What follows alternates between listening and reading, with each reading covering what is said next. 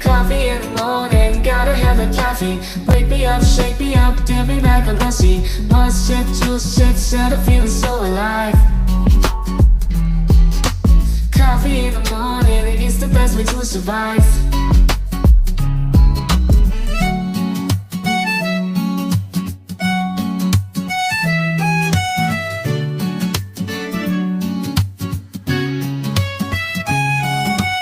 Woke up in the morning, sleepy eyes yawning. Jumped out of bed, started the day, opened the curtains. Felt the cool breeze, the sun shining on my face.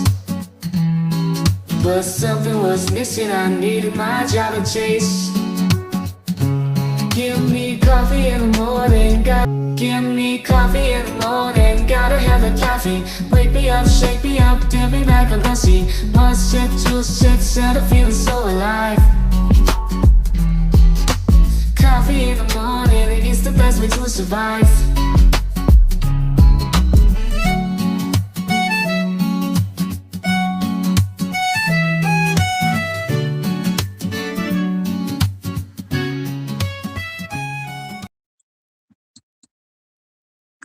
Hello out there. If you guys can hear me, let me know what's going on.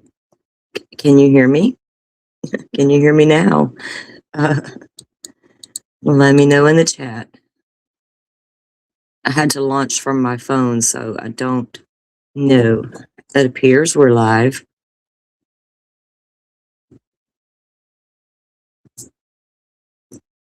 All right. Are we up and running, guys? Welcome in if you can hear me out there. Yes, yay. Yay. All right. Well, guys, I had planned to go live from the computer as always, and it was working. Everything's going great, but Restream doesn't want to run on this, this crazy internet. So anyway, I had to launch from my phone, which is fine because we're going to be talking and I'll be reading. Don't know if I can share it, but I'll read and we can have some conversations. That's really the point of being here, really. Not really the point of being here, but conversations about why we're here. All right, welcome in. Let's see who is here. Let me get back here to the top. Carrie and Dolphin, welcome in. Welcome in. Danny Hall, welcome.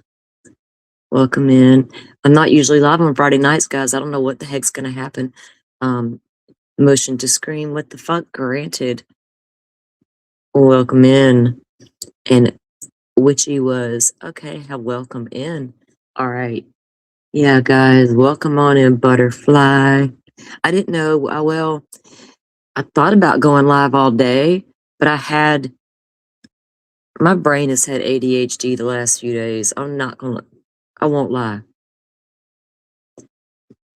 I've been into a couple of cases and getting some other stuff ready for an upcoming show, and trying to process the level of bullshit I've been exposed to. It's been a lot, man. So yeah, I decided to come live. I was like, you know what? There are real victims in this world that really deserve the airtime. So we're going to give them a little bit of that tonight. Have you guys been following the case of Rebecca Park? I kind of, I knew the headline of it all. And then I heard a little more, and then I got the probable cause affidavit. I was like, whoa, holy hell, what do we have here?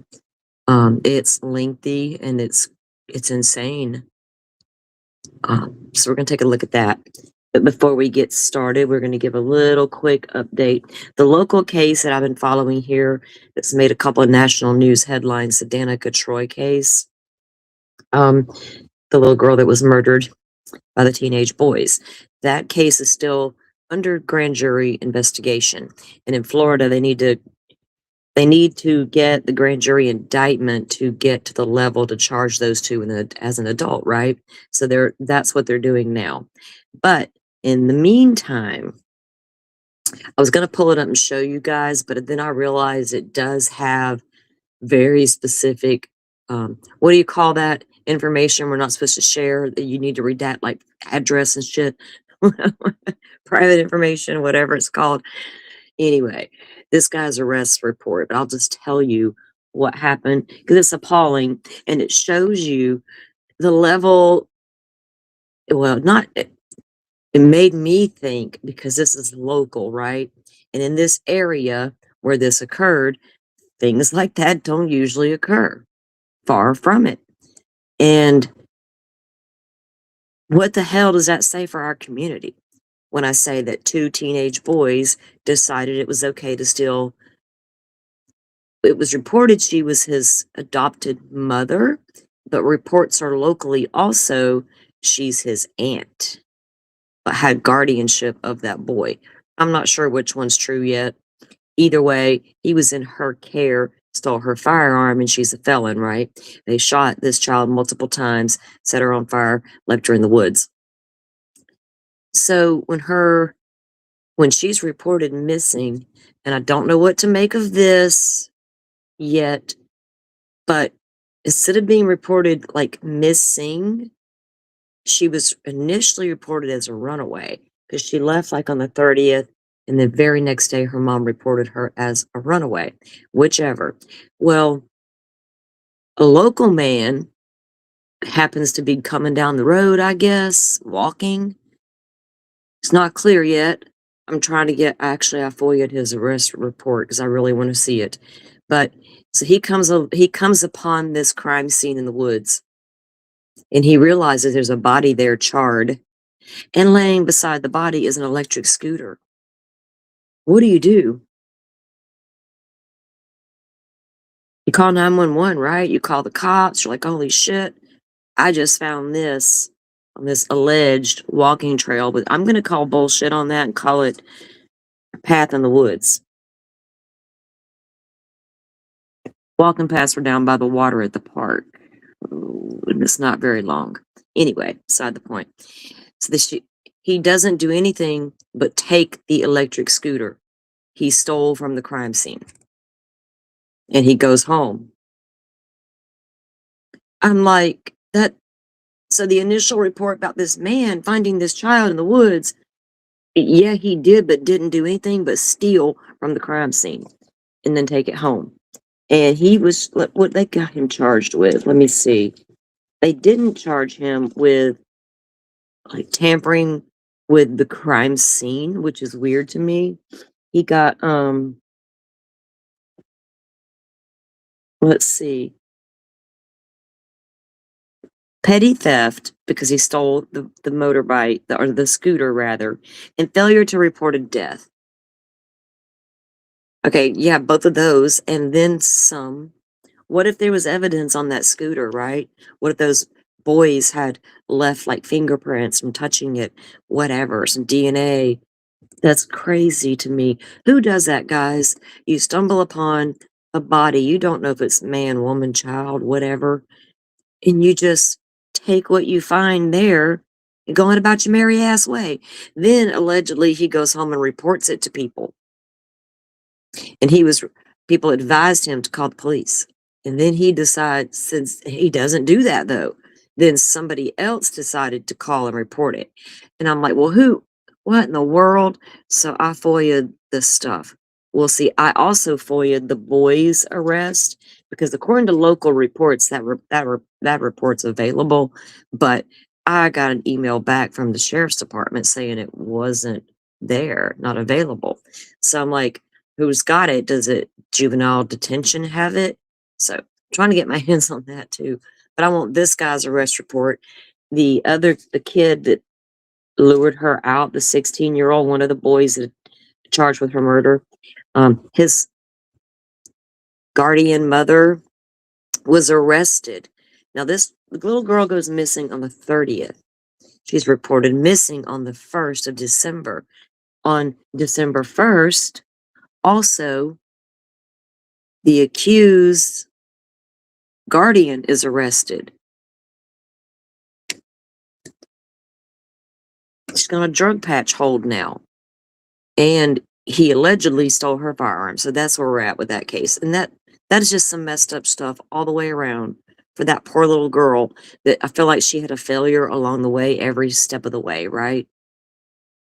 I, and allegedly the rumors, well, it's not rumors because her own mother has come out and stated that apparently maybe this little girl had a crush on one of those boys, but she said something negative about his friend. That started a little riff, right? That led to this. Isn't that crazy? And then they were lured her out there by the boy pretending he had a crush back. I'm like, what kind of hell are we living in with these kiddos? Crazy, crazy. I just can't with that kind of story. Um, that's a lot for. I just can't believe that guy did that. 1 second. Welcome in, Jet Set. Welcome in. All right, guys. I don't know. That's a hard pill to swallow when people do that kind of stuff. And the guy's still sitting in jail. And I looked at his rap sheet at actually his rap sheet as well as the boy charged, his mom's rap sheet. And wow, they're both super lengthy and different addresses shown. I know where the addresses are for the mom and interesting people I saw on that Facebook friends list. So I'm just like, okay, okay. So anyway, that's that. I'm waiting on more documents to come down, and we'll wait on the state to decide if they're going to charge these boys as an adult. And Florida has this direct file process. I got to read a little bit more about, and it's standard procedure here to do the grand jury because you have to, like I said, the indictment is required for first degree premeditated murder. And there's a witness allegedly in the arrest report that states, I don't know who this is, I'm assuming it's a minor, that one of the boys told them they were going to do that to that little girl. So premeditation, they planned it. Now, what I don't know is if she had a phone. I'm sure that they had phones and what was on the phones, how, you know what I mean, as far as communication, getting her to come out there and all those things that go along with it. So I don't know if they charge them as adults, documents are coming. It's just all there is to it. It's Florida. Y'all know the drill. All right. Those of you who are coming here on the Friday night to hang out for a little while, appreciate it. I really, really do. If y'all, anything goes wrong and you can't hear me and all that good stuff at any time during the show here, just let me know. Let me know.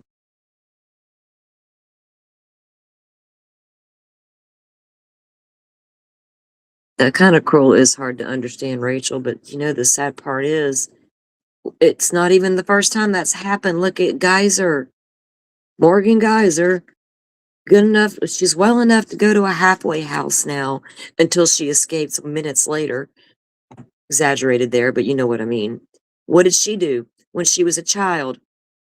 She lured another child into the woods under the premises of I'm your friend and attempted to murder that child. Thought she did. And that's crazy that kids do that to other kids, right? It's bad enough we got to say humans, adults do that to each other. Wow. Crazy. But you got kids doing it. And we went over that one big post I read that someone local made about, well, there was also somebody who came out and said that that particular guardian mother tried to reach out and get all kind of mental help for this boy.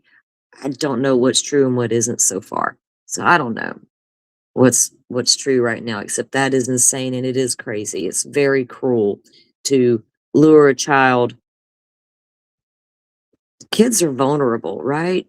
For anybody to purposely lure a child and then another child to do it, to be that manipulative at that age. Some kids, you can see manipulation in them at a very young age if you're paying attention. People will chalk it up to many other things. They'll never realize that child's very manipulative. They exist. I've seen a couple. Butterflies are talking about a case out of Ohio. A 5-year-old was assaulted by a 9 and a 10-year-old. That is awful. It makes you wonder about, your mind cannot help but go straight to the home life of these children committing these crimes, right? You couldn't even imagine, if you had a loving, caring, giving home, all the things, you're trying to do it right. Uh, I guess it could be any one of our kids, but damn, it makes you wonder. Oh, look, I'm going to click on that with my computer because I'm watching the chat on the PC and it's not letting me because I'm on the phone. I'm gonna be so confused. Oh, look, I can do it from the phone. I forgot. And oh, something isn't right. Hold on. Let me fix that. There we go.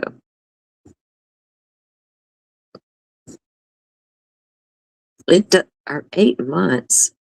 Well, it seems like so much longer than that, right? So much longer. All right, let me get to. I am trying to control what I'm doing with this computer, and I'm just confusing the shit out of myself. Hold on.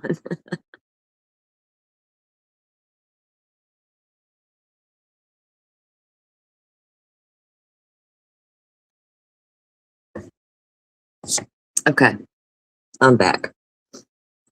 How many of you, now y'all know we've unpacked some of that hidden true crimes shit over here. How many of you have seen that phone call that Gigi gave? Well, she didn't give.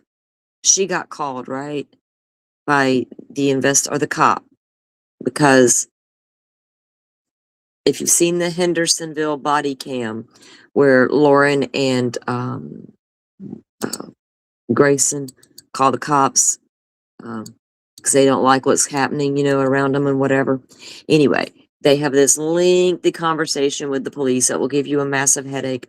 The level of manipulation in that video alone, and the arrogance of that woman, and the way she tends to think that law enforcement was there to work for her. I got that impression. You're here as my private security. Go do what I say. Go call this person. Go call that person. Get this information. Get that. And the cop's like, whoa, whoa, ma'am. I'm still trying to find the crime. And I'm thinking, by the time I've seen it so many times, I'm like, can we give this man an award of some sort? He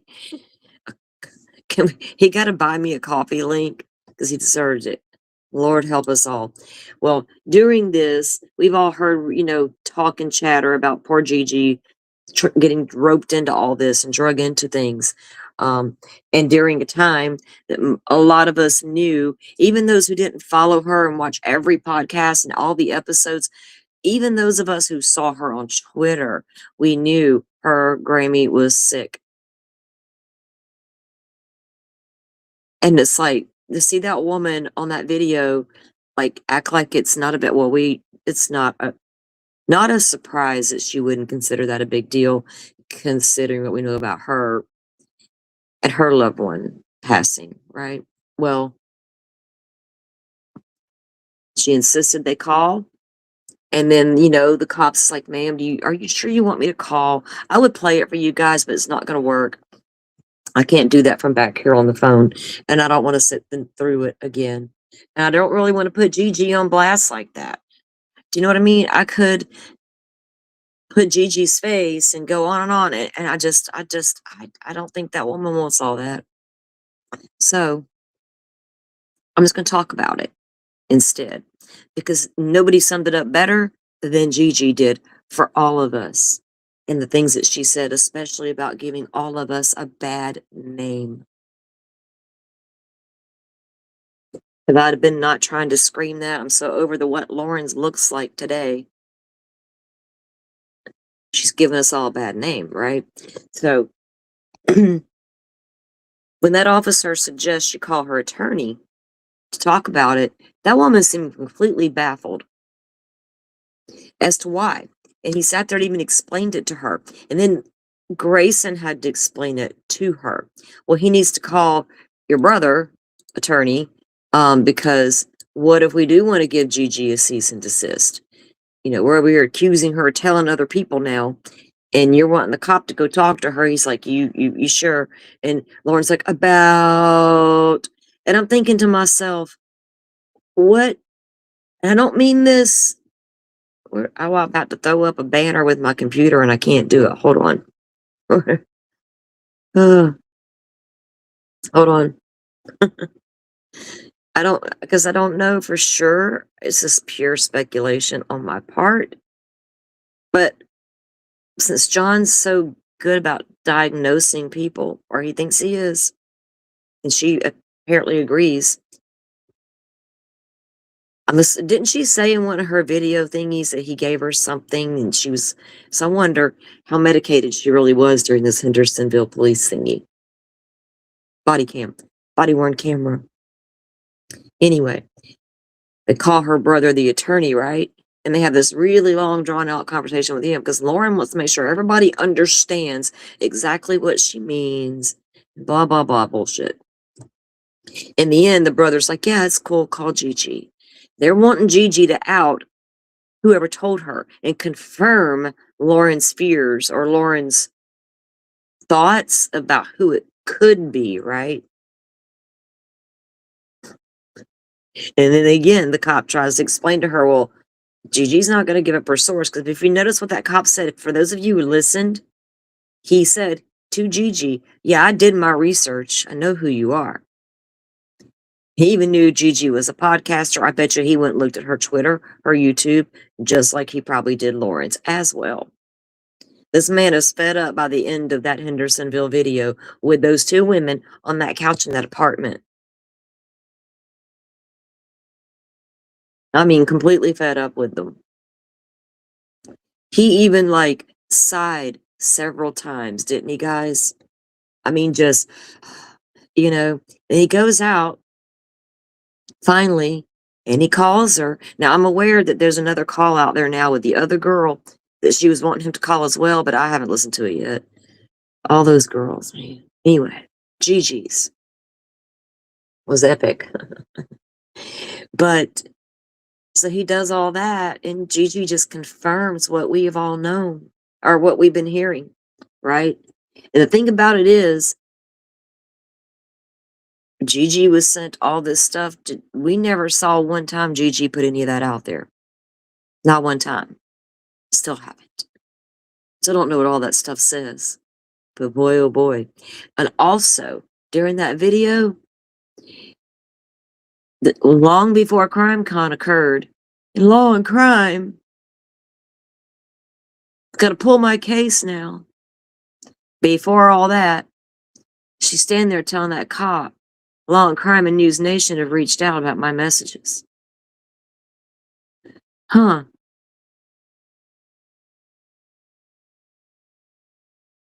Have they seen all this body cam video dropping too?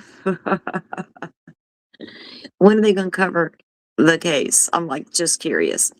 But shout out to Gigi because she was honest with the officer. She has integrity. She did handle her business with Lauren behind the scenes. Lauren's the one who can't do that. And there's no, what am I going to do? There's something I can't do. I'm not going to sit here and go on and on about it because it's ridiculous. It's just that level of what we see out of that woman. I can't believe. And you know what I did though when watching the Hendersonville video, it would remind me of things she said on her 9-hour live. Her up now but heavily edited 9-hour live, by the way. Good job, Grayson. If you go back and listen how she tries to call Gigi out, and even in the body cam in the Hendersonville, she got really, going to call out the victim's family as well. This woman just has she has no concern whatsoever, and is probably not going to go too far beyond the YouTube streets, and that's sad.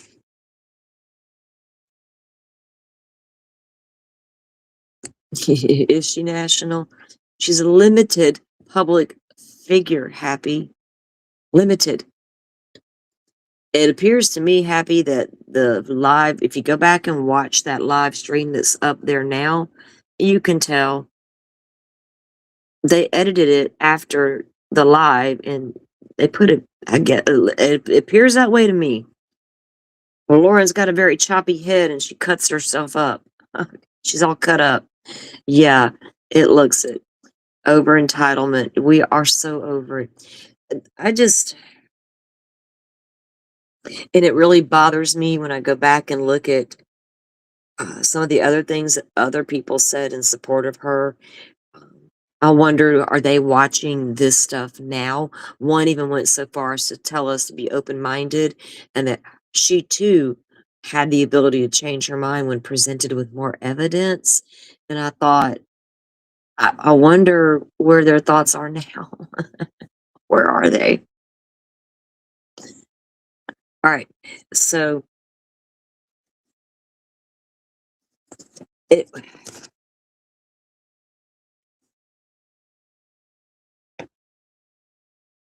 it's just a messy ass woman with a bunch. I can't with her right now. I'm gonna get a headache, and if I start going off on her, I'll be here for hours doing so because there's so much I need to say to her or about her and a few other people. But I need to do it if I ever do it. I just gotta do it the right way because it's bullshit. She's so concerned about messages and Facebook and iClouds and all these things, and it all comes down to what you said about people will hurt them, and we shouldn't ignore it, you know. Um, and to come out and blame news entities for being the reason you can't take your crime to court. And again, I heard John say it, and she had said it. Actually, it was her attorney, I think, said it either in the call or somewhere along this journey. He said it. One of them said it, and then John said it as well about this being their opportunity, right, to fight for cyberbullying and all the things. And I thought this a long time ago. If that was really what you wanted to do, you would have never, ever, ever have pulled that case. You would have, so quit it. Quit it with your dramatic ass and trying to pretend, sober pretending and fake stuff. Well, it is baffling, Rachel, but I wonder, do you think they're watching that stuff or do they see it and go, oh no, we can't, or, our hearts will break for her because they assume that it'll just be her breaking down and no one listening. Crap, right? That's where I wonder. I can't tell you why people support her. I wish I knew. Oh, no. Happy, I actually did go back to the channel just to look at that live because something she said in that Hendersonville thing sparked a memory about the live. So I went to find it, and that's when I really noticed it, right? So I was like, wait a minute. Kind of like, oh my God. Somebody else did that recently in a video. Well, they did an edit, and it was so funny to me. Well, it was funny because it was obvious to me the edit was done because I knew what was supposed to be there versus what wasn't there. And I wanted to share that and show you guys, but it's not going to work tonight. But someone dropped a video and they tried to redact a piece, something out of the video basically, which then altered evidence, not like for the court, but it altered evidence released by the courts. Let me put it that way, which is uncalled for. Anyway, it only got part of it right. You can see it is crazy. Yeah, it's like, why? Oh my goodness. Hold on. All right. I'm going to pull up this document to read. I'm not going to be able to show you guys on the screen. I hope you don't mind. For those of you who are still sticking around. um,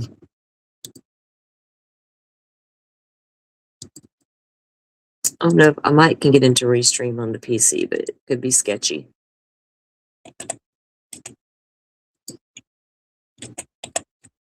I think I can upload docs from the phone. They have a different way to do it. It's presentation versus share screen. And I gotta figure out how to do that. Because the shit's on my PC. I gotta send it over to the phone. And then I should be able to do that kind of thing. We'll see.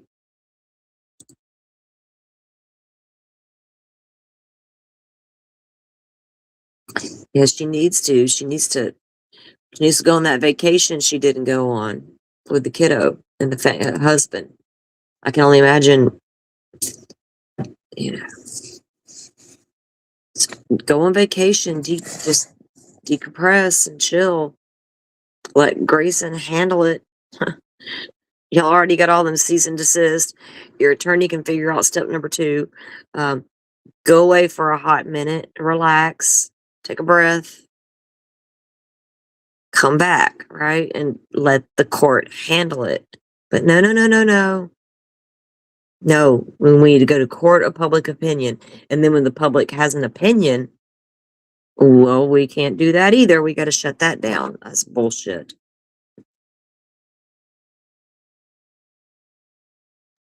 That is completely unacceptable in our books. All right, let me get the chat back up so I can see the ones of you who are here with me hanging out. And I'm gonna, I think, let's see. I think this PCA has some pretty iffy parts, so I'm gonna be careful and try to be sensitive to it. It's crazy. You can't make this stuff up, man. Just when you think you've heard it all, you hear even crazier things. Now, we've heard stories in the past, started back, decades, newborns being stolen. And it became like a thing. And then newborns being stolen from the hospitals. Women, I remember when they had to start putting little bands on these babies, right? And when your nurse brought you the baby, that you had to be like showing like your IDs and all kind of stuff to get your baby.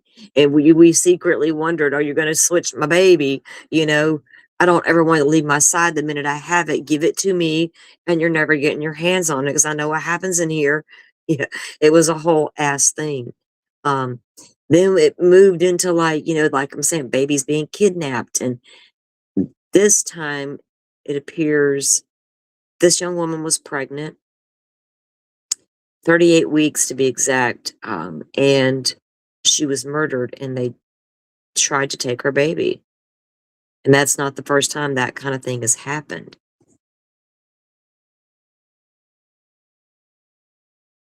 Well, thank you, Motion to Scream. I appreciate you. Oh no, I almost hit the wrong button. If I accidentally time one of you guys out, it was not me. I'm trying to figure out how to use these buttons back here and without messing up. Thank you. Yeah, let's see. This case, I didn't realize it was this woe until I got this, because I like to get the documents and all the cases I'm looking at, and I happened to get this one, and I started reading, and I was like, whoa, wait, wow. All right, here we go, And I didn't look up a lot on these people yet, but I think Court TV's looked at or done some stuff on the case. I'll have to look at some more stuff. Maybe tonight after the stream, I'll lay in my bed as usual and listen to stuff, and maybe I'll listen to stuff, whatever's out there, and see what's what. Because right now I have no clue, except for like the headlines I've seen, right?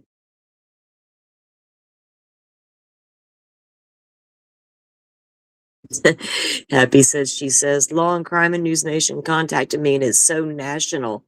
Oh, it ain't been on the national news that I know of. But then again, I don't watch it except for what YouTube shows me, right?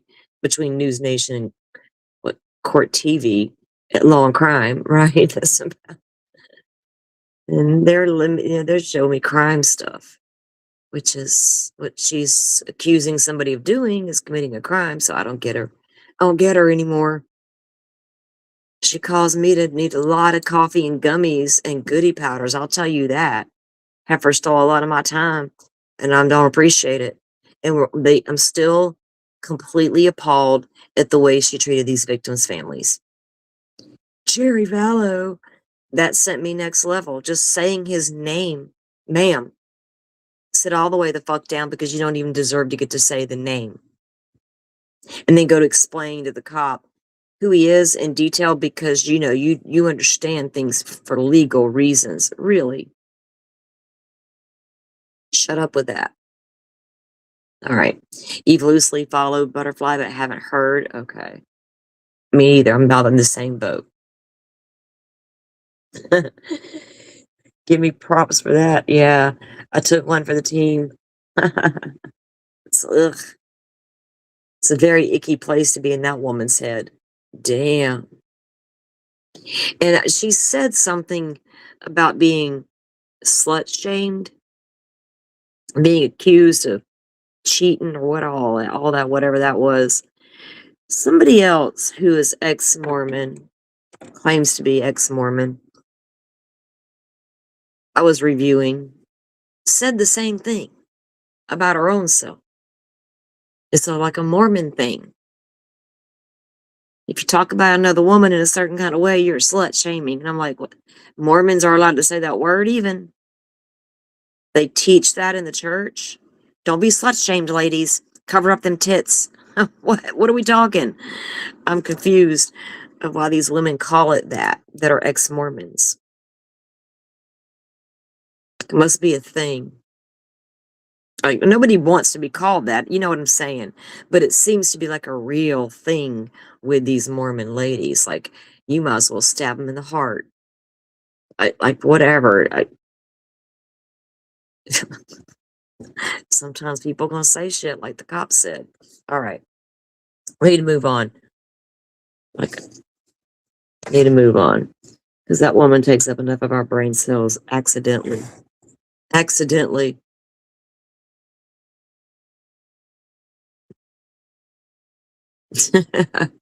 Nails on a chalkboard. Yikes.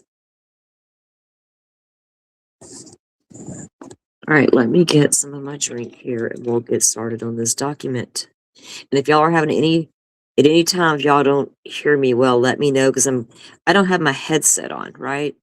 Like I normally would with the PC, but with the phone, it's not required. I'm just sitting here with talking to the phone. So if I'm not loud enough, it's because I've leaned back too far or something. So let me know in the chat. Say, hey girl, get back up there, something, so I can get used to this. All right, hold on one second.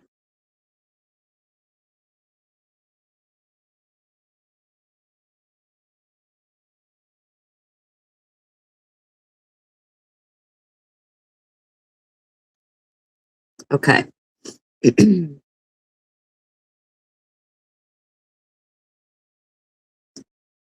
Now, this is, hang on one second. Right before we get started here, let me check something.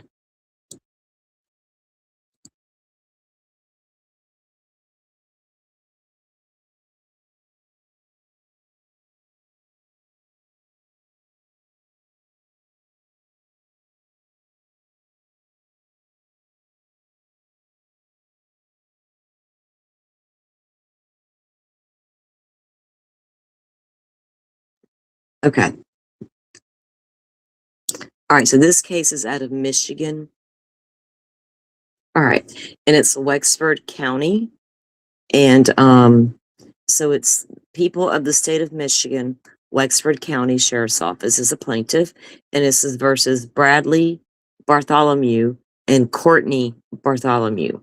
Now that's the husband and wife, and Courtney is the mother, and he is the stepfather, right, to Rebecca.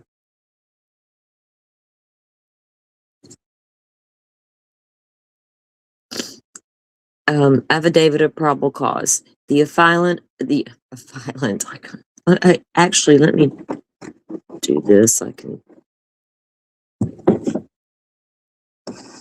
There we go.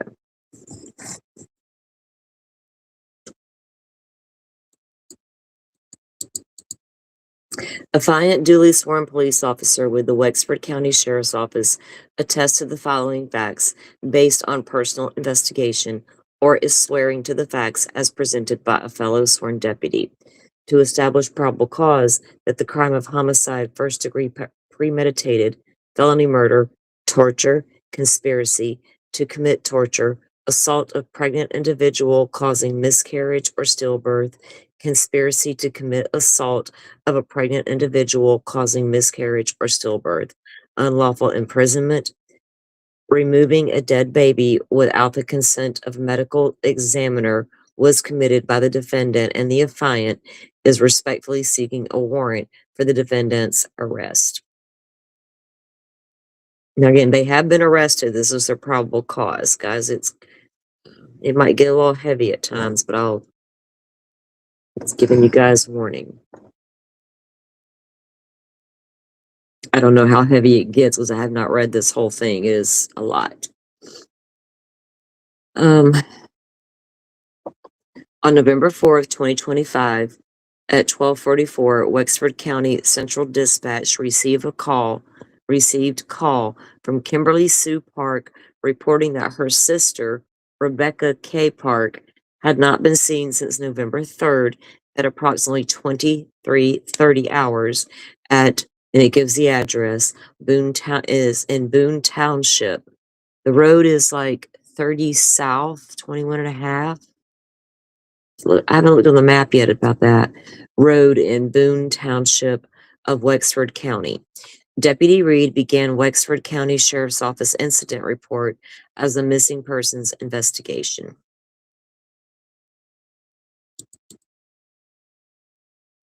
At the time of the report, Rebecca Park was 38 weeks pregnant and living with her boyfriend, Richard Lee Fowler, at North 41 and a half Road in Cedar Creek Township.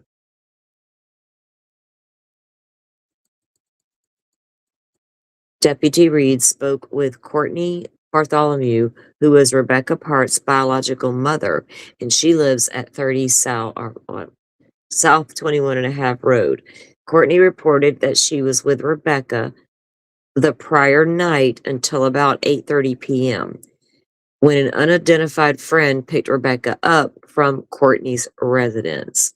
So the mom is stating that her daughter was there with her at her residence and that someone picked her daughter up at approximately 8:30 that night. Okay.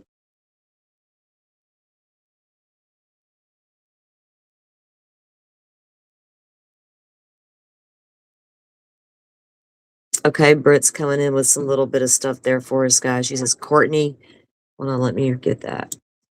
Courtney, the biological mother of Rebecca and Kimberly, and her sister Kimberly. They were adopted as babies by the Park family.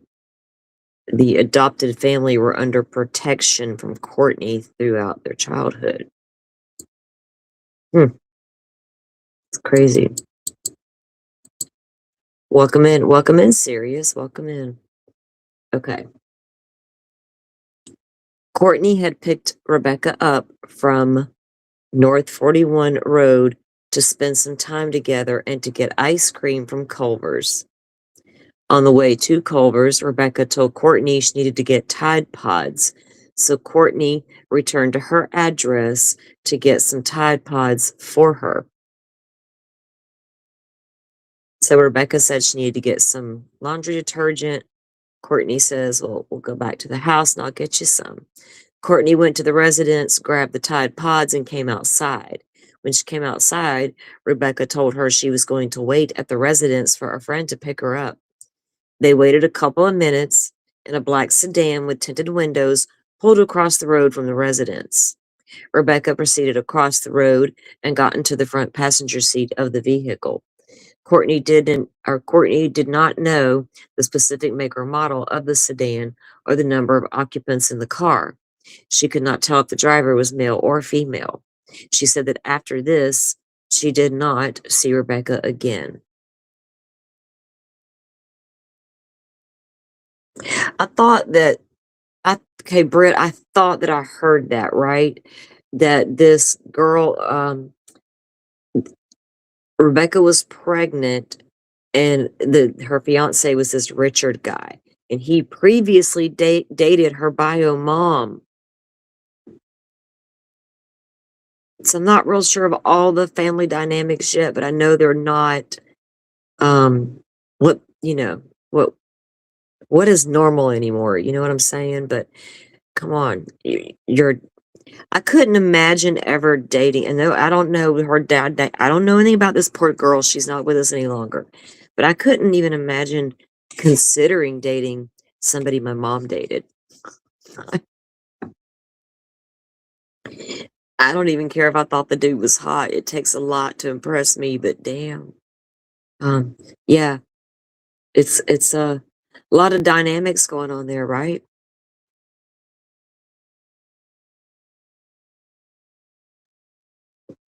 Which you have to take into consideration because the lack of detachment has to be present in this relationship.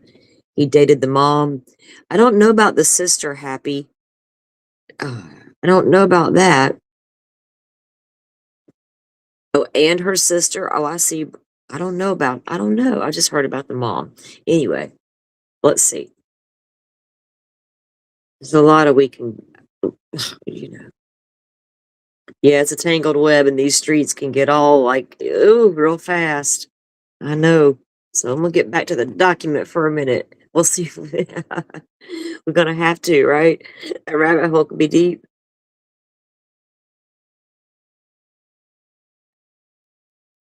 All right. So they get the Tide Pods, and then she says her daughter gets into this car in this sedan, and she never sees her again. Courtney was contacted by Kimberly Park the morning of November 4th of 2025 and was sent a screenshot of the location where Rebecca Park's phone was pinging. Now,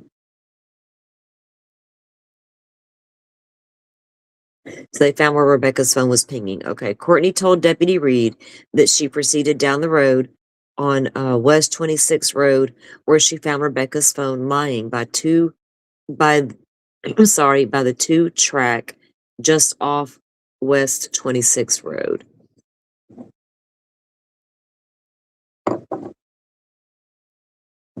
This location is less than 200 yards from 30 South 21.5 Road. Courtney checked the phone and thought Rebecca may have dropped it when she was using the restroom. Courtney reported that she took the phone to Richard Fowler's residence on Tuesday, November 4th, and turned it over to him. She finds it and assumes it was dropped accidentally, and so she takes it to the boyfriend or the fiance. Hmm. Okay. I guess if you're not like us into true crime or like don't touch it, you know what I mean? Don't do anything with it. Other folks don't think like us. They're just like, here, I found this. Me, I need to photograph it from like 50 freaking angles and I'll take measurements and take a note just in case. I get one of them hotshot attorneys and want my notes. Better not do that. All right. Then they'll get me for not taking notes. Oh, Lord. Okay.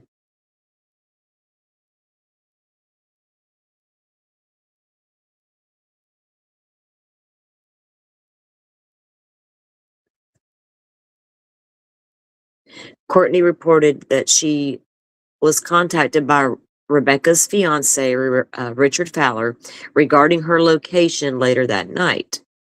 Courtney informed Rich she did not know where Rebecca was and that she had left with a friend. Courtney was contacted by Kimberly Park. Oh, okay. Wait a minute. See, I think I skipped that earlier. Courtney reported to the deputy that the fiance contacted her. Okay, regarding the location. Then she goes and she finds the phone, and then she turns it over to him once she finds it. Okay, sorry about that. The sheriff's office issued a press release on Tuesday the 4th, identifying Rebecca Part as a missing person. She was also entered into the law enforcement information network as missing. Okay. Butterfly. Right?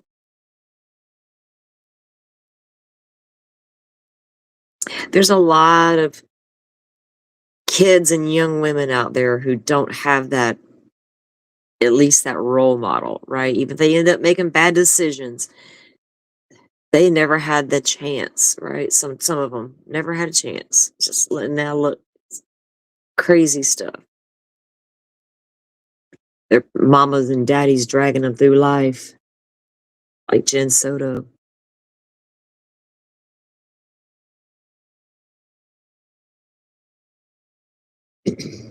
Okay, on November 5th, so they enter her into the information network of missing as well. And on Wednesday the 5th of November, Detective Lieutenant Pisker met with Kimberly Park when she arrived at Wexford County Sheriff's Office.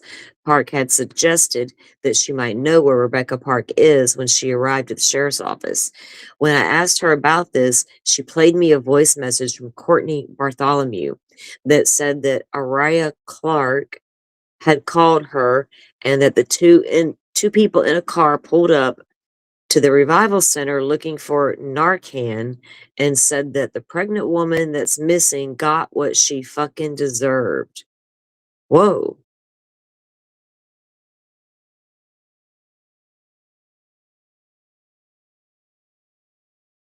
They all blame each other. Lord, help them all. So will we be co-defendants, right? Right, Britt? Will we be co-defendants here, or what are we doing? Are we severing these cases, the two? Will they start out as co-defendants and then turn upon one another? Because if I, well, let's see. Let's keep reading. We need a chart. Lord, we need a chart maker. We need a chart person. Chart person.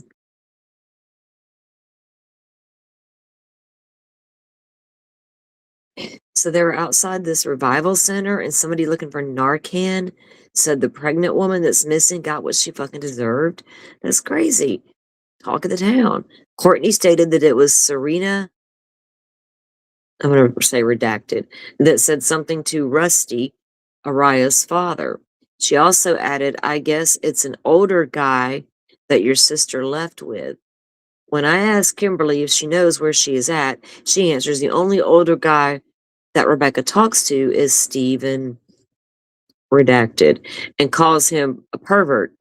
Okay, so she calls Stephen a pervert. Lord, what do we got here? Should I start my coffee pot? It's like it's sitting on go. Revival Center, happy. This might take a while, y'all. The hell? We're going to have to go to the map here eventually and look all this up. What's going on? And this Stephen fella, he's a pervert, according to this person's opinion. We'll call it that. Park believes that he drives a black sedan, adding, like Courtney said, he was contacted. It did not appear to have had contact with Rebecca Park. During the interview with Kimberly, she showed the detective a Blue View brand Model 4 cellular telephone, which says Rebecca Park's phone on the home screen. Kimberly reported that she has looked through the phone and observed that the last communications on the phone reported a missed video call from clunan14@gmail.com on Friday, October 3rd at 8:43. The last text message was on Sunday, and the last phone call was to Courtney Bartholomew, which that's her mom, on Sunday, November 2nd. Kimberly identified that Rebecca uses her phone regularly and daily, and because she did not see any communications on Monday, on November 3rd, she suspects that records of phone activity on the 3rd have been deleted. Kimberly reported that Rebecca is known to regularly delete communication records from her cell phone. I wonder if the phone didn't have a lot of, memory and they, like, had to delete stuff constantly. One of my was, like, super old phones was that way. These new ones, I don't have to do that. Well, I probably should get deleting some of these screenshots because, oh boy. Oh boy. I should probably just dump them all and just, like, don't even look at them. Fuck. Unimportant. Sometimes it's better to let that shit go, right? Start all over.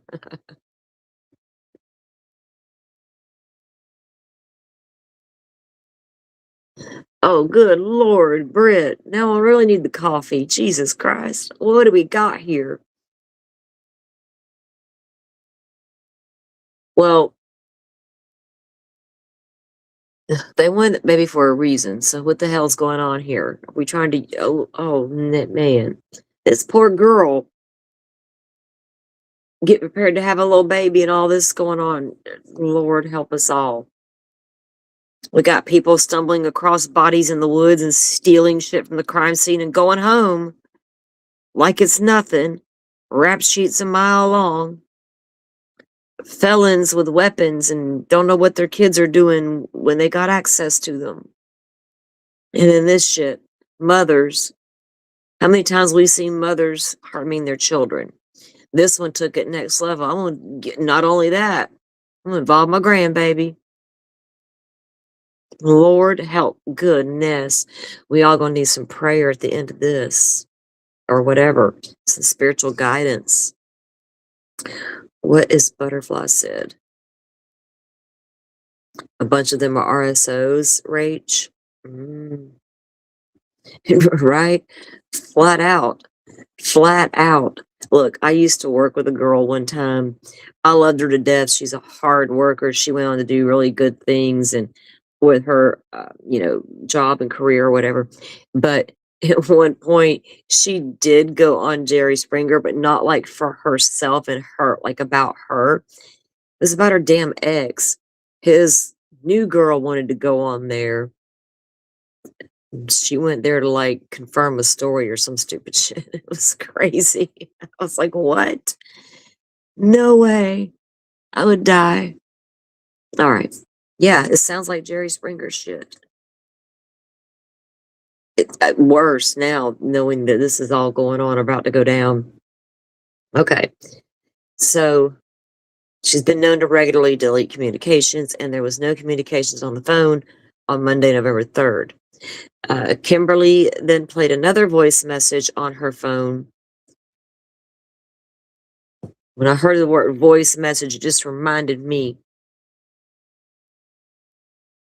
Grayson over there recording all kind of stuff, including phone calls with Gigi, and Lauren made sure that cop, she wanted him to know we recorded that phone call until the cop said, "Did she know you recorded the call?" That's when Grayson says, "I didn't record that call." And Lauren's like, "I didn't hear what she just said."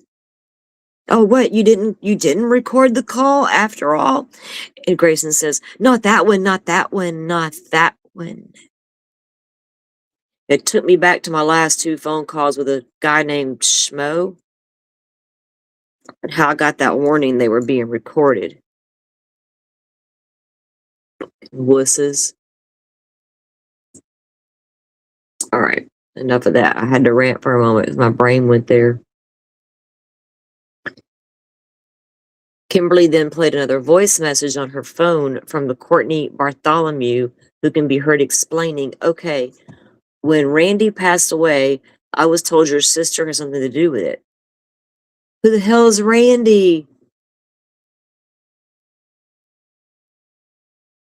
So Kimberly plays a voice message on her phone from Courtney, the mother to the deceased, who can be heard explaining, "Okay, when Randy passed away, I was told your sister has something to do with it." That would give Randy's family a murder revenge thing. Oh, because she was involved when it came to Randy. Fuck. Mm.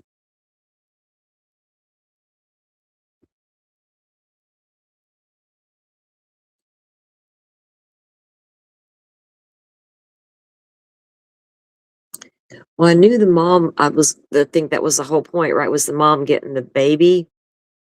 But you say because she wanted to spend time with the ex-fiance. What about that dude she was with that helped her? I mean, what was he gonna do? Just hang out? Who is Randy? All right, so they're accusing somebody's sister having something to do with Randy. That would give Randy's family a murder revenge thing because she was involved when it came to Randy. On the message, Courtney suggested so Steve is connected to Randy's family. So I would definitely be looking at him. And also, she said he drove a sedan. When I asked Kimberly if she trusted Courtney, she responded, not really. Oh boy.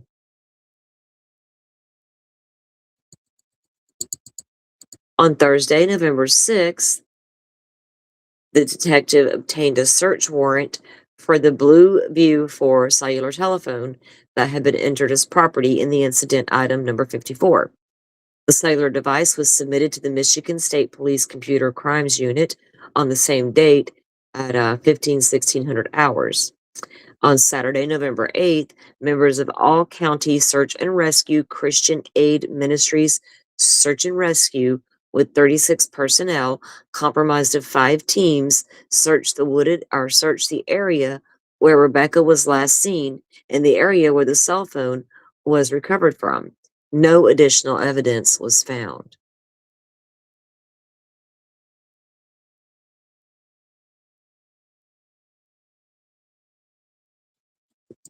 During this time, numerous tips and leads were coming in, and we were being actively investigated and were being actively investigated.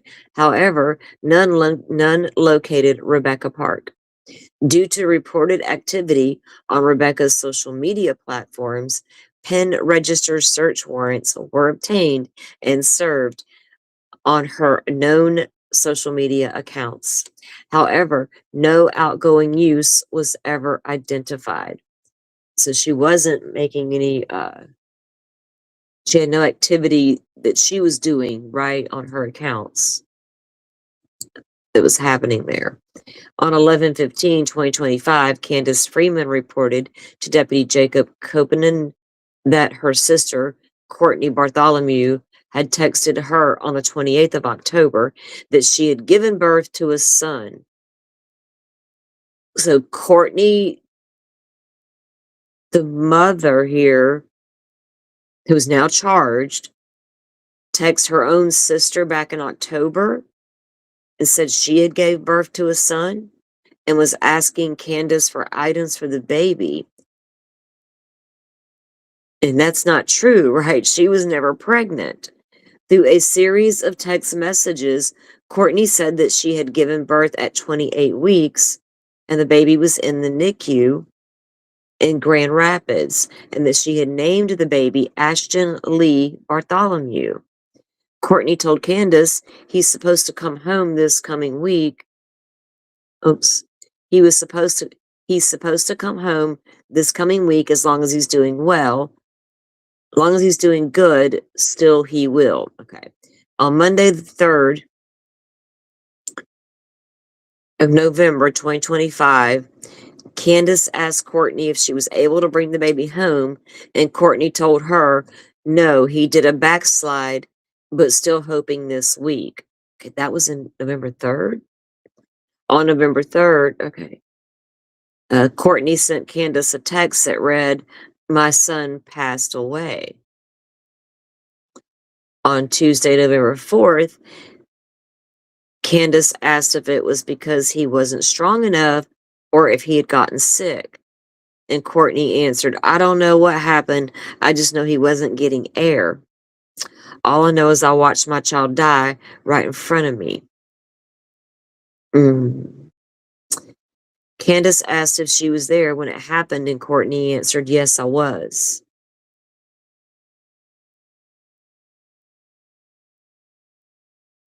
Oh, welcome in anybody just joining. Amiga, welcome in. Did I pronounce that correctly?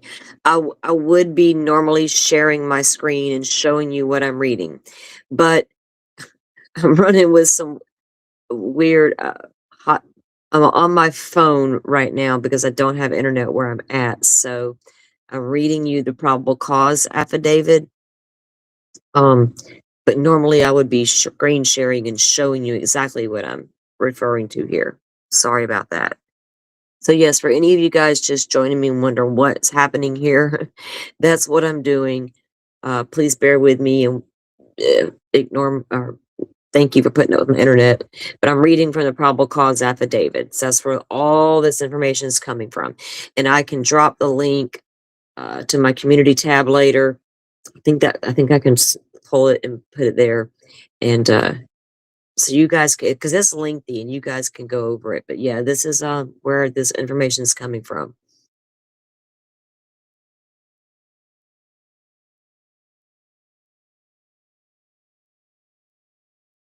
I don't know if Randy's family are not happy. I can't figure out who. Maybe we'll learn more about him later. Okay.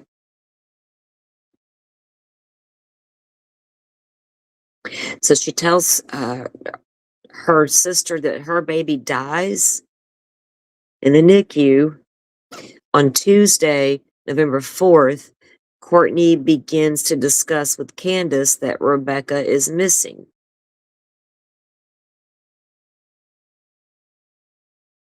So the day after she tells her sister that her baby passed, then she tells her or starts to discuss with her, begins to discuss with her that Rebecca is missing. That's okay, crazy. On Tuesday, November the 11th, 2025, preservation's request for tower dump area search for the tower in the location, and of course I give the coordinates there, between the hours of 1900 and 2200 hours on November 3rd of 2025 were submitted to T-Mobile, AT&T, and Verizon. The detective had contacted Courtney Bartholomew about another interview. Bartholomew was reluctant to come in, suggesting that Deputy Reed interview with her had been thorough, but eventually agreed. Oh, I'm sorry, cop. The other cop's interview was plenty thorough. You got what you got. You get what you get till you're done with mine. You get what you get. Wow. But she eventually agrees. Welcome in, Sandy. Thank you for joining us. What did you say? Sitting in the bushes? You do you. That's cool. Um, Stay bundled up. Is it cold where you guys are? It's comfortable here in Florida. Not bragging or anything, but it's actually, it rained for 3 days straight, and then for 3 days straight now I've had pretty good weather. Can't complain. I should be good to go till January, then I can start complaining because it'll be so damn cold. All right. There's a lot going on in here in this little dynamic going on down in this family. Wow. All right. So she agrees to come in finally, eventually, as they put it. On Tuesday, the 11th of November of 2025, the detective conducted a recorded interview with Courtney Bartholomew. Initially, some background on Courtney and her biological children raised by the Park family is established. So background on Courtney and her bio children raised by the Park family. Okay. Courtney then reports how Rebecca and Richard Fowler were initially dating and they broke up. A relationship between herself and Rich then commences. So Rebecca dates him first. They break up. Mom dates him for a little bit, and then she goes back to dating the daughter again.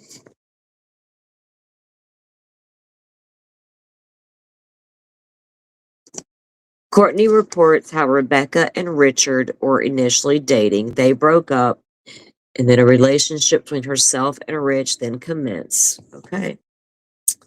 Courtney reports that she was planning to divorce Bradley. Oh, damn, we got a divorce coming in hot too. Hold on, y'all. I got to push go on this coffee button.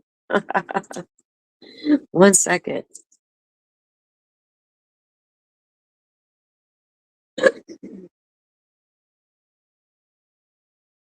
Okay.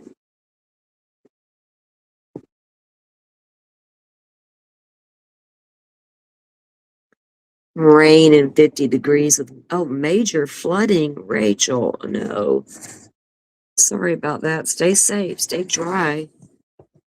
Keep an eye on the water level. You don't ever know. Well, if you live in a low-lying area or on the water, near the water, you know to stay vigilant, right? That flash flooding will get you a lot of times. People don't listen. We have a saying in Florida because we got those hurricanes and stuff. Turn around, don't drown. It's like, don't do it.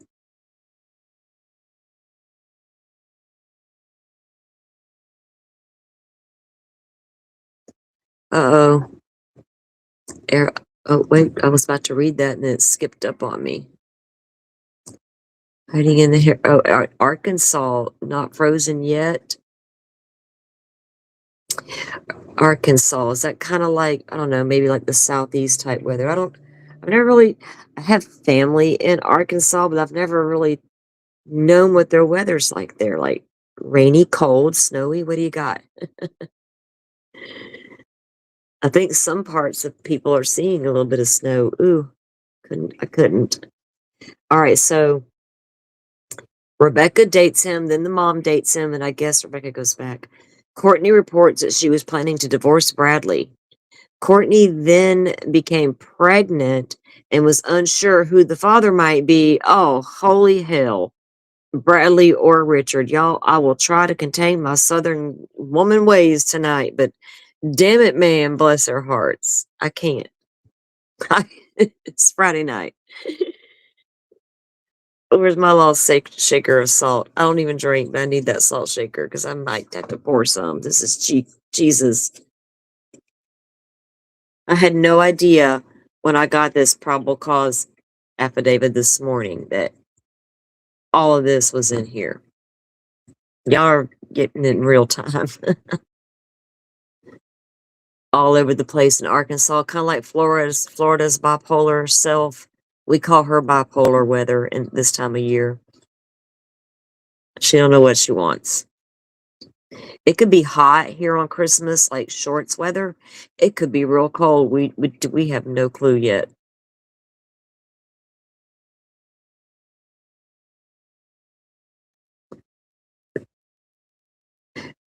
What?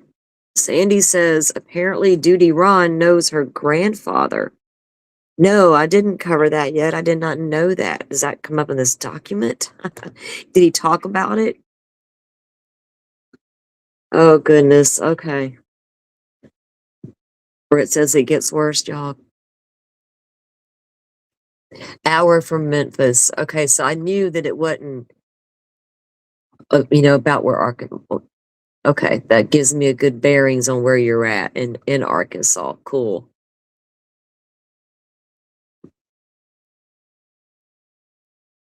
All right. Wherever y'all are, I hope y'all are comfortable. And if it's cold, stay warm.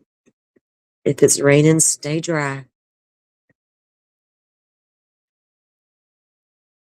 So she's about ready to, she's planning to divorce Bradley, and then she became pregnant. She didn't know who the father was, Bradley or Richard. Now that's Courtney, the mother here. Because of this, she stopped her divorce approximately 2 weeks before the court date for the divorce. She stops her divorce because she didn't know who the dad was. Like, would that have made a difference if she knew? Like, if it's yours, I'll stay with you. But if it's not, I'm on my merry way. But she's like, I don't really need to know. I'm just going to stay anyway. That's weird. Okay. Mm, I don't, I don't imagine her being too bright any darn way, so I can't expect too much. Can't expect too much from some of these people. All right. So she says that she decides to call off the divorce 2 weeks before the divorce date. Okay, Courtney reports that Rich showed up at her house with the intention of shooting Bradley Bartholomew. So Rich is going to show up to shoot Bradley now. After Courtney rejected Rich, he resumed his relationship with Rebecca. Courtney also reported that Rich had returned to residence and he assaulted her, essayed her forcefully, causing her to have a miscarriage of the baby she was carrying. Oh my God.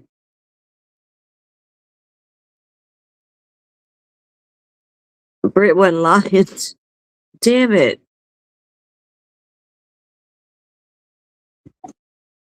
Oh goodness.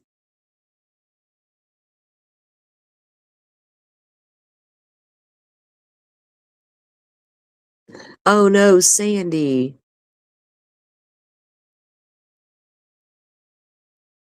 Everybody send Sandy some really good vibes. On well, he's 19 now, but my 18-year-old totaled mine a year ago. He's okay. Glad you're okay. You're here tonight chatting with us, so I'm going to assume you are okay, but you are probably banged up doing first aid. Brain is mush. We'll relax and just chill with us. We'll try to ease your pain a little bit, chatting with you here. We hope it all works out for you. So glad you're safe. And that you're here with us. You're one of our favorite chatters. Thank goodness you're okay. Hopefully you can get your car fixed. You know, I know that sucks too, but you matter more. Hell, I still hadn't replaced my car. That's a whole other story. Just, luckily my child was okay. Yeah. Thank you, Butterfly. Yeah. Yeah, Butterfly and I talked about that because after I totaled my car, I vented to my girl here and she's experienced it as well. So she totally gets you.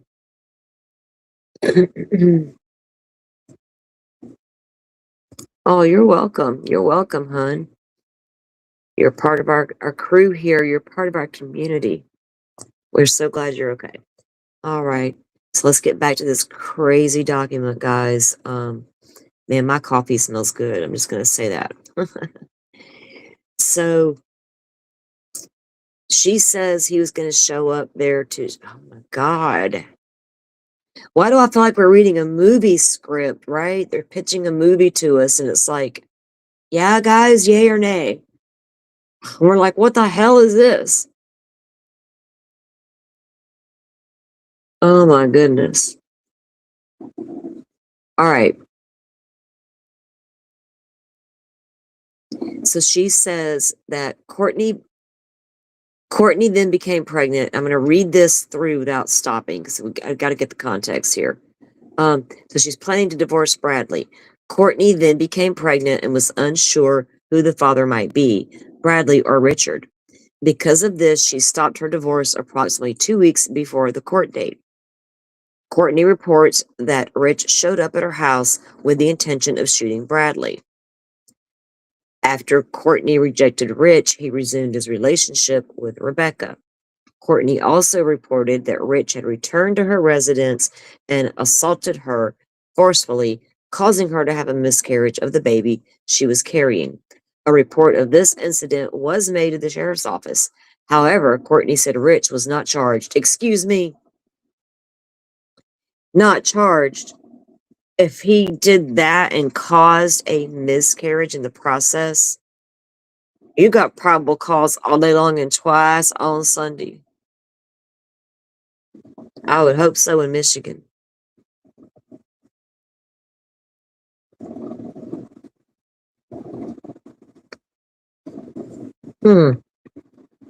Interesting. I'd like to see that incident report, right? What kind of lie does she come up with? Courtney identified that she was concerned for Rebecca, and she was aware of how abusive and aggressive Richard Fowler could be and he has encouraged Rebecca to leave Rich.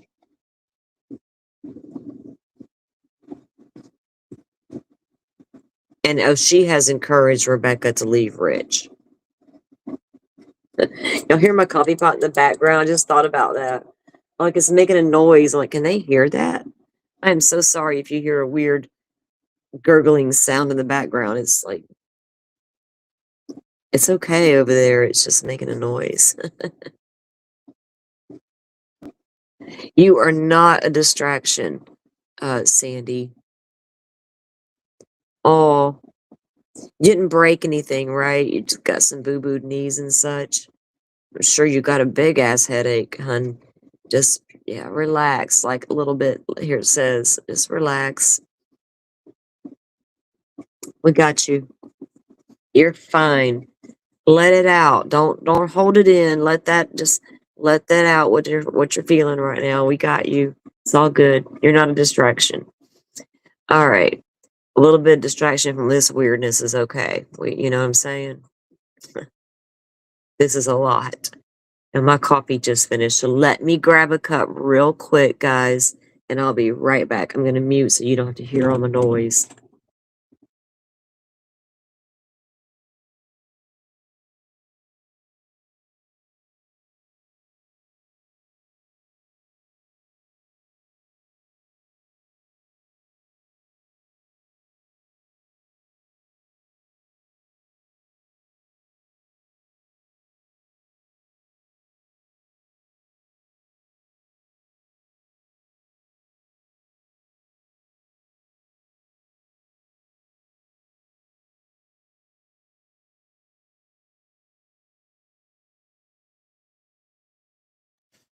Okay.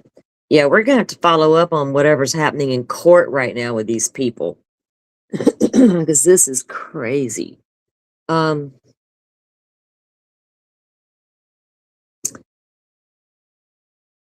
When the detective asked about things leading up to the weekend, Courtney reported on Courtney reported on Kimberly and Rebecca coming over on Saturday, November 1st, to her residence. Courtney told the detective about giving envelopes to Kimberly and Rebecca. These envelopes were later reported by both Kimberly and Rebecca to have been empty. Courtney said that she was going to give Rebecca cash and didn't want Kimberly to feel left out. So she wanted Kimberly to set up an account so she could put money in an account for her. She's going to give Rebecca cash, but didn't want Kimberly to feel left out. So she wanted Kimberly to set up an account. Now, I had heard something about the mom selling some property, maybe getting, and it was going to promise these girls some money or something like that. I guess that's what that's about. You you tell your children you're going to give them money, or you give them an envelope that's empty. Not even a "I love you, thank you for being my child. I am so proud of you." Nothing. Empty S envelope. Hmm. The level of detachment by some of these mothers today is really becoming concerning. I don't know how else to put that kindly. I just don't. What's causing it? As a society, member of society, I'm like, I want to fix whatever that is. What's causing this epidemic of detached motherhood? I don't get it. It's not a natural feeling to have. So it's odd.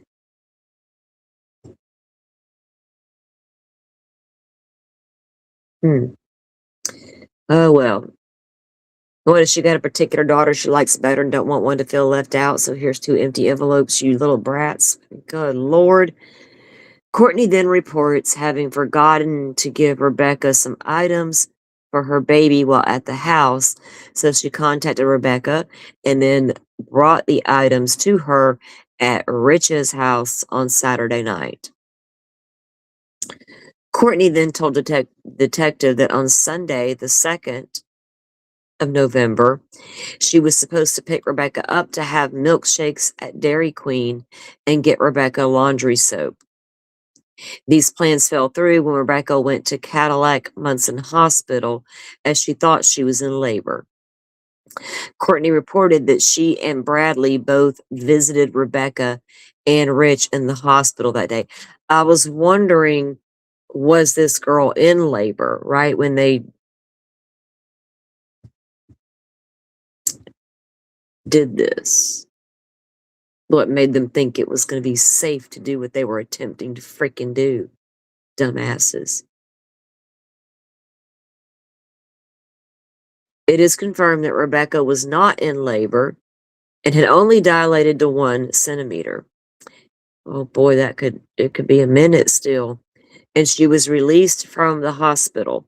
Bartholomew drove Rebecca and Rich home from the hospital. Courtney said that when they arrived at Fowler's, he was throwing their bags, and Rebecca had whispered to her that Rich had been acting like a real big ass mom. A real big ass mom. That he was acting like a real big ass mom, okay?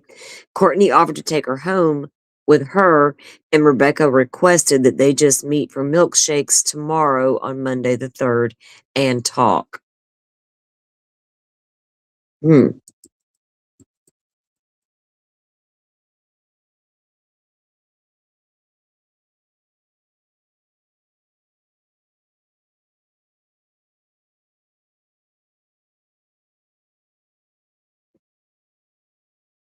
Yes, Rebecca was the one found in the woods with the baby removed. Hey, Hawkeyes, welcome in. And welcome in, Ink. What is this? Ink Blots. Welcome in.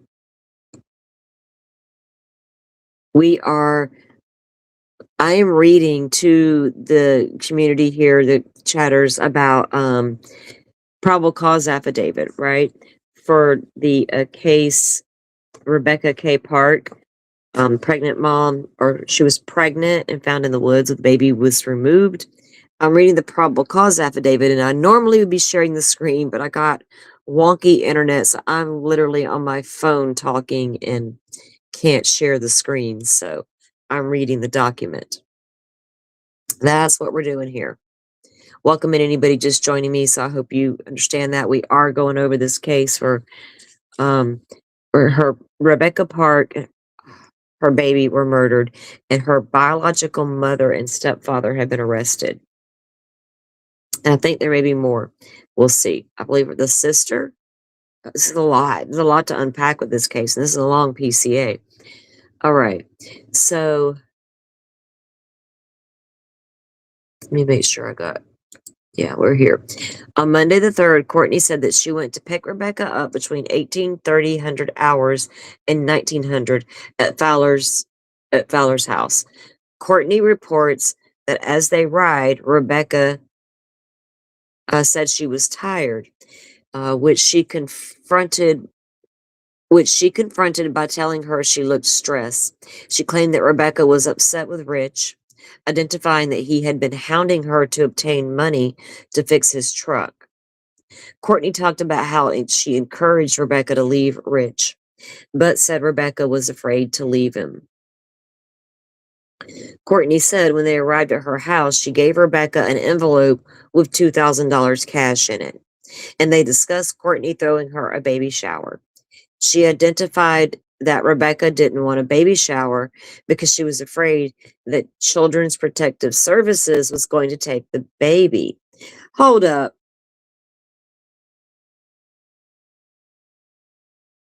None of that word salad just made sense to me. I'm a mother. My daughter's in a bad relationship and I don't want her to be there, and I'm going to give her $2,000 in a cash and then offer to throw her a baby shower, and she's going to be like, I don't want a baby shower because CPS was going to take the baby. Why would they do that? Because why? Don't throw me a baby shower because CPS may be coming. That's weird. And oh, by the way, it's okay. Don't leave the guy. I mean, I get it. You want to support your daughter, but giving her 2,000 cash, thinking he's a jerk. At the same time, that's oh man, that I don't believe that. They ever find the cash anywhere? Did they ever find an envelope with 2,000 grand in it? Or is that just some made up stuff? Courtney said that while they were talking, Rebecca was texting on her phone and mentioned the possibility that she had two phones.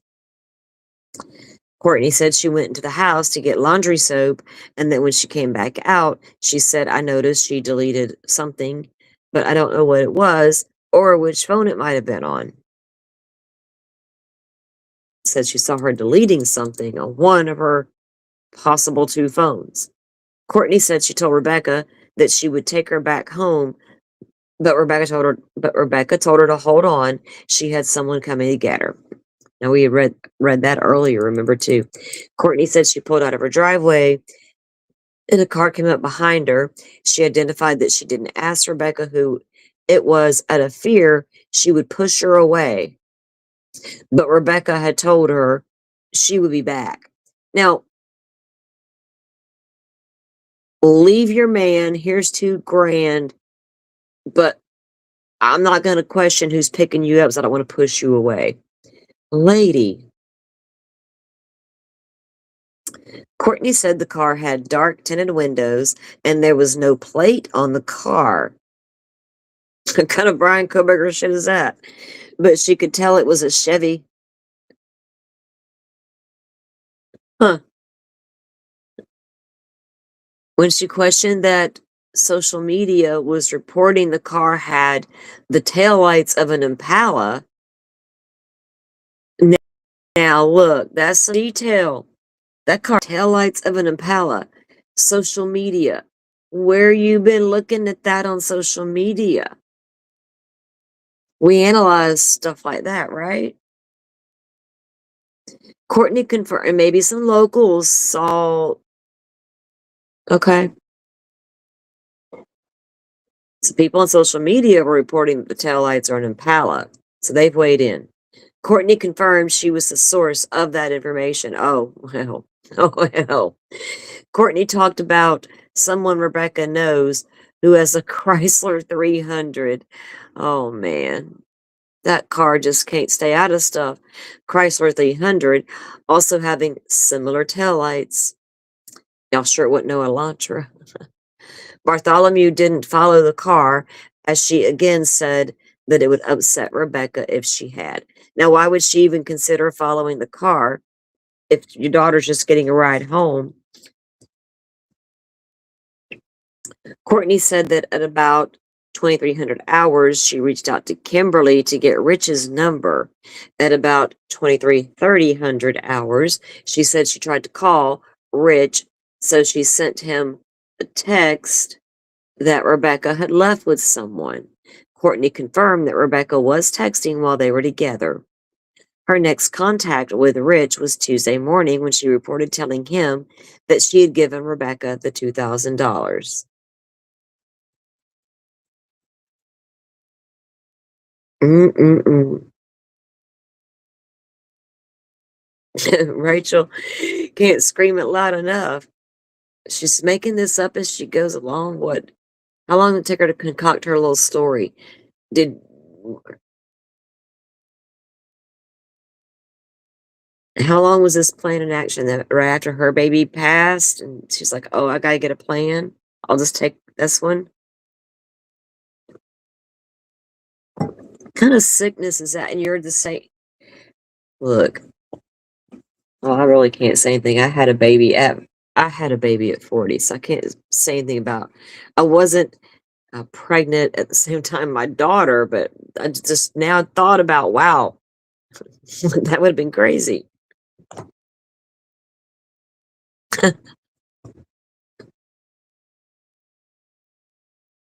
right? A dozen or so red herrings coming your way. They really were trying to do that. Like they were trying to set up a lot of different things. right, that could be at play here. Other than me, Courtney said that Kimberly sent her the GPS location to Rebecca's phone, which she said she put into her phone, and it took her right to the phone. When I asked who went to get the phone, Courtney then identified we, who was identified as Bradley and herself. So her and Bradley go to get the phone. Up a little bit says you were 41 and a daughter at the same time pregnant. Okay. I, I don't, it would have been just what it was, right? It would have just been what it was. At the time I was pregnant, my daughter was, she was 16 because my boy was 15 and they're like doorsteps. Yeah, 15 and 16. So, but yeah, it would have been a trip. I don't regret my 40-year-old self having a baby.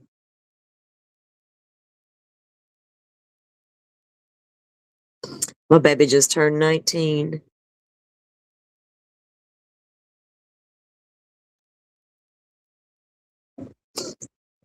Okay.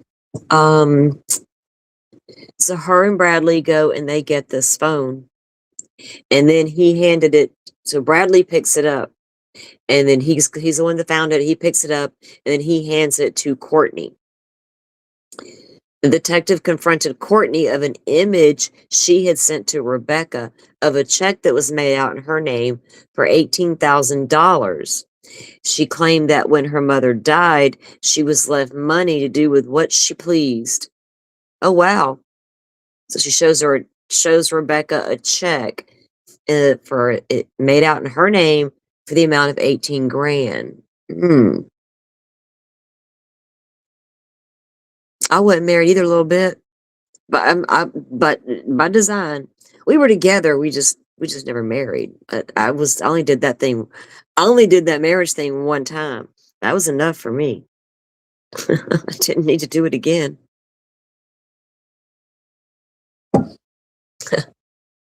I knew better.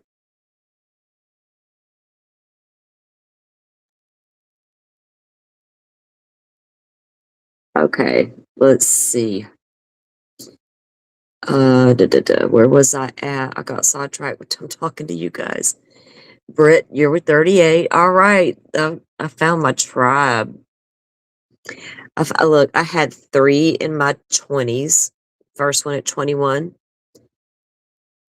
24, and 25, right? And at 40. And I felt just as good at 40 as I did in my 20s. I didn't have any issues.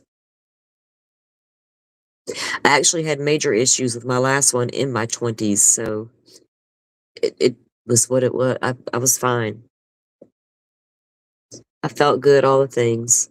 Fortunately, it was a good pregnancy, and except it was summertime in Florida. That part sucked. So she shows her daughter, Rebecca, this image of a check that she's saying that's for 18 grand that she inherited when the grandma dies. Courtney confirmed that she sent an image of a check to Rebecca, but that she had not given the check to her.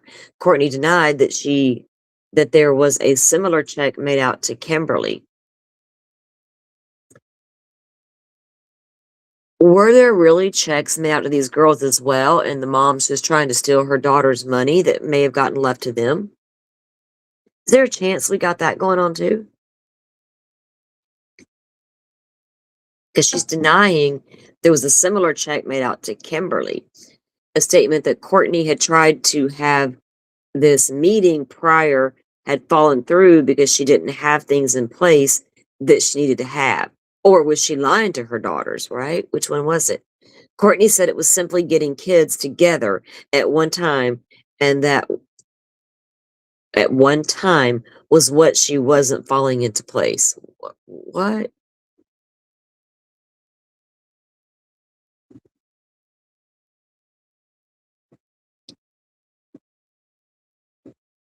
There you go, Sandy. At the time I had my baby at 40, my youngest was 15. They were 15 and 16. They were good big brother and sister. They still are.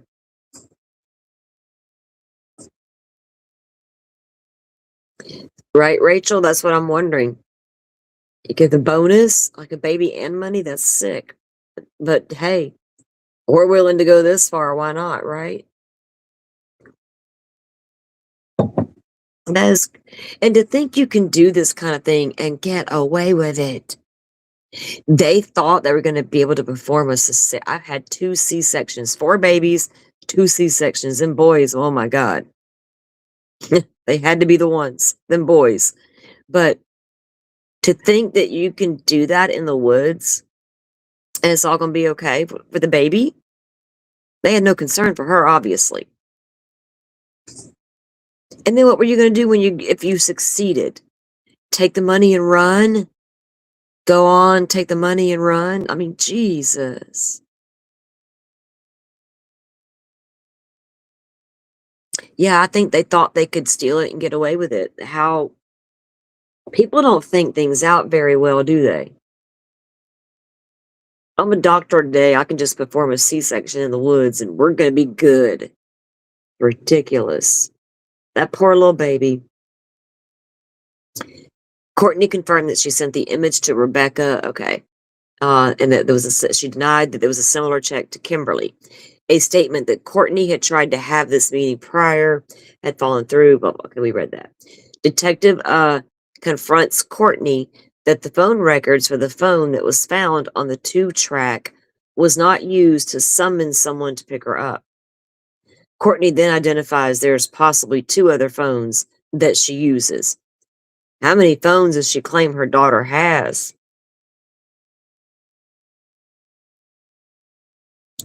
That would be what, 3 if there's 2 others, plus the one the cops have? Courtney brings up the names of other people she thinks may be involved, based on rumors. Specifically that Mike and Ashley were supposed to help Rebecca get away from Fowler. The detective discussed phone location records with Courtney, and she confirms that she picked up Rebecca between 1830 hours and 1900 and came south on S41 to Mackinac Trail and turned west and continued out to her residence. Location data from Rebecca's phone supported this route of travel. When the detective confronted Courtney with the accusations that she killed Rebecca, she asked, "Why the fuck would I do that?" saying that she would never hurt her daughter. Yeah, we're asking, why would you? Jeez.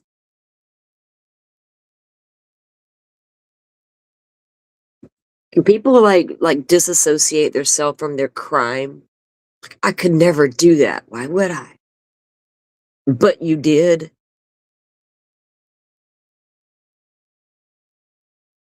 During this interview, Courtney Bartholomew said she did not know where Rebecca was. When Courtney was asked if she had done anything to harm Rebecca, she again said she would not hurt her daughter. While discussing the pickup truck at her residence, she was reported to never move. While discussing the pickup truck at her residence, that was reported to never move, but had been moved recently. Courtney reported it doesn't have seats in it, but said it was moved recently to make room to access the porch. So we got a broke down vehicle outside with no seats in it. Okay. Can be common depending on your neighborhood and how deep in the South you are, maybe. I don't know. But it was too close to the porch. So yeah, we need to move that shit out the way. All right. I don't like stuff cluttering up my porch areas. Odd that it was never been, doesn't get moved and then it got moved and she says it's because we needed access to the porch. All right. Courtney said that Kimberly and Rebecca did not like Bradley Bartholomew. So her daughters didn't care for her husband.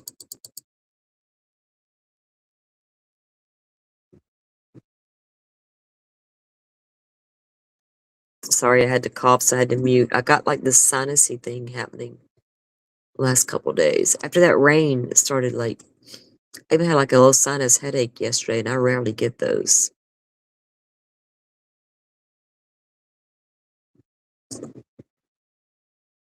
On Tuesday, November the 11th, the detective conducted a recorded interview with Bradley Bartholomew.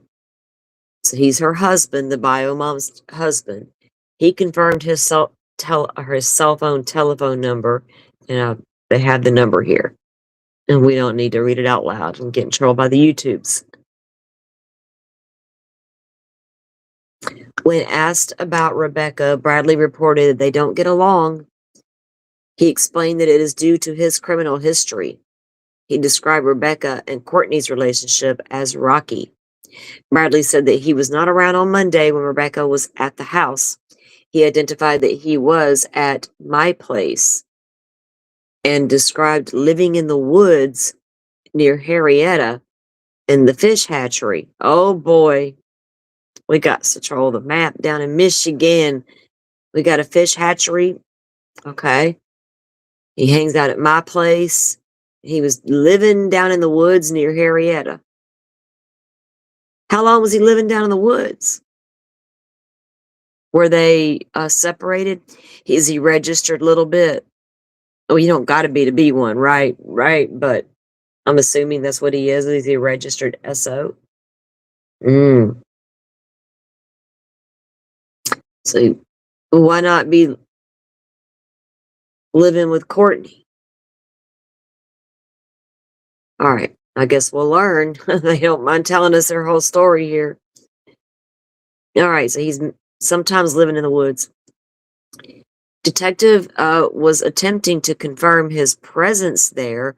Bradley said he was alone and that his phone was with Courtney as her phone was about to be shut off. Oh, God. Can't have that. The truck at the house was discussed and identified as not being moved in years. Bradley said that he had been driving the truck up until October 21st of 2025. The truck at the house was discussed and identified as not moving, have been moved in years. Bradley said he had been driving the truck up until October of 2025, when the license plate expired. When asked if the seats were out of the truck, Bradley confirmed they had been. He explained a similar explanation, that they are cleaning the truck up for Courtney's son to drive when he turns 16. Really, what happened on the seat of them trucks? He couldn't live in the same house because of her kids. Now, what kind of woman hooks up with a man she can't live with because her children are in the home? Damn it, man. I ain't got nothing for women like that. Nothing. I don't understand it.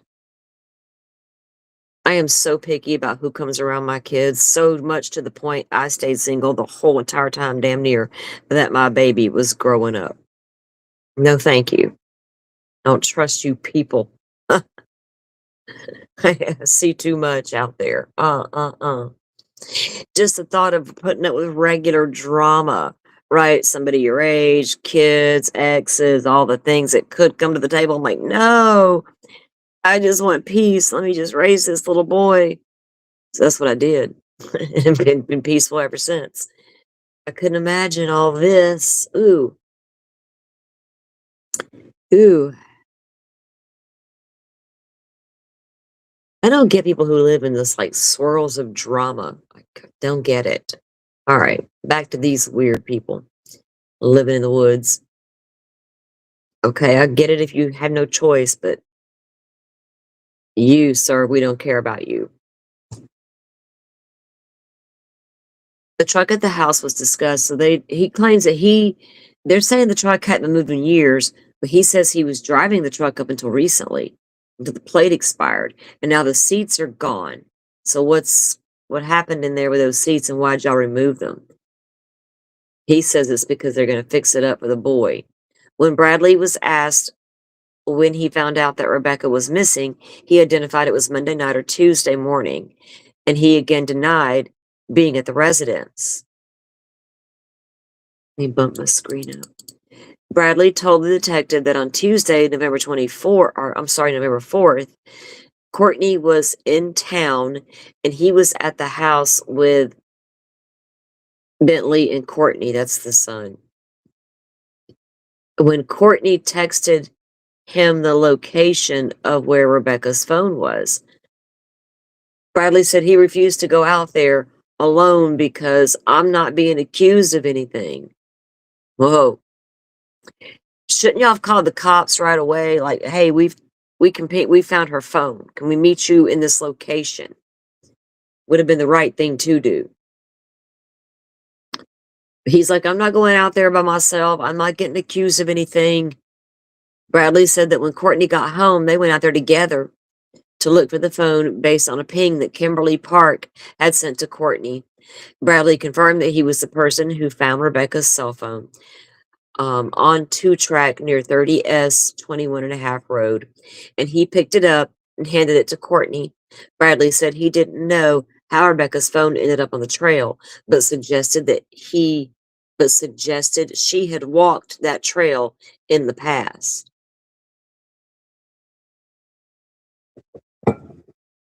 On Monday, November 24th, Courtney came to the sheriff's office and detective began a recorded interview with her.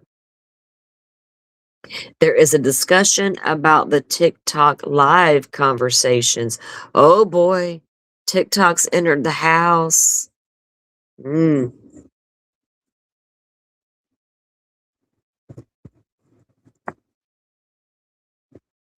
Mm-mm-mm. Okay. I don't know about the TikTok conversations, do y'all? Dang.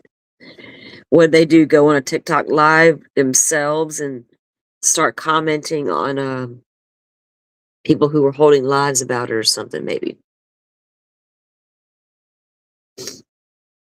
So there is a discussion about the TikTok live conversation.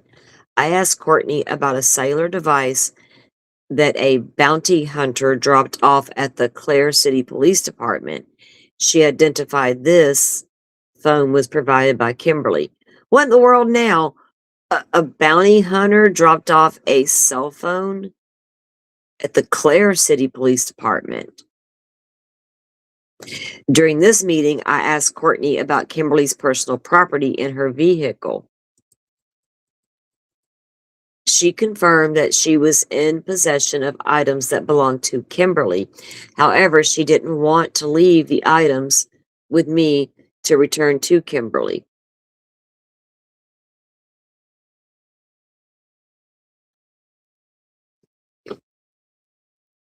On Monday, November 24th, Bradley Bartholomew was interviewed by Detective Tim Helen at the Michigan State Police Crime Lab in Grayling.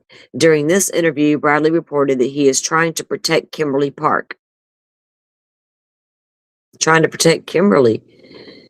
He said that's the sister, right? That's also being charged. Or did she get charged? I don't know. That Kimberly took Rebecca down a 2-track behind the house, and he stated, I believe she's dead. I believe so. So the sister and I think the sister's husband or fiance are also all in trouble. Like a little conspiracy group here going after this poor girl. Did she not have a clue? What was her? I guess she was just, used to that dysfunctional family situation.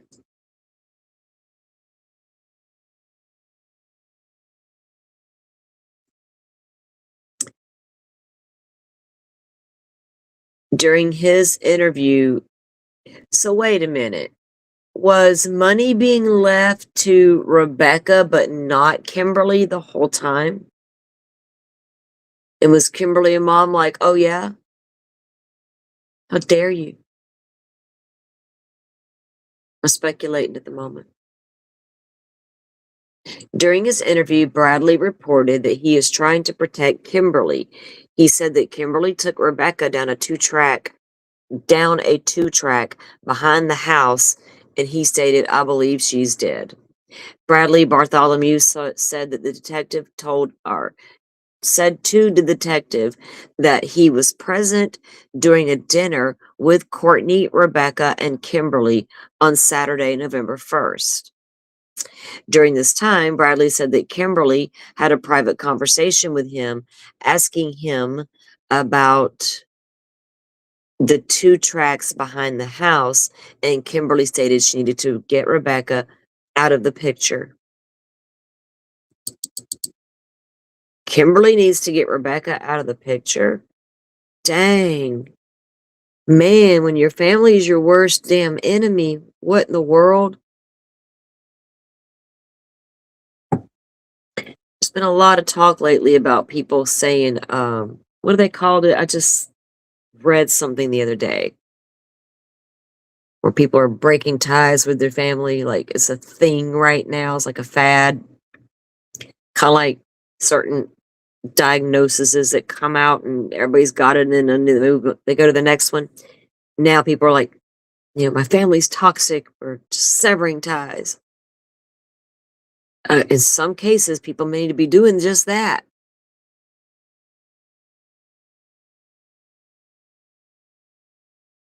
Wow.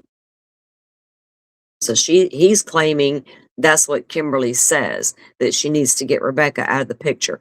Now, if you're not caught up, that's the stepdad talking about the 2 sisters. Rebecca is our deceased victim in the woods who was pregnant, and Kimberly's her sister. On Tuesday, November 25th, I got sisters, man. I couldn't even imagine. November 25th, 2025, Wexford County Central Dispatch received a call from Courtney Letterman from telephone number, and there's no reason to even say what number it is, stating that she had found a body covered with leaves that looks gutted. Oh, sorry, y'all. I didn't realize I was going to say that. Wow. The location of the body was approximately 2.5 miles in a straight line west of 30S 21.5 Road in Antioch Township, wow, of Westford County on Forest Service Road. They gave us some damn directions to go to on the map. I probably should jot that down while I'm actually on this page because my brain always needs to go look at my surroundings. That's crazy. So this person just finds her rather, and she's covered with leaves. Oh my goodness, 2.5 miles in a straight line down the trail. Did they think they were in a secluded enough place to have the time to do what they had planned to do? And that they felt comfortable enough that no one was going to walk up and see this?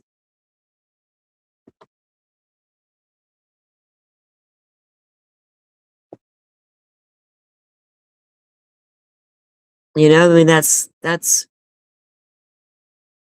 Forest Service Road. Do you know what? There was another case a while back, and it was Forest Service Road. Here they're called fire lane roads. That's crazy. When I realized that's what they were. Well, this is the same thing. Forest Service Road. That's crazy. Yeah, because it's got the 9784. It's going to be one of those little type roads. Wexford County Deputy Jacob Kopanen responded to the area. He observed the remains and reported that the deceased female has a tattoo above the left eye. He reported that the abdomen area of the body appears to have been cut open. The tattoo located above the eye is consistent with the Michigan driver's license images of Rebecca K. Park. Michigan State Police Trooper Cody Campbell was inside the residence at 30S. So that's where they lived, and just 2 miles straight. Wow. On Tuesday, the 25th of November, securing the residence until the Michigan State Police Crime Lab personnel could search the home based on a search warrant that had been authorized on that date. while in the presence of Courtney and Bartholomew, Courtney and Bradley were discussing amongst themselves, loud enough for Trooper Campbell to hear them. Courtney mentioned to Bradley that the seat cover from the Ford F-150 in the driveway had recently been burned and disposed of due to something being spilled on it. So, Lord bloomin' ass idiots. Yeah, in a straight line, Happy. That's crazy. They didn't want to go far, did they? Kind of lazy. I mean, thank goodness they found her. And I hope that I feel like they got a lot of evidence right now. They got a lot of circumstantial evidence, don't they? That a lot of probable cause that we're like, oh yeah, damn. So this cop is there trying to secure the home, and they're over here having a conversation loudly enough that this cop can hear them about the seat cover to the F-150 needing to be burned because something had spilled on it. To the point you got to burn it? Did they burn all their trash items? Got a burn barrel in the backyard or something?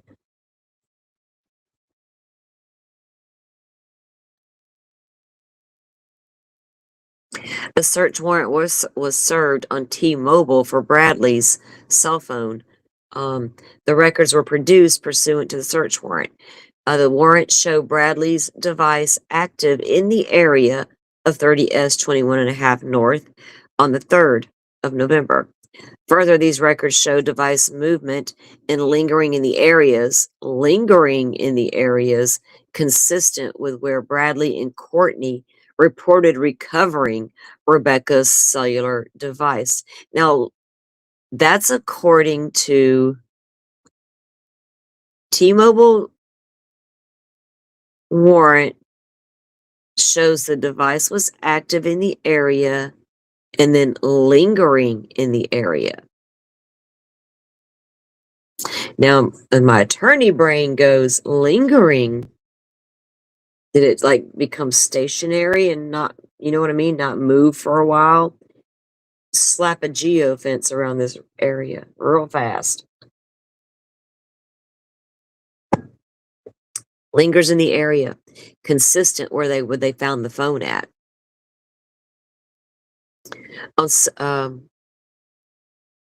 It was okay. So consistent with where her body was discovered. Hang on, let me start that over. Further, these records show the device movement and lingering in the area is consistent with where Bradley and Courtney reported recovering Rebecca's cellular device, and where her body was discovered on the 25th of November, on several occasions on Monday the 3rd in the evening hours. These records take place after the records obtained from Rebecca's phone and network demonstrate her having in the area of the 30S 21.5 as well. Shortly after 1900, Celebrite extraction location at the residence of 30S 21.5. Additionally, records from Rebecca's phone extraction show locations consistent with the reported location of the recovery of the device. We have a lot of digital records right here in this case, right? With these phones. A search warrant was served on Verizon for Courtney's phone, and the records produced show Courtney in the area, and both Bradley and Courtney's records show them in communication with one another shortly after her arrival with Rebecca at the location of 30S 21.5. Additionally, Courtney Bartholomew's phone records have actively, consistently with her interview statements that she traveled to pick up Rebecca at Rich Fowler's residence, then transporting her to the house.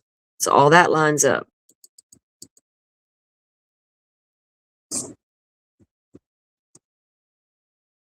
Exactly, Sandy. When do you just burn it, right?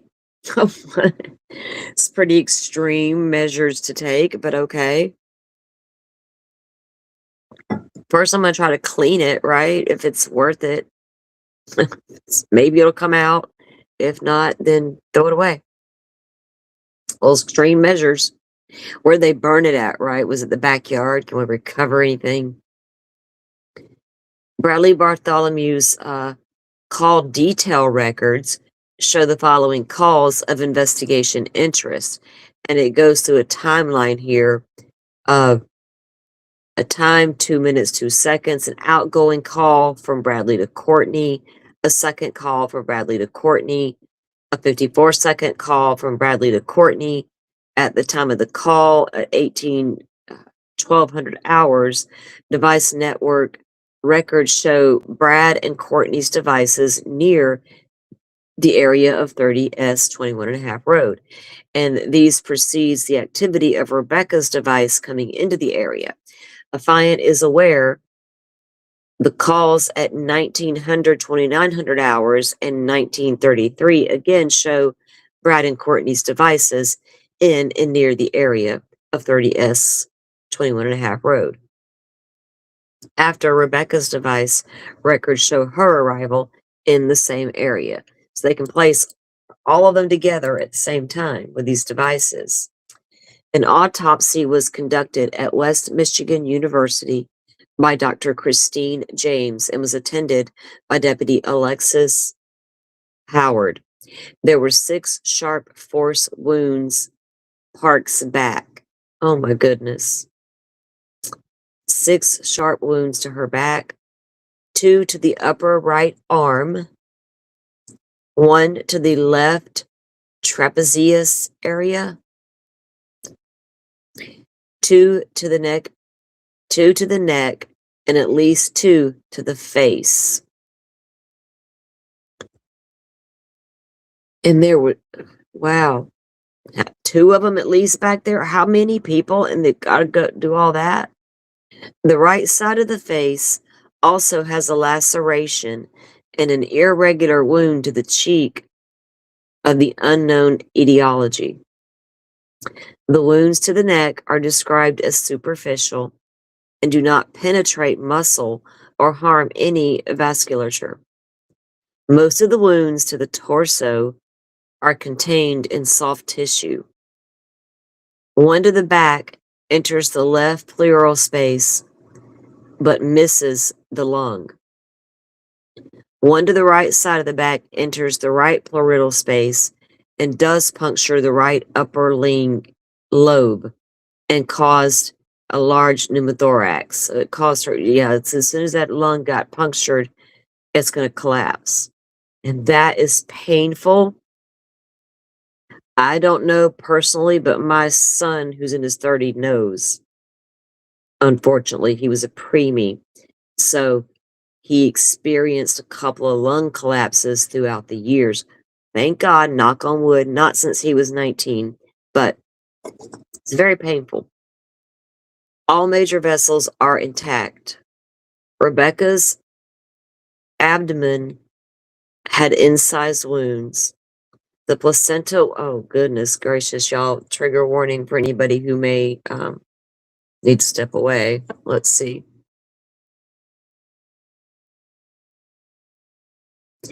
Danica's grandfather, Sandy.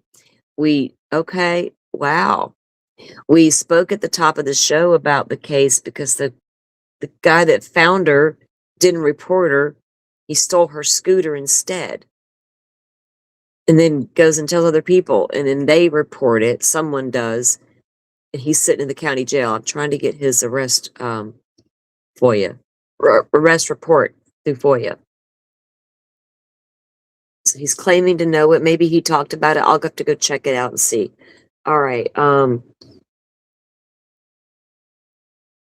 Yes, thank you, butterfly. Trigger warning, guys.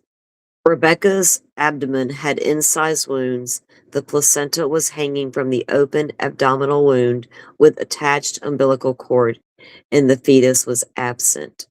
The abdomen incision transcended the colon and the small bowel.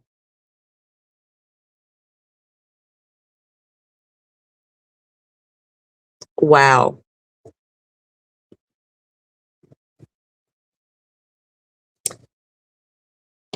I was awake for both of my C-sections, but I couldn't feel a damn thing.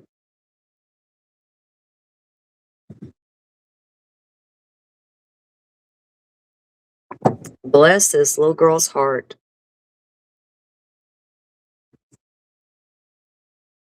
Dr. James reported that Rebecca's stomach contained copious amounts of a blue-green chalky residue.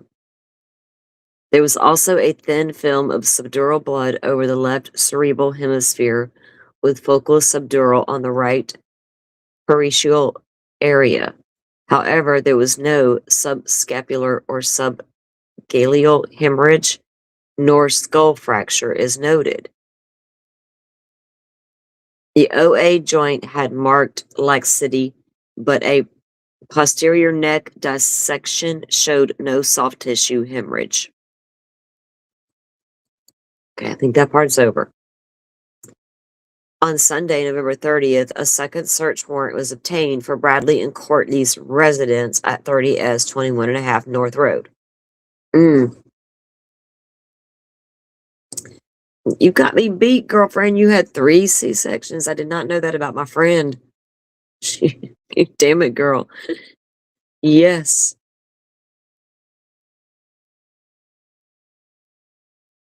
I mean, recovering from a C-section, honestly, to me, was never that bad. It's just a surgery. It's going to be sore for a minute, but you got to get up and move on. They like it to jump right up in some cases. Sometimes it's hard, sometimes it's not. Search warrants to seize the 2007 Ford Escape 4-door SUV, red in color, and they get the VIN numbers here, and a temporary Michigan registration plate, and they give the plate number. So it was a 2007 Ford Escape, but they had a temporary Michigan registration plate, registered to Courtney, and the 1992 F Ford 150 pickup.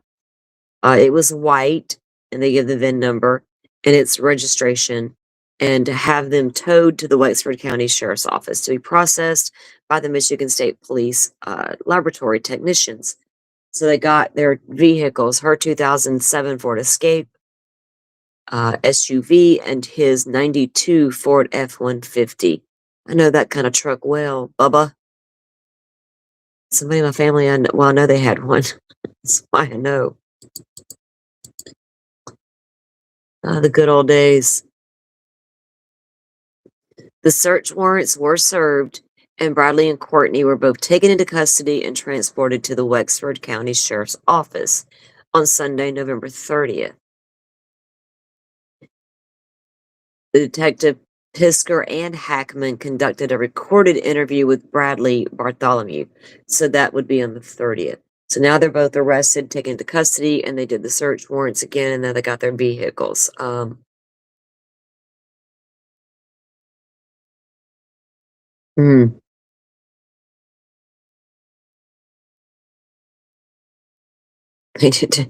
Something didn't do them enough good. This is crazy. All right, motion to scream. Thank you for coming in and joining us while you did. I appreciate that. I do. Have a good night's sleep. Rest well.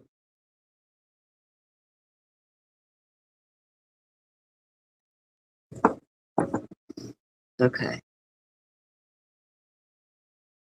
So they're now going to do this recorded interview with him with 2 different officers.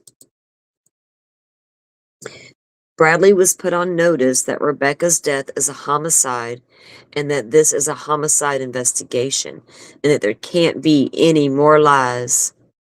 Well, that'll sure get the truth out of him.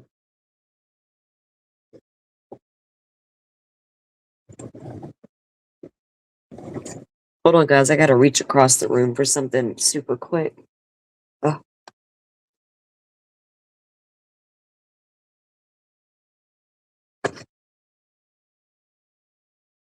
Okay.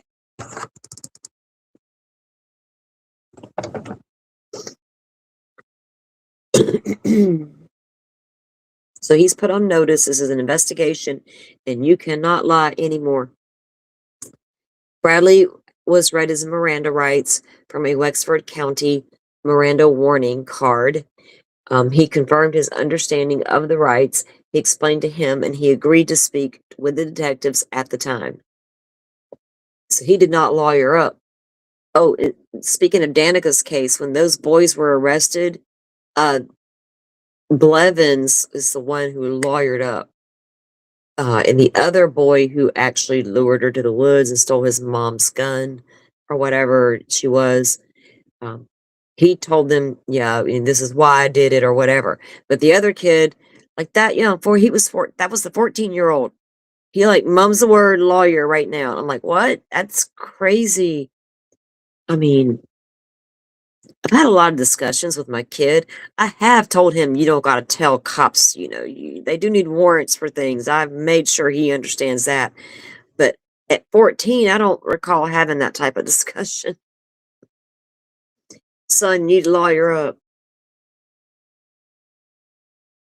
And I can't say lawyering up's not a bad thing because I mean, I listen to the YouTube defense attorneys. They tell me to lawyer up all the time.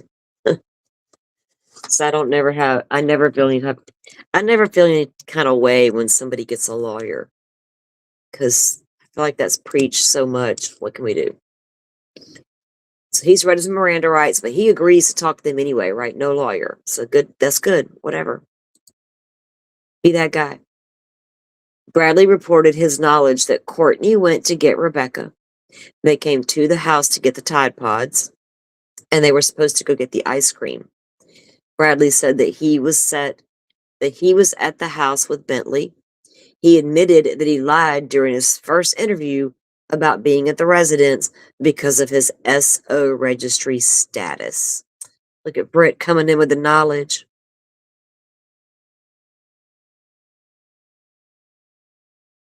Oh, I said ow because my shoulder neck area just popped a little bit.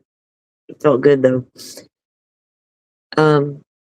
So he lied about being there because of that reason. Bradley is told that SOR violations are small in comparison to a homicide and says that at the time he didn't know this was a homicide.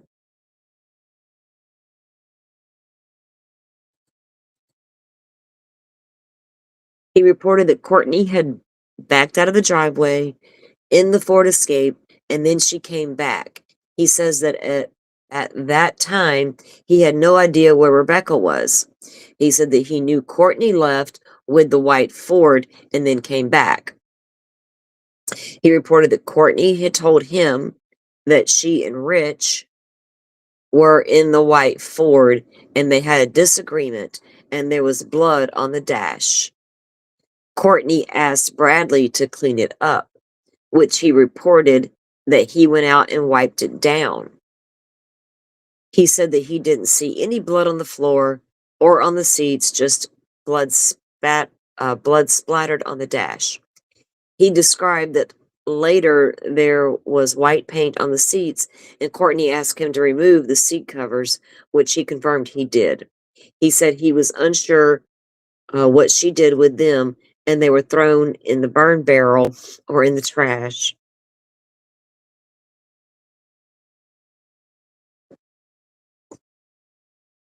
Oh, okay. Got you, Britt. Well, thank you for coming in. You got to go. Go have a great night. Thank you for coming in. We appreciate you coming in tonight and chatting with us, joining the conversation. That's what we like. Thank you. Next, he said that Courtney was talking to him about how she and Rich did something horrible, but she wouldn't tell him. He claimed that once the story of Rebecca came out of her being missing, he began to put two and two together. Lord.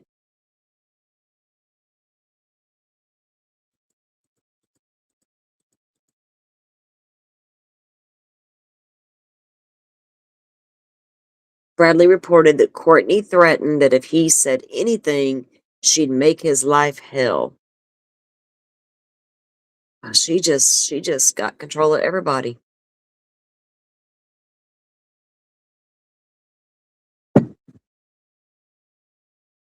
Bradley identified that Courtney has tried to stab him with scissors in the past and charged him with assault, but the cases were dismissed. God, these two. Bradley clarified that Courtney had told him about something bad happening 5 to 6 days after Rebecca was missing, but he claimed he wasn't sure what bad thing that had been done was.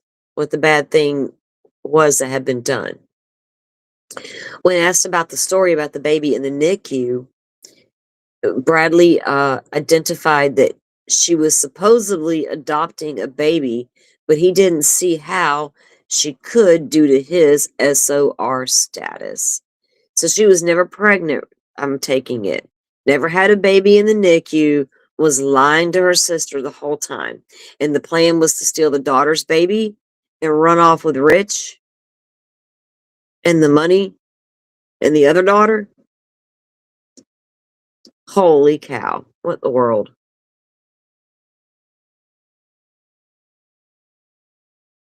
Y'all think this will go to trial? Will there be plea bargains dealt out? These defendants all turn on one another and just plea bargain everything away.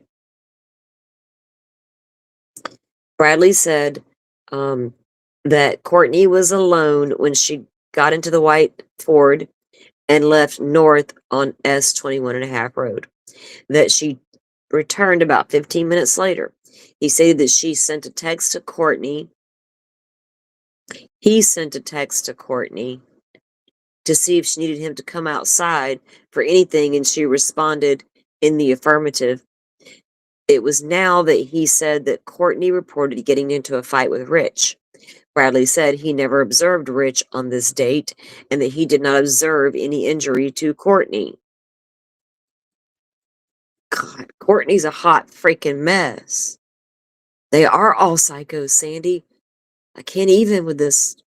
I feel like I need a smudge after we're done here tonight. Oh, Lordy. Go outside and get some fresh air.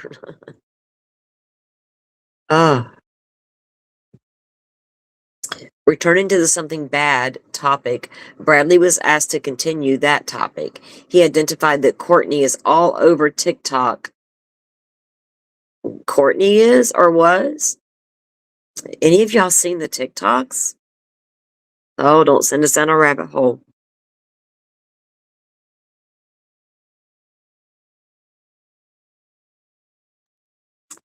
If y'all find them mods, drop them in the Discord for me. Crazy shit. When the detective asked about anything else, hang on. So Courtney is all over TikTok, and that Kimberly was over to use Escape to deliver newspapers. Oh, to use the Escape, the Ford Escape. Got it. Okay, I was like, Escaped? What? So Kimberly came over to use the car to go deliver newspapers. He confirmed that Kimberly left personal items in the Escape and identified she did that all the time. Okay. When the detective asked about anything else that Bradley wanted to know or wanted known before drilling down questions began, he said that Courtney was constantly talking to Rich. He agreed that she was constantly talking to Kimberly. He reported that he can't hear the conversations as they are all taking place by text. So Bradley says that Courtney, Rich, and Kimberly are always in communication by text. He only knows it's them because he sees their names on her phone. Bradley is then confronted with records from carriers, specifically T-Mobile and Verizon. He was asked about Courtney's phone that she had previously said was no longer going to have service. Bradley identified that she had service restored, but was unaware but was aware that she had conducted a factory reset on the phone. Oh boy, she pulled a Stefan Stearns. Well, your records will show that happened. We saw that in Stefan's records recently. We just went over, well, some of his Celebrite report. I haven't revisited that thing yet. Good Lord. He was notified that a factory reset does not prevent access to records that are maintained by the carrier. Blooming ass idiots. Bradley said that he had Courtney's phone on Monday the 3rd of November. It is pointed out that there are phone calls between both the phones he uses and the one that Courtney uses while Rebecca is at the house. He passes these as simple calls checking on her comings and goings. He reports that he hasn't driven the truck since he parked it and that it only had enough gas to get to the gas station. Oh, God. Make sure when you park it, there's enough to get back to the gas station now. I'll fly walking. On a truck that hasn't moved in years, Detective Pisker confronted Bradley's statement about the blood in the truck, confirming his knowledge that the truck has been seized, identifying if there is any blood of Rebecca found in the truck, there will be a big problem. Bradley is confronted if he thought Courtney had been lying to him about what went on, and he says he does. He suggests he can't see Courtney and Rich being together like that as they haven't even talked in over 2 years.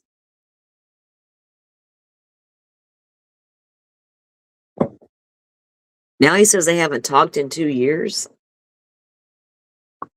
Bradley confirmed that there are no $18,000 checks. He didn't know why Courtney sent images of the checks. Now, why in the hell would that lady be sending her daughters these bogus check images and giving them empty envelopes? What kind of manipulative Lori Vallow shit is that? Lord, with these mamas. I don't understand why she does that shit. Like, I need to ask this lady, what the hell is wrong with you?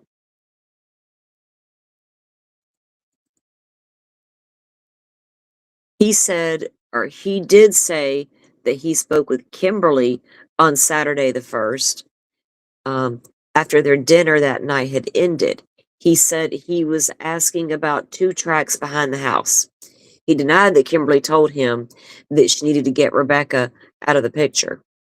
He identified that Kimberly had said this to Rich, who identified as Courtney's cousin. Rich Fisher. Oh, that's a different one. I was like, what? Now oh my God. He did say that he spoke with Kimberly on Saturday, November 1st, after their dinner that night had ended. He said she was asking about 2 tracks behind the house. He denied that Kimberly told him that she needed to get rid of, or to get Rebecca out of the picture. He identified that Kimberly had said this to Rich Fisher, who he identified as Courtney's cousin. So he's like, she didn't really say it to me, she said it to Rich, the cousin. God. Sergeant Hackman confronted that this is not what Rich told them when they interviewed him personally.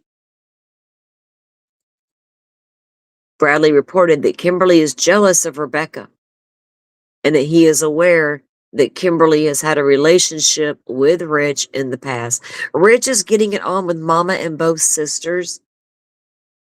Oh, gross. What is it about Rich?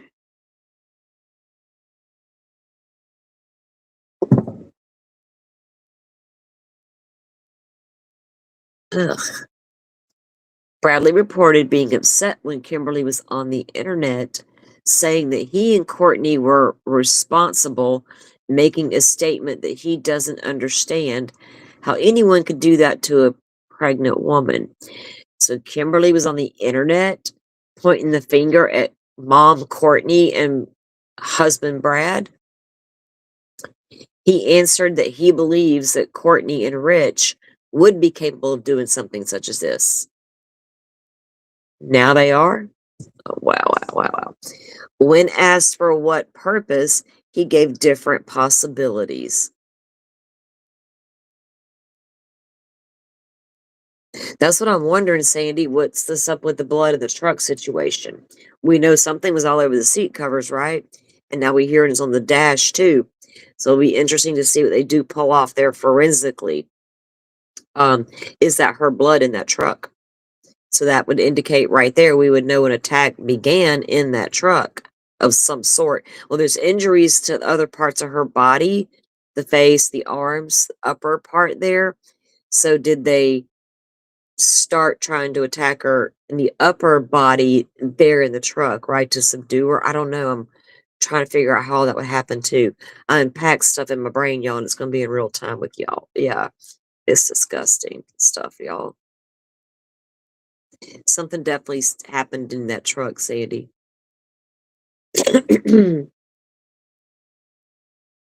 Remember, Kimberly's or Courtney's taking her out to get the ice cream or whatever. So she's going to get her in that vehicle. Let's see. So Bradley now is reporting that Kimberly, the sister, is jealous of Rebecca, and that he is aware that Kimberly has also had a relationship with Rich. Bradley reported being upset when Kimberly was on the internet saying that he and Courtney were responsible. When asked for what purpose, he gave different possibilities.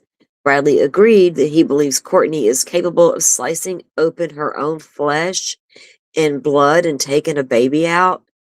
Was that his words? That's the way he put it. I mean, we speak in a lot of matter-of-fact terms here in true crime and stuff, but damn. He said he believes that Courtney is capable of doing that to her own flesh and blood. He agreed that Courtney is obsessed with wanting another baby in her care and custody. He also agreed that it was a good possibility that she could attack Rebecca and cut the baby out of her. Okay, I gotta get a coffee refill, guys. Hold on while I mute out.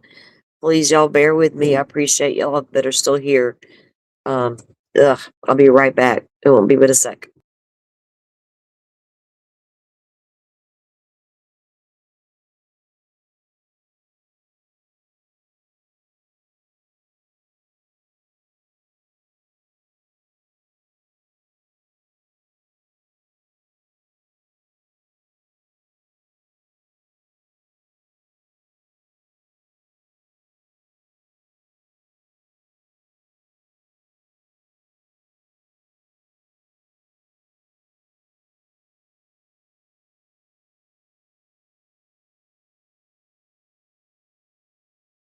Okay.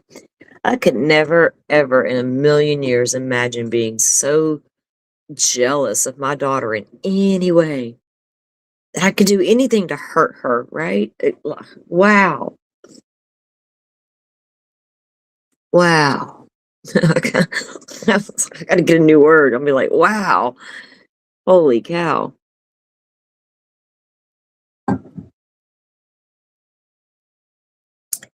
Detective Pisker asked if he remembered the Sunday that Rebecca was in the hospital.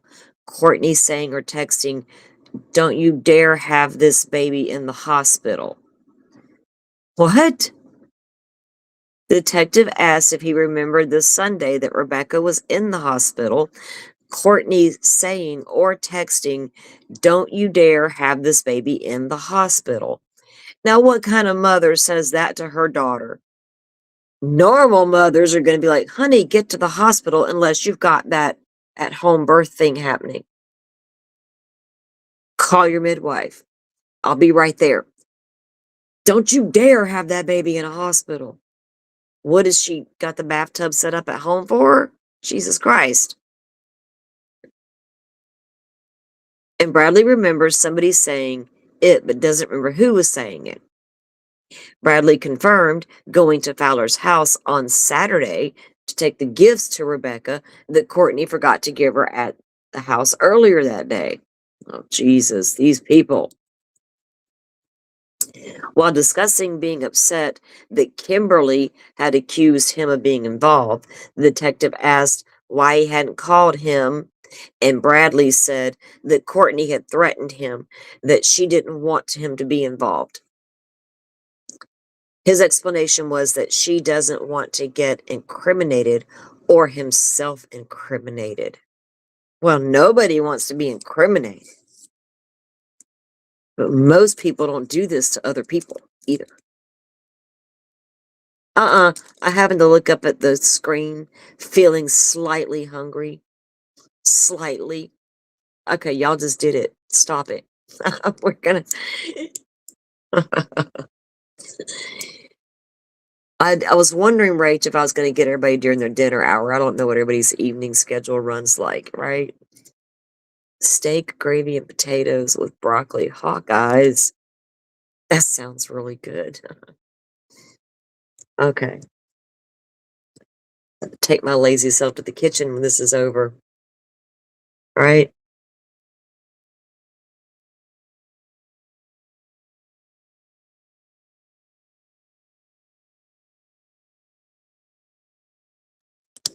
Alrighty.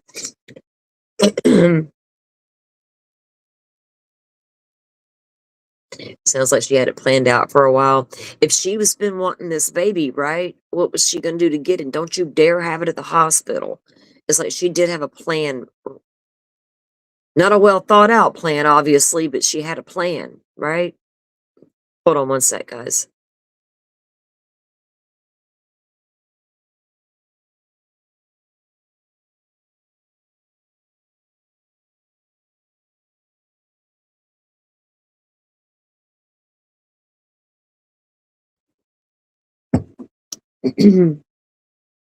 So she doesn't want him to get Bradley to get involved and speak to the cops and incriminate themselves and all that.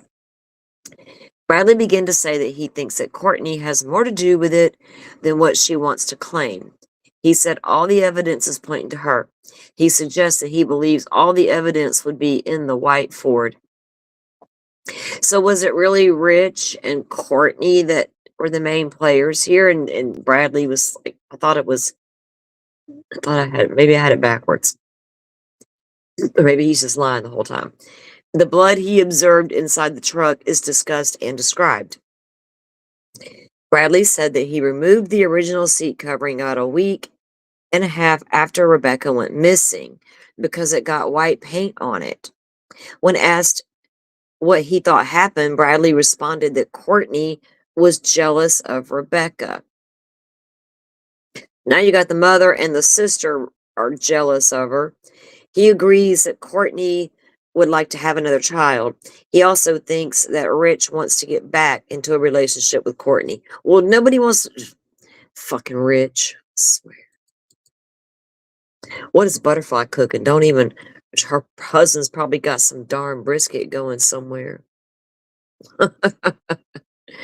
I say that because sometimes he does that. Oh, goodness. Cajun chicken with bow tie pasta. I may have to move closer to Butterfly so I can get dinner invites. It always sounds so good.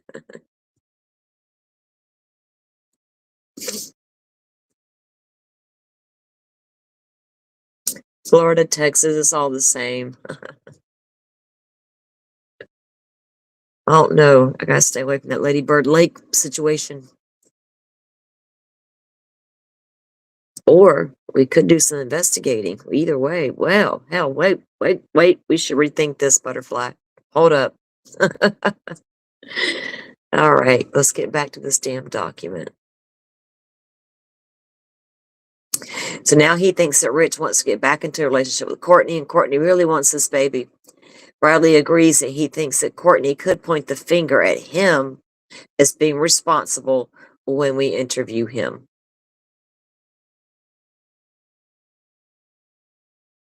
I made fried potatoes the other night, but I like to make fried potatoes with onions. I season my yeah.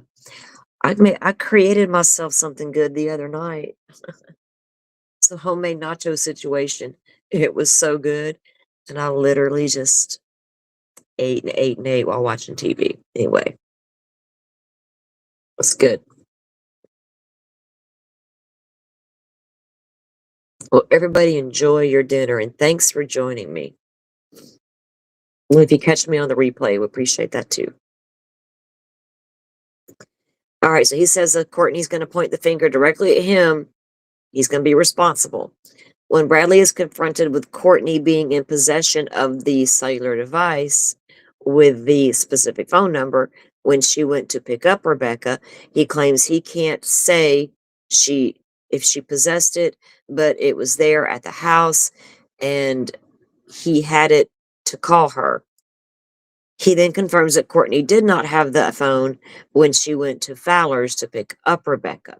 He reported that she got the phone when she came back from getting the white Ford. Good Lord, these people just. The detective asked Bradley what else he wanted us to know about, and he told us that Courtney has scalpels in her beside scalpels. Oh, sorry. I need to look at this different. Let me fix this. Hold on. He told us that Courtney has scalpels in her bedside stand, describing them as disposable scalpels for lancing cellulitis. What in the world? Ladies, does people scalpel their own cellulitis at home? Lancing cellul. Do you need to lance? What in the world? You just said, I don't even know. That's crazy. Disposable scalpels for lancing cellulitis. Bradley doesn't remember going anywhere on the morning of Tuesday, the 4th of November, other than to Fowler's to give him Rebecca's phone. Wow. Fried potatoes, cornbread, and beans. How far are you? Jeez. Oh, you're diabetic. Too much starch, yeah. What the butterfly? What the fuck?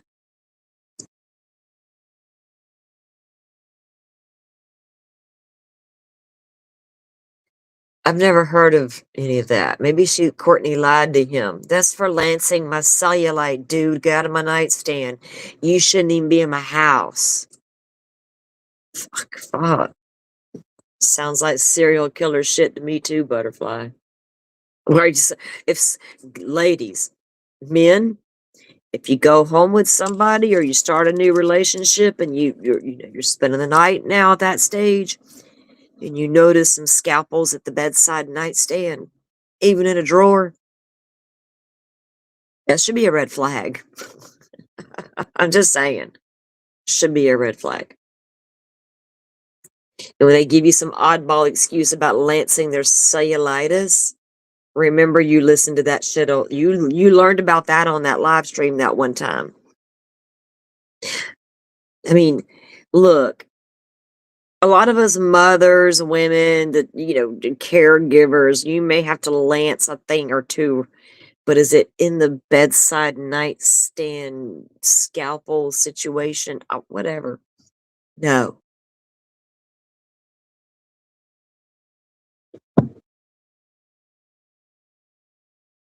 Bradley begins to show some emotion about the possible outcome of this investigation. Oh, wait, I skipped a whole part. So he goes over and gives the phone to Fowler on the the 4th of November. Bradley confirmed that he had come to the hospital on Sunday, November 2nd, to bring Courtney her wheelchair and that he was driving the white Ford pickup to bring Courtney her wheelchair and that he was driving the white Ford pickup truck while Courtney was there with the Ford Escape. He did not ride back to Manton with Courtney when she drove Rebecca and Richard home. Bradley begins to show emotion about the possible outcome of this investigation. Bradley is given a break at this point in the interview. Bradley needs a break. On Sunday, November 30th of 2025, Detective Pisker and Detective Sergeant Voss conducted a recorded interview with Courtney. Courtney was read her Miranda rights from a Wexford County Miranda warning card. Okay. Courtney identified, so she also agrees that she understands her rights, and she agreed to speak with the detectives as well. Well, the good thing they don't watch YouTube defense attorneys that say lawyer up, right?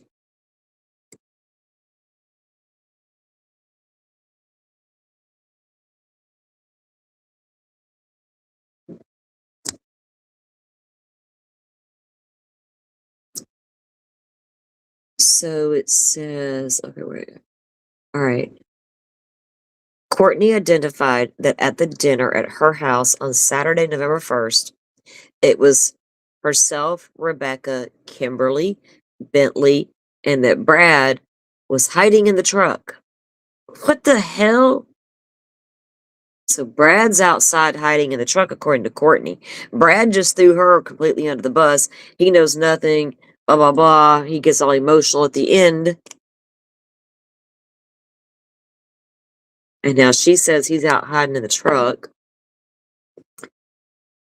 Detective notified Courtney that this is a homicide investigation and the lies must stop, and if she lies, more charges can be brought. She reported that Bradley is hiding in the truck because the girls won't come home if he's around the house because they don't like him. No, he's not supposed to be there, right? She reported that the dinner ended, so he just hides in the truck during dinner with her kids.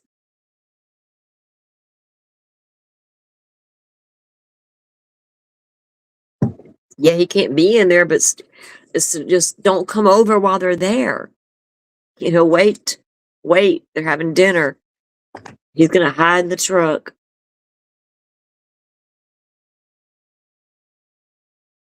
All right, whatever. I'm just thinking, what's this lady still got him around for if she's wanting rich? What the fuck? Ah. So Courtney reported that he's hiding in the truck because the girls won't come over. She reported that the dinner ended around 1900 to 1930 hours. And the next thing that happened was that she called Rebecca about the items she forgot to give her, and that she and Bradley went to Fowler's to drop off the items. At the time, they were in the Ford Escape. On Sunday, November 2nd, 2025, she was supposed to pick up Rebecca and waited around until about 18:30 hours. And Rebecca called to say she was on her way to the hospital. She described the events at the hospital as she had previously. Bradley brought Courtney her wheelchair to the hospital. Bradley was driving the white Ford F-150, and she explained how she stopped at Meyer gas station to get gas for the truck while she drove Rebecca and Richard home. Courtney wanted to know if Bradley could hear her, and she was told he could not. Oh, can he hear me? They're about to not be co-defendants, are they? I don't see co-defendant situation happening.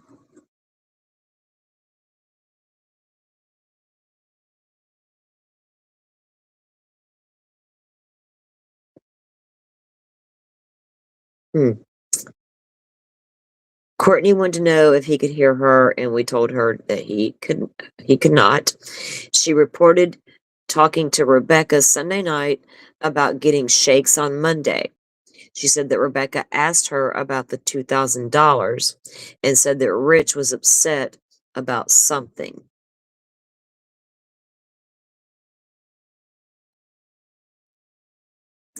Courtney confirmed the trip to Fowler's house on Saturday after the dinner to drop off the items for Rebecca.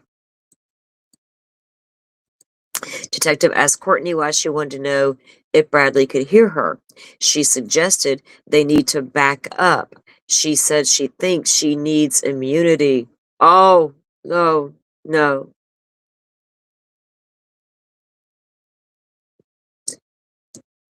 Derivative immunity? I'm thinking, not the immunity for another mother. Oh,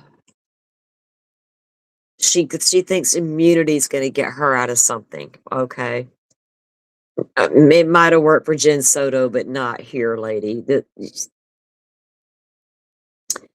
So she's like, back up. I might need immunity. Detective Pisker notified Courtney that the prosecutor is the person who can give immunity. Courtney suggests we get the prosecutor here. Wow. The detective says she will want to know what she has.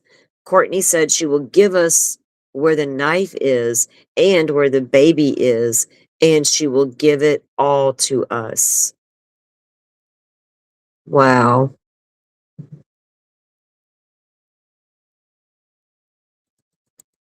Sergeant Voss explains we can't offer her immunity. When Detective Pisker asks Courtney if the baby is alive, she shakes her head in the negative. Voss asks Courtney about her prior statement that Bradley hides in the truck. He asked her where he hides, and she identifies in the cab. She describes it as a single cab truck, and he lays on the seat.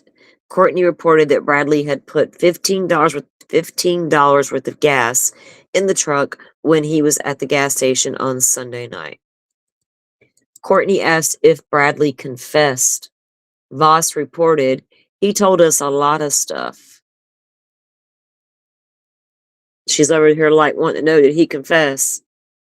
Courtney confirmed that Bradley is using the phone with the number 550 and her phone is 429. She confirms that she had the phone 429 on Saturday, Sunday, and Monday that Rebecca disappeared. She said her phone was taken on Monday night and she was told to go back into the house or to go back in the house.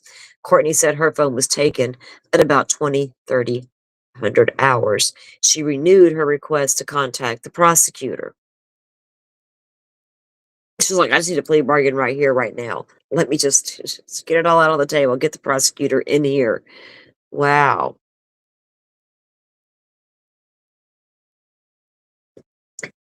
Yeah. Jerry Springer-ish stuff was referenced earlier too, right? It is crazy. And a lot of us from back in the day, we remember them Jerry Springer shows, right? I do. I remember a lot of the Jerry Springer. Was that Maury Povich and all them that came after that? Crazy. This is some of the craziest Jerry Springer type stuff we've heard because of the crime involved and all these moving parts and players.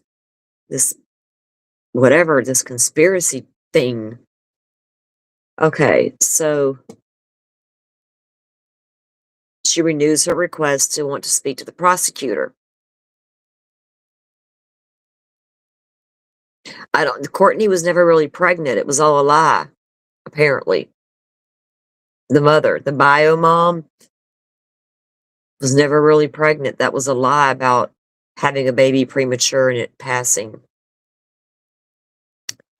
Dr. Voss again told her we need to know what she knows to take it to the prosecutor. When he suggests an example that she will even tell us where the baby is, she interrupts and says, in the garbage in a blue cooler. When asked where, she reported in the GFL. Courtney says he said he put him in a black bag. The cooler's gone. The cooler is Brad's work cooler. He put him inside the cooler and drove him up and down the road looking for a GFL. That wasn't mine, she says. That's the garbage cans, I suppose. Geraldo. I remember the Geraldo days. I remember all of You know what? Who was the first though? Really? What was that guy's name? Phil Donahue. Remember him? And what was that lady's name? With the red glasses. I can't recall her name either. Oh Lord, y'all taking me back now. Taking me back.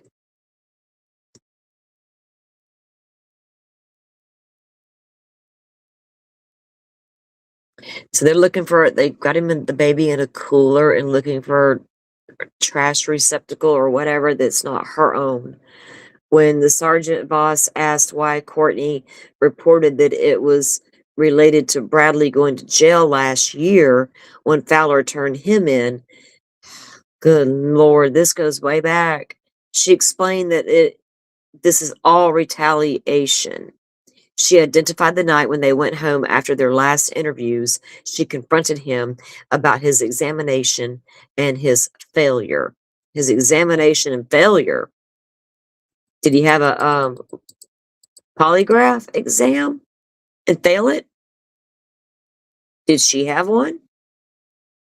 Voss asked Courtney which vehicle he used to get rid of the body. She identified her white truck. She is then asked how he got her in a position to kill her.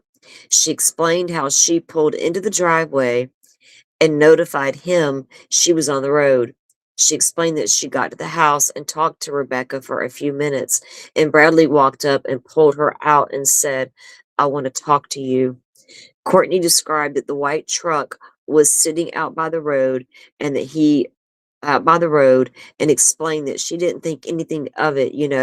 Brad was supposed to be her stepdad. Courtney wanted to know where they were going and that Brad told her, "Take her ass in the house and don't worry about it." She said she went into the house because she didn't think he would hurt her. He's talking to lady. Mm-mm-mm. Bradley is reported to have returned to the house at about 22:30 hours and told her that he had taken Rebecca home. Courtney confronted him that he had not and told her he had and that she would call her in the morning. Courtney asked him for the phone, which she reported he told her was out in the shed and that she went out to get it. She said that when he came back in the house, she said, yeah, she didn't go home. Instead, telling Courtney that he took her to a house. But when she asked him to take her there, he just told her that Rebecca said to him that she didn't do anything. That got some word salad, stupid shit here. Like, Courtney asked him for her phone. She reported he told her he was out in the shed, or it was out in the shed. He went out to get it. She said when she came back in the house, he said, yeah, she didn't go home, instead telling Courtney that he took her to a house. So he doesn't take her home. He goes to a house and takes her there. But when she asked him to take her there, to where he took her, I'm supposing, he just told her that Rebecca said to him that she didn't want anything to do with Courtney. These don't know, they can't get their story straight. Courtney reported calling Rich to tell him to call her back ASAP. And that while Brad was watching her, she told Rich that, dude, your old lady left with some guy, or Bradley would have her back or would backhand her. Courtney reported Rich telling him to call her back ASAP. That while Brad was watching her, she told Rich that, dude, your old lady left with some guy, or Bradley would backhand her. What the fuck? Courtney confirmed to the detective that the story about the black car was made up and never happened. Well, no shit. Why would... And she's got a story as to why she did that, right? Make up the black car situation. Sedan. Asking her to continue, she reported Kimberly sending her coordinates to Rebecca's phone, and asking Bradley why her daughter's phone would be across the road. And his response was, I don't fucking know. She asked Bradley to take her to the phone and said he took her right to it. She said the phone was exactly where the coordinates is. She said it was out in the open and it appeared that someone had just set it down. They took the phone directly to Rich's, but before their arrival, she said that Bradley told her, "I'm telling you right fucking now, don't say a fucking word." Kimberly got the phone from Rich, and Courtney reported that Kimberly called her and said she was taking the phone to the cops. She, good God. She said Kimberly called her on Tuesday night to tell her this. So now she doesn't want to call.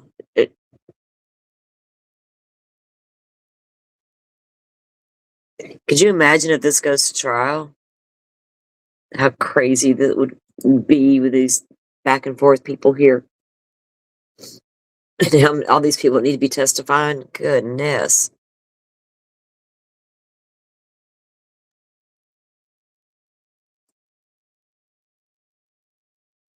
When asked to continue, Courtney identified that her second to last drawer in her in her night bedstand, she has razor knives that she uses to nick her cellulite so they will drain. Uh,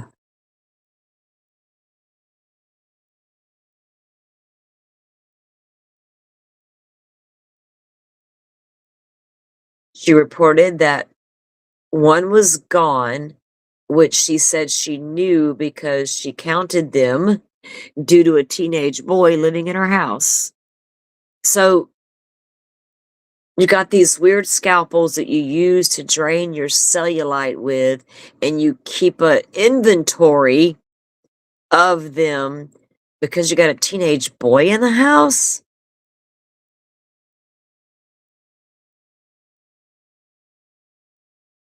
Oh, goodness. Courtney agreed the knives are like scalpels. When she confronted Bradley about the missing knife, she answered he didn't say anything then. The detective confronted her that her use of the word them means he must have said something later, and she reported it was after the body was found. Courtney said she kept asking Bradley where her daughter was, saying he answered, "You'll find out soon enough." She goes on the report after returning from his last interview, he told her about Kimmy and was asking about the woods behind the house. I'm assuming Kimmy is Kimberly. Courtney said that Kimberly will not talk to Bradley ever alone.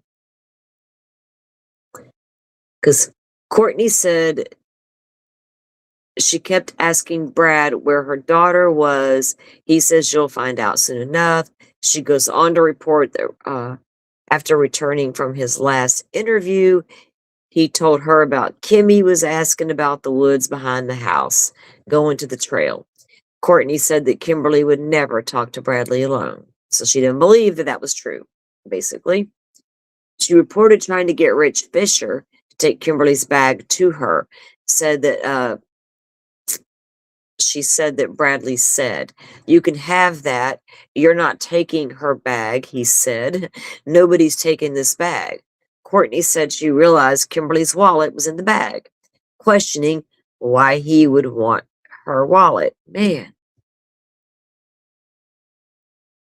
insane asylum. They're going to make me go to this insane asylum here in a minute, reading all this word saladry stuff. What in the heck? There's a lot happening in this going on with these people. So now the detective confronted Courtney that he had asked her for Kimberly's property while she was at the sheriff's office on Tuesday and that she refused. She explained that she was told not to, suggesting that she didn't want to get her ass beat. So now she's afraid to tell the cops and stuff and give the cops stuff because she's afraid to get her ass beat. By who? Brad or Rich. She reported that on Tuesday, November 25th, in the morning, Bradley took the truck and went west on West 26th Road and was gone for about 20 minutes. She said when Bradley came back, she asked him if he had hurt her daughter, and he told her, "No, I didn't hurt her." Courtney said that was the same day Rebecca's body was found. So they're already throwing each other under the bus. We don't even know if those conversations really happened, right? Is she making this up now?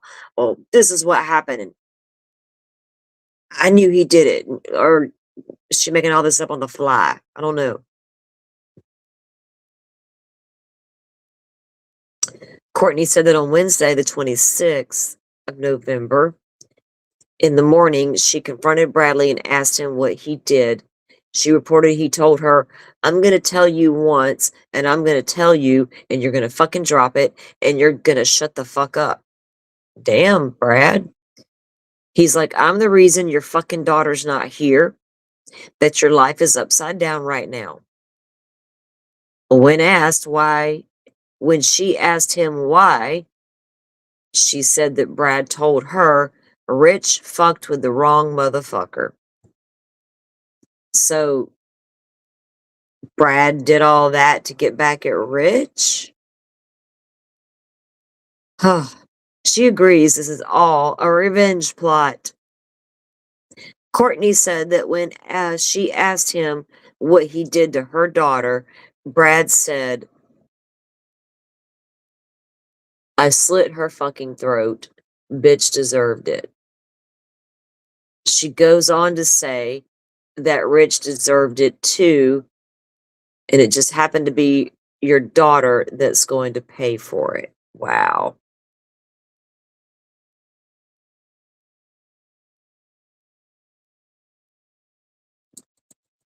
And to think a poor little baby was going to be born into the mix of all of this.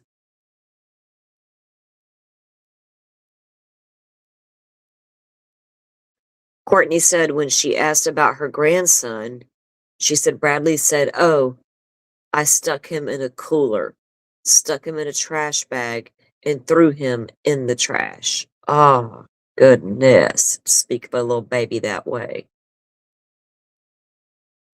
Even if she's making that shit up, could she sit there straight face and describe that about her grandbaby and be in that way, right? Knowing what happened. Detective asked Courtney that if Bradley is paying Rich back, why cut the baby out? And she said because if he would have left the baby in there and had somebody found her before, he would have survived, he would have thought. Okay, so she claims that Brad was concerned that if Rebecca didn't die, the baby would be okay. So because if he would have left the baby in there and had somebody found her, he would have survived. Courtney was asked why not just cut the baby out and kill it? Why take it? And she said that he told her the baby wasn't breathing when he pulled him out. Again, she was asked why he'd take it. Now she answers it was because he didn't want Rich to see they were together. What? She admitted she didn't know what that meant. Well, and none of us do, lady.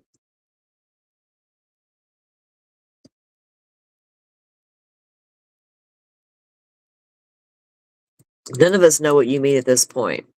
When asked about where the baby is now, Courtney said that they put him in a blue cooler in the trash bag and into the GFL container. She confirmed that she is talking about a residential GFL trash receptacle. Courtney said she was never at the location where the body was found because he wouldn't let her. She doesn't know how many times he went to the location. When asked if she was killed at the location she was found or at the end of her driveway, she answers that she doesn't know, but said it wasn't in her driveway because he pulled away quickly with her. Courtney said that he walked out of his truck. Courtney said that he walked out of his truck and not the house to get out of her truck, confirming it was from the escape and into the F-150. Wow. Hey, Lowlight. Welcome in. Yeah. Well, we started at, I don't remember what time I started, 7-ish. Has it really been that long already? I'm not displaying anything because the internet's wonky again. We're reading from a probable cause affidavit that is insane. Like, so insane. So Courtney said he walked out of his truck, okay, confirming that it was from the escape and into the F-150. The detective reminded Courtney that she knew where the knife was at, and she said he threw it in a dumpster at Cadillac Shores. When asked when he had done that, she first announced that it was her hunting knife. So now it's her hunting knife and not her cellulite scalpel. She said it was probably like a week after that the knife was put in the dumpster. She did not know what happened to the disposable scalpel, adding she had no clue and wished that she knew. I wish I knew where my unaccounted for missing cellulite scalpel was.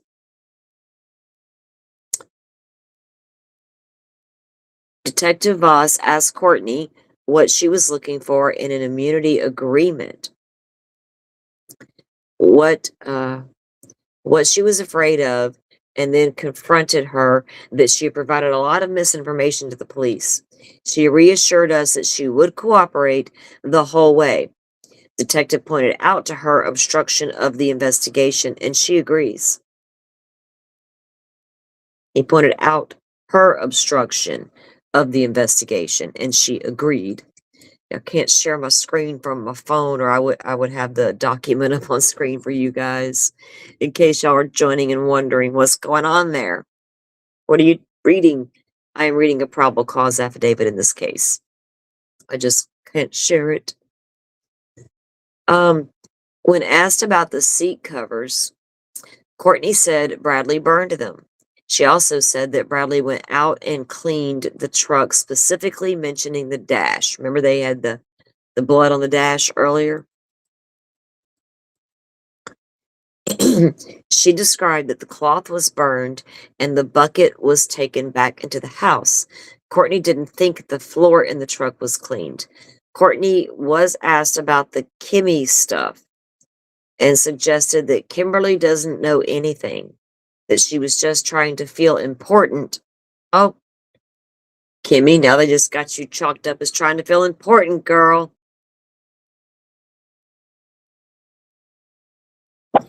Butterfly, I have never heard of a cellulite scalpel either.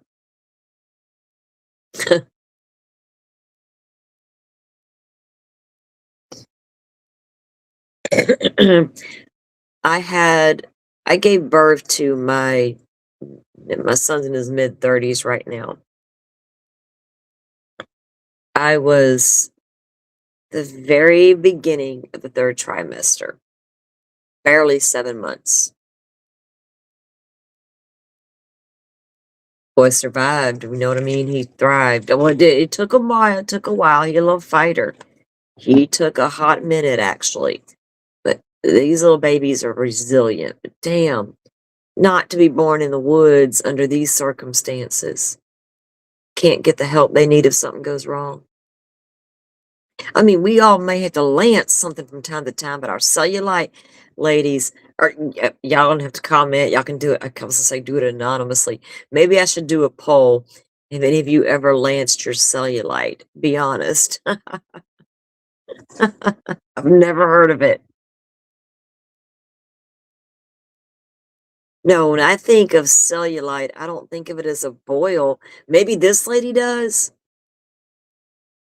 but I thought cellulite was something completely different. Just, I didn't know it needed draining. I did not need to know that either. Now I'm going to hope I never get the cellulite. Is that why those women with a lot of money get it sucked out? That lipo. So I don't know. I'm getting off track. Butterfly. That would be sores due to like certain types of use, right? I don't know. I'm not lancing shit today. I don't have that problem.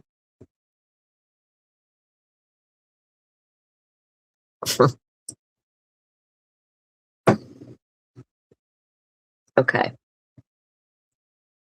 So Sergeant confronted her. Um, so she says that Kimberly's trying to feel important. So now Voss confronts Courtney that she was the person who told us recently that Kimberly was in the black car. She reported that Bradley come up with the story about Kimberly. Oh,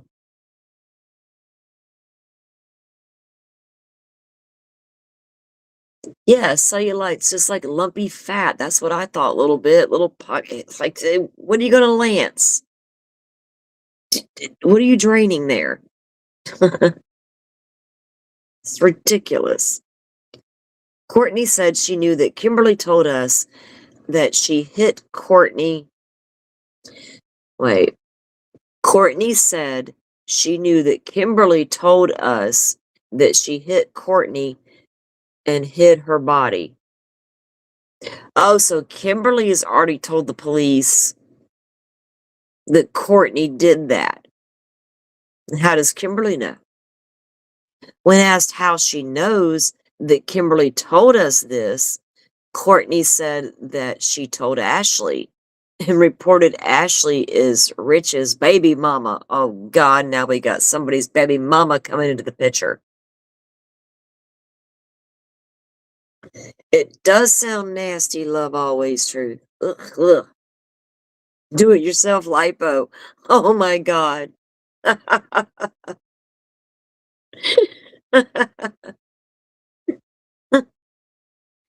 I could have said something really bad right now. It would have been a bad joke.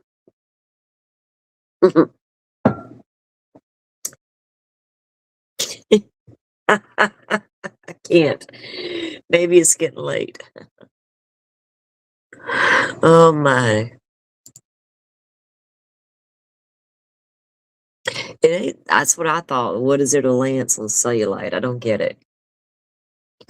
This lady done sent us down a whole damn rabbit trail with her stupid ass cellulite shit. Right. How did Kimberly know about it? All right. So let's see here. Courtney said that she knew Kimberly told us. So the cops want to know, how do you know that? So Kimberly tells Ashley, and Ashley is Rich's baby mama.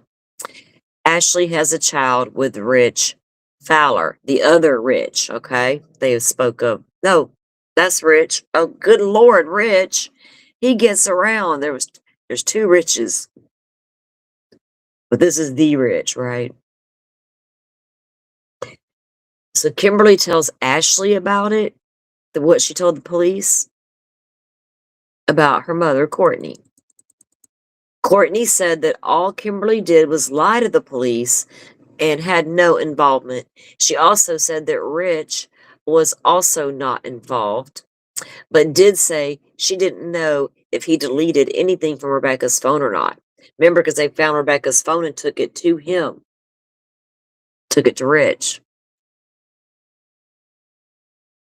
And Rich could have went through that phone and done some deletions. Pisker asked about a text message about not allowing anyone from the state Michigan or the state of Michigan on her property, and Rebecca saying that they should talk about that. So she is clear on what that means. Courtney denies denies sending such a message. Rich Rich is packing and playing. Jeez. We got to get a picture of Rich. Let's see what this is all about. Ooh. Ooh. The detective asked when she first learned what had actually happened, and she said it was after her body was found.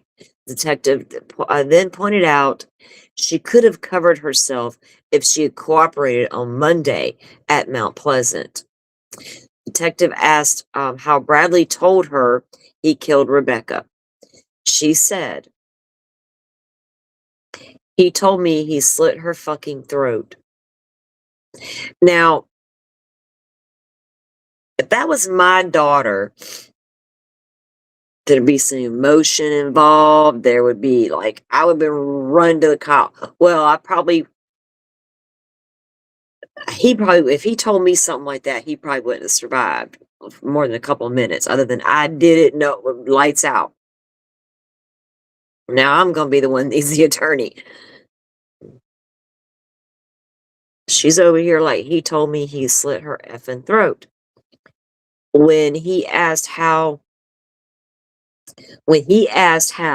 she told him that he cut the baby out. He had one of my scalpels. She denied that he said how he did that. Then said, he just said that I cut him out, and that was it. That was all he said. The detective asked about the baby getting cut out, being put in the garbage and in the bag and all the things in the cooler. She said that he took him, put him in the garbage, put him in the cooler, and put him in the dumpster. She knows that it was specific cooler because his work cooler is gone. Like I said, that's the blue cooler. She shows the size as a lunchbox size cooler and described it as a soft-sided cooler with hard plastic inside to keep the sides supported, and it has a black strap. Courtney reported the garbage bags came from her house, and she knows this because she counts her garbage bags. And she noticed that 2 of her garbage bags are gone. Y'all, I cannot make that up. She counts her scalpels in the drawer by the bed for her cellulite lancing, and she counts her garbage bags. Ladies, do you count your fucking garbage bags? Because I don't. I can't even tell you how many came in the box most of the time. I just need a big box that lasts a long time, hopefully. I'm messing around. Holy shit. You ain't messing around. Oh my God.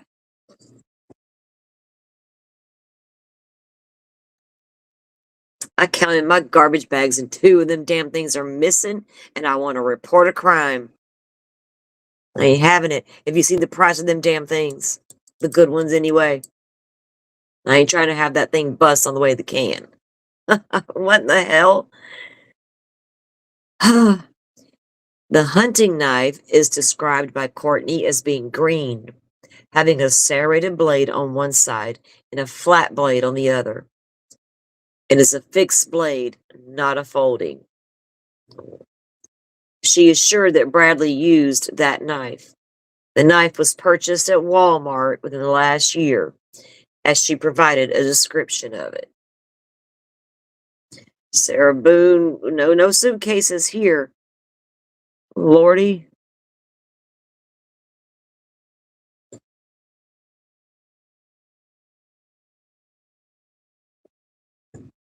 Lordy.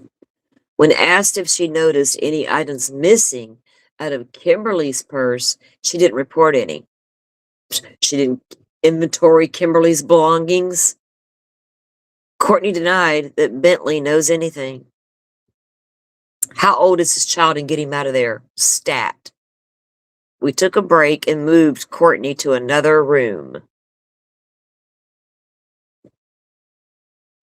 Get a sip of my drink.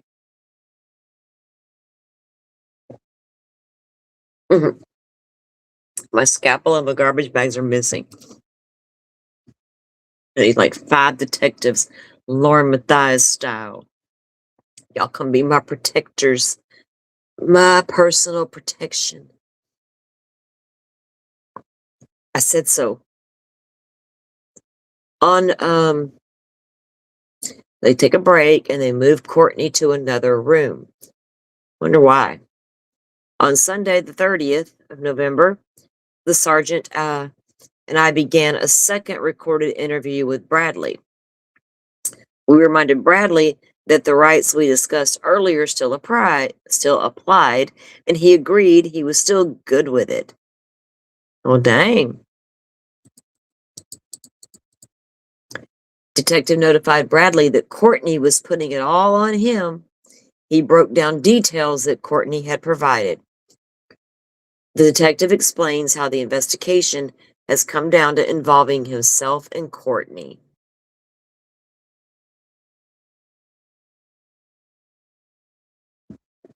Yeah, right. Instead of putting the person in the suitcase, they put the baby in the lunchbox, all smaller. The one that they described, my son has one like that.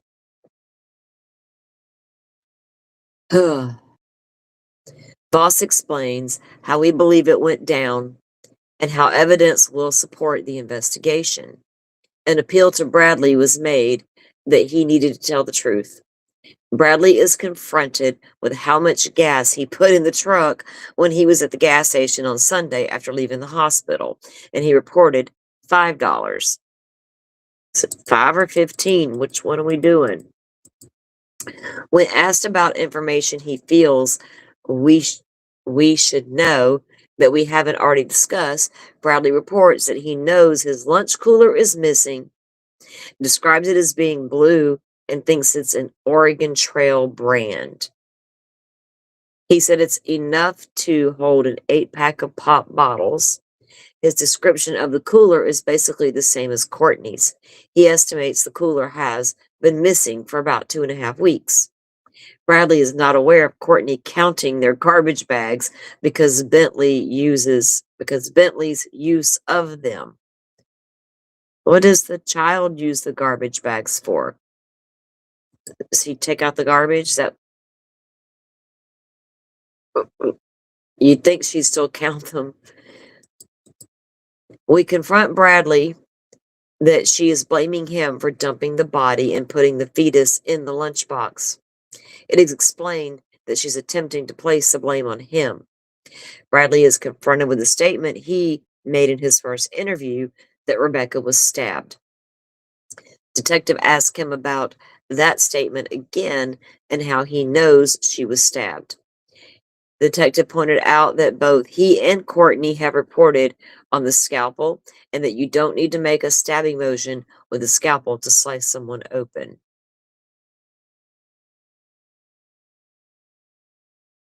Mm. It is pointed out that Courtney said he is threatening her, including in the parking lot prior to them leaving for their interviews on Monday. It is also shared with him that she identified that it was revenge for Fowler turning on him last year on his SOR violation, to which he responded, "That's bullshit." It is explained that Courtney had said about why the baby was cut out of Rebecca during a revenge murder doesn't make sense. We remind him of the NICU story and her attempts to get custody of Kimberly and Rebecca's children. So she's good. There's attempts by her in the past. Does Rebecca have more than this baby? How many kids Kimberly got? She's attempted to get custody of their kids in the past? That's crazy.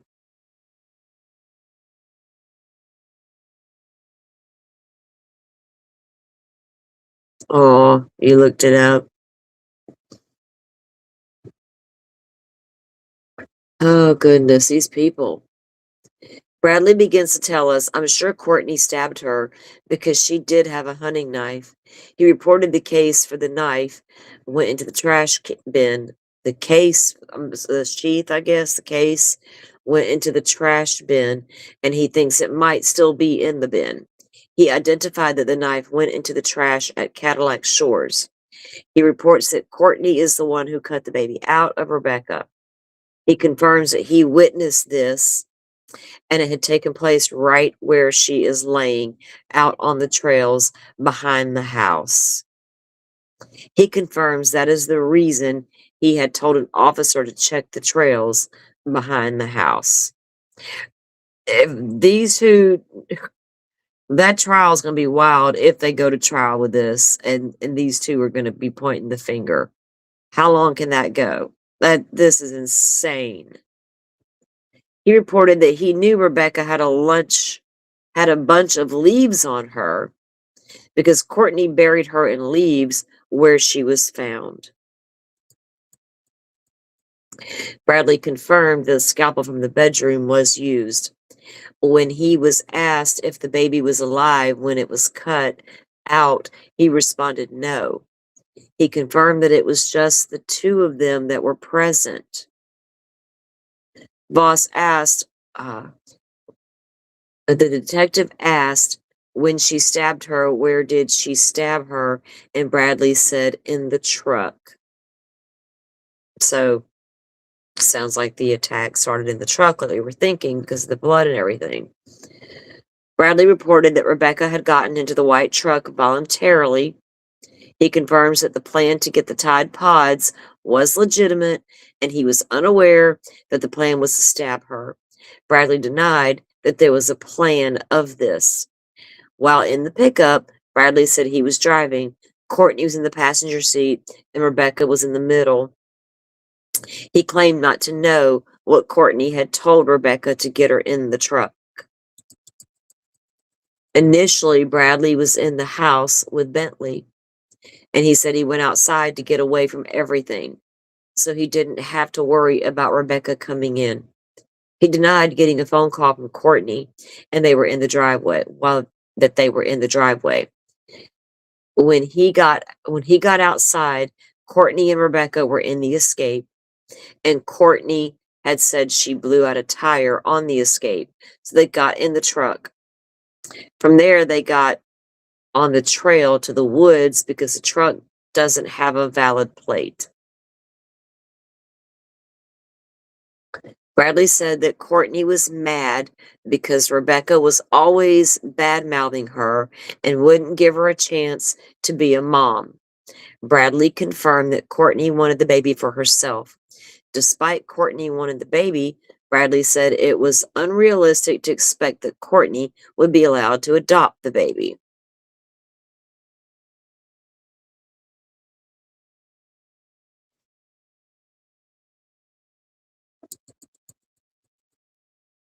Bradley described that the actual stabbing began when Courtney just grabbed the knife and started stabbing at her.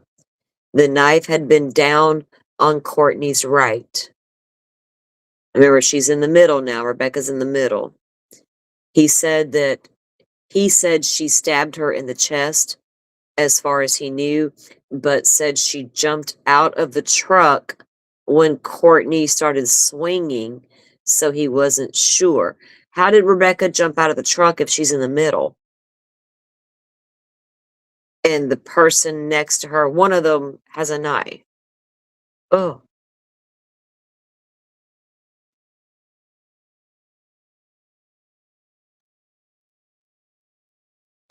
Bradley knew they were on the trails and said he could take the officers to the scene. Detective Voss asked at what point did they realize that Rebecca was dead. He identified that it was after Courtney cut the baby out of her. He said that Courtney tried CPR on the baby. Oh, Jesus. Bradley said that Rebecca was not in the truck when Courtney cut the baby out of her. He said that Courtney tricked her to get out of the truck and made her start walking after she already had been stabbed. Rebecca walked behind the truck, but is unable to run due to her pregnancy. When the detective asked what Courtney did to kill Rebecca, he explained that Courtney had Rebecca lay down and she was still alive, and she cut the baby out of her while she was alive. It's bad enough you're about to do all that. But also, I guess because she thought the baby would live. Bradley said he was beside the trail telling Courtney that she doesn't need to do that. That's not right. Try to stop her, maybe? They do not have the bag or the cooler the baby was eventually put in at this time. Now the baby is cut out. Now that the baby is cut out, Bradley said they just left Rebecca there. He identified that he couldn't tell if she was dead or not. Courtney decided they should head to the house, and Courtney is holding the baby on her lap as Bradley drives. Bradley said the baby never took a breath, and he never heard the baby cry. It took about 5 minutes to get back to the house. Bradley stated that Courtney took the baby into the house and into the bedroom, where she is trying to perform CPR on the baby, which is in a towel on the bed. He also said he tried to perform CPR on the baby by doing chest compressions and breathing into its mouth. He said this went on for about 15 minutes after they arrived home. Oh, bless that little baby's heart. His little frail body.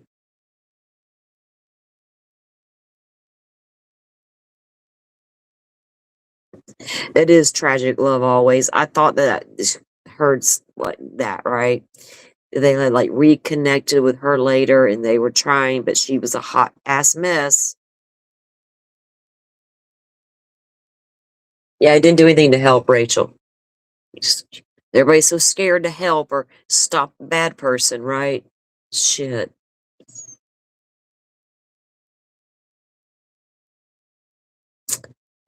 Bradley reported that Courtney went to the kitchen, got a garbage bag, and placed the baby in a garbage bag and went outside with the baby. He identified that the cooler was in the bed of the white truck and he saw the baby go into the cooler. He explained that the baby went into the cooler because the cooler can be zipped up and it had the baby in it and in it and dispose of the cooler and not be seen. So he's saying the reason they chose that was because it was small enough, put the baby in, and can't be seen.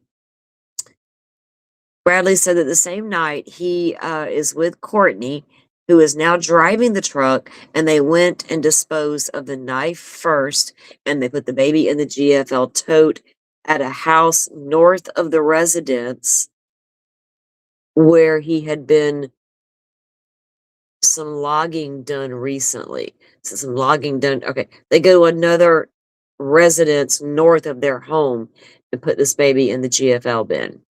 Bradley denied burning the seat covers from the truck and said Courtney burned them. Oh, good Lord. He did say he cleaned the inside of the truck using a gray bucket and some bleach water. Yeah, good old bleach. He denied cleaning the floor and believes there will be blood on the floor of the truck. That'd be interesting to see what they do recover from that truck, right? As far as evidence, DNA type stuff from within the vehicle. They probably weren't able to clean all the blood. They probably missed a little bit there. Like splatter that may have went ceiling or something, roof of the truck.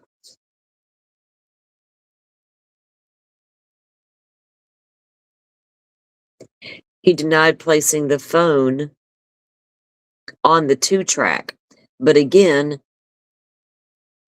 said he found the phone on the 2-track. He did agree that he had the 550 phone on his persons on the 3rd of November. Remember now, the cell phone data shows that him and all three of them were right on that area together. They were together the whole damn time.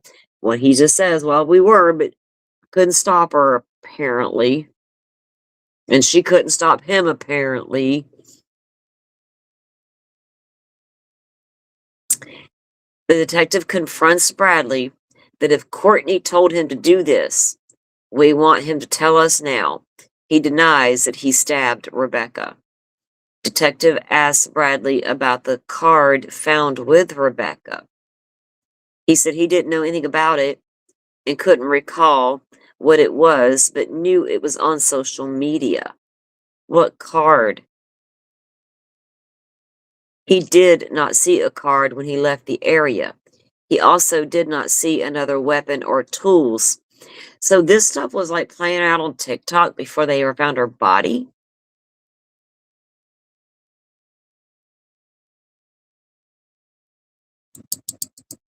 Bradley doesn't know if anyone has been to the scene where Rebecca's body was since she was killed, and he denied that he has been back to the scene himself. When Bradley was asked about Rebecca not having shoes on, he appeared to be surprised by that. Bradley gives a description of where Rebecca's body was in relation to the trial or to the trail and where things occurred. He denied that Courtney had asked him to position the truck so the truck lights would assist. Ah.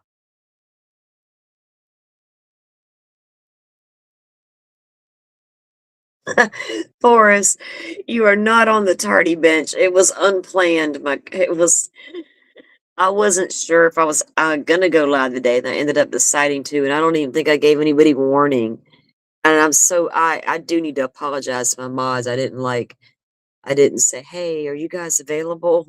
Heads up. It's just kind of like put it out there and went. Welcome in, by the way. We are reading the probable cause affidavit that is super lengthy on this case. Rebecca Park, the young woman who was pregnant, murdered in the woods, and they cut her baby out. But yeah, we're reading that. It's crazy. And I can't share the screen because it wouldn't launch. I couldn't get Restream to launch on the computer, so I had to go from my phone. So I'm just reading it, and everybody's being so gracious about that.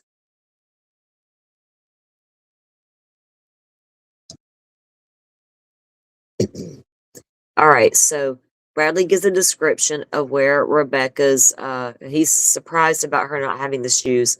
And he says they positioned the truck to shine the lights to be able to use them, to illuminate. The front of the truck was enough illumination for Courtney to cut the baby out. When he left, the body was still on the same hill. Courtney covered Rebecca with leaves, but denied branches were placed on her. At the time, the baby was on a towel next to Courtney. Questioning the presence of a towel, Bradley is asked if he thinks Courtney planned this, and he said, I have a feeling she did, but never told him of a plan. Bradley did not see Courtney place a towel or the hunting knife in the truck. Using a Wexford County map, Bradley showed the route of travel he took and approximately where they were. He agreed he could take officers out and show them where things had taken place on Monday the 3rd. While discussing if there was blood on any of the clothing he or Courtney had been wearing that night, he identified that when they got home, Courtney changed into a nightgown. Previously, he had said they had gone out and disposed of the baby and the knife that night. Now, when asking about this, Bradley said the baby stayed in the cooler that night on the back porch.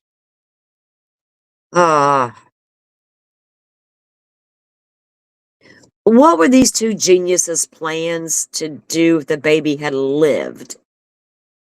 They were just going to stay home with it.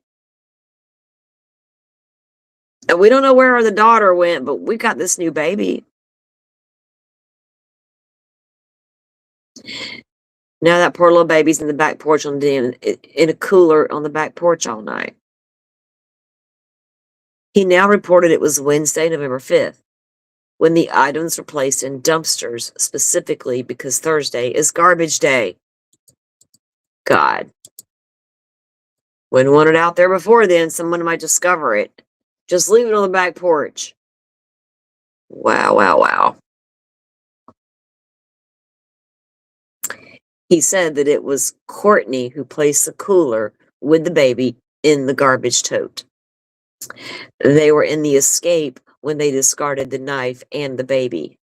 Bradley said one of the things that he believes Courtney said after she couldn't revive the baby was, "The bitch killed my baby." What?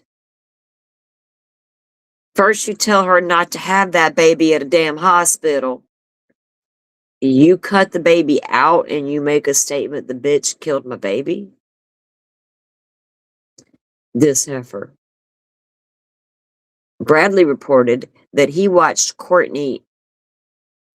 This is not written, typed correctly. Bradley reported that he watched Courtney. The knife was placed in the glove box of the Ford Escape. So she places the knife in the glove box of the Ford Escape. He believes that there will likely be blood located in the glove box of the Ford Escape.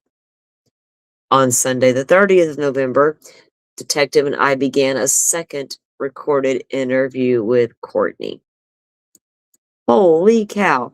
This may be the longest probable cause order in history. It's the longest one I have ever read. Like, they wrote a fucking book. This is incredible.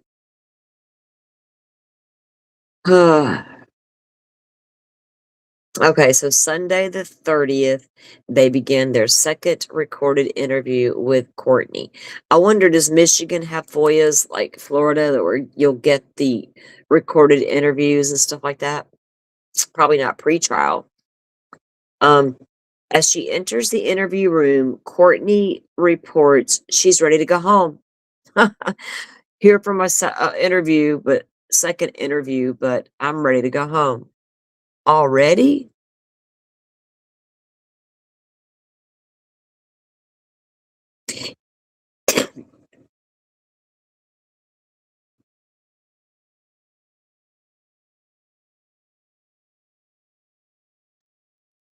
Yeah,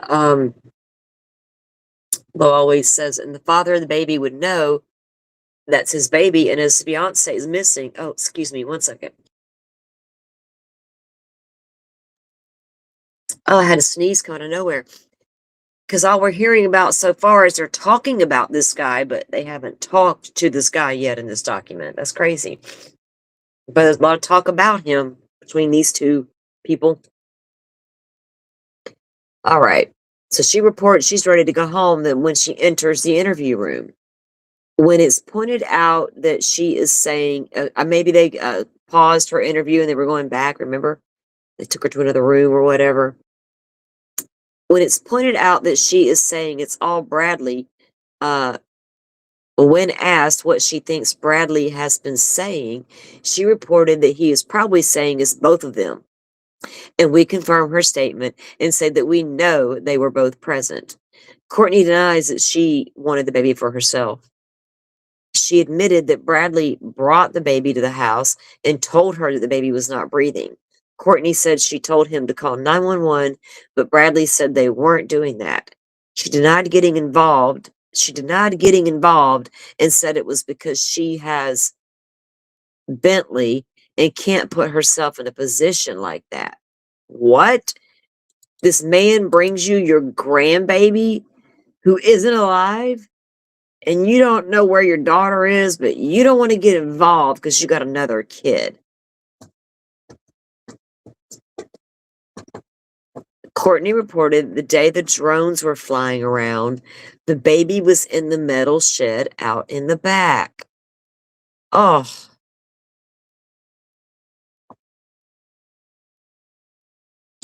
So if the baby's out in the metal shed and the drones are already flying around, the eyeballs that should have been on y'all, nobody saw you get.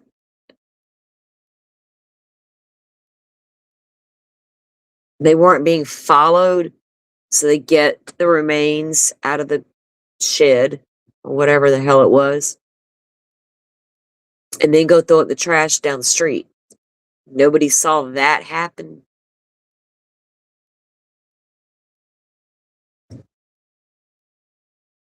So she reports while the drones are flying around, it's out in the shed in the back. Courtney said she knew that Bradley was going to try to pin this on her because he told her, "Bitch, I'll take you down with me." Courtney told us that Bentley can prove that she was home on the 3rd. Courtney is confronted with her explanation that Rebecca willingly got into the truck with Bradley to go for a ride, that he then murdered her and cut out her fetus. Now, why would Rebecca willingly get in that truck with Bradley? Well, we've done heard these girls allegedly didn't want nothing to do with Bradley's registered offender self.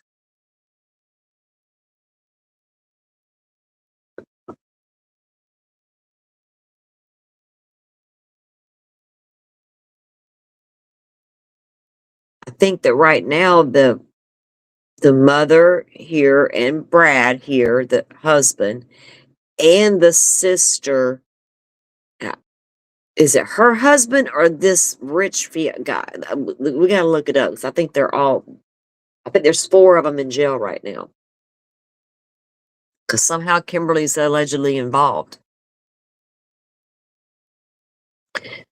Maybe it's all in the conspiracy cover-up aspect. I don't know for sure. Courtney is confronted with her explanation that Rebecca willingly got into the truck with Brad to go for the ride and that he murdered her and cut out her fetus.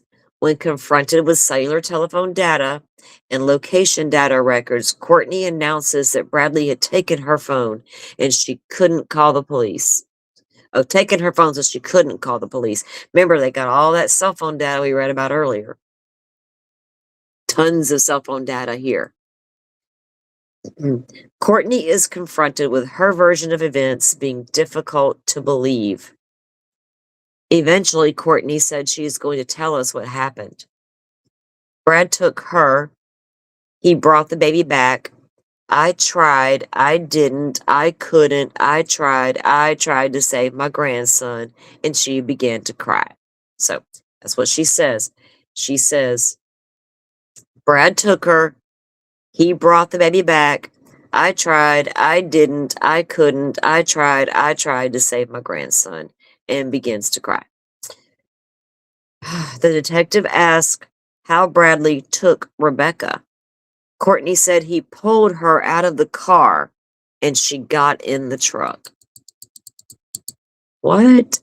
Courtney admits that she told Rebecca he was going to come with her. She places herself in the truck on the passenger side. Rebecca is in the middle and Bradley is driving. Bradley has the knife, according to her. Well, surprise, surprise. According to him, she's got it. Oh, they're down by the right of her. She's like, no, he's got it.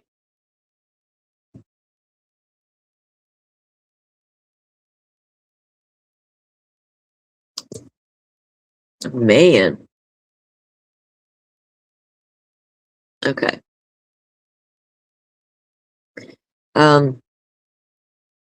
Bradley has the knife, according to her. From the house, they drove to where Bradley ended up stabbing Rebecca. She claimed not to know Rebecca was going to die that night. Courtney places Bradley across S21.5 road from their house as she is arriving with Rebecca. Courtney admits that she knows something is going to go down because Bradley is on foot across the road waiting for them to arrive.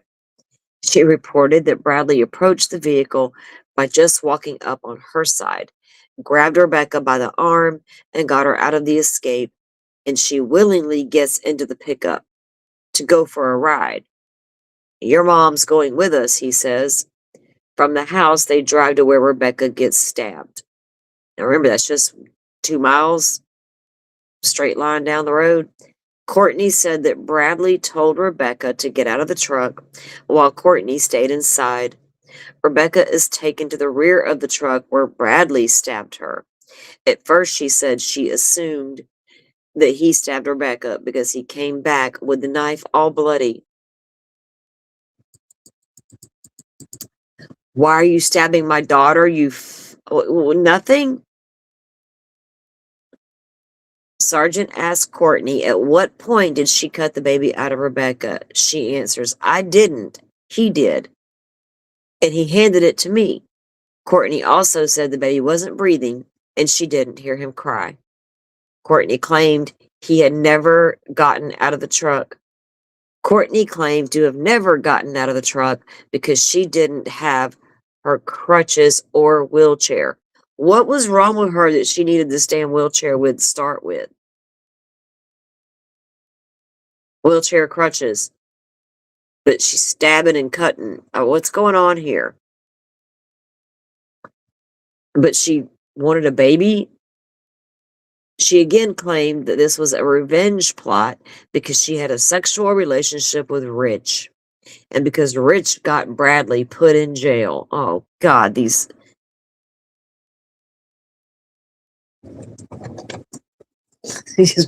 people are strange. It got me put in jail. Retaliation. This is ridiculous retaliation. She claimed that Bradley wanted to hurt Rich. So that's, not, I didn't want my daughter's baby for my own, so I could run off with Rich and pretend his baby was mine. This lady, she better not pop off with some kind of um, insane defense, right? Like, you don't get a free pass on that with this level of insanity. We might call it insanity, but technically it's not. It's evil. Let's let's just call it evil and not insanity. We give it too much freedom space to move around there during mitigation if we go doing all that. We're not doing that.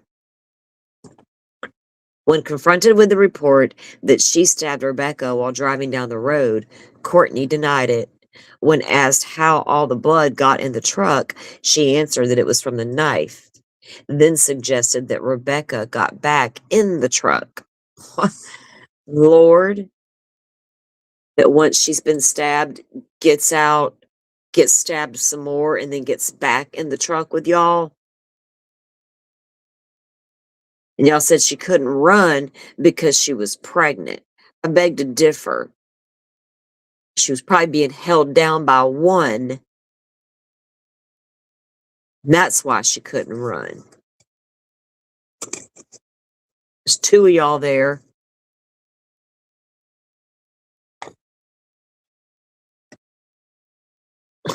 Love always truth. Oh, scalpel cutting her legs or whatever she was doing. Maybe she injured herself during her cellulite at home treatment, right? Now requires a wheelchair. Oh,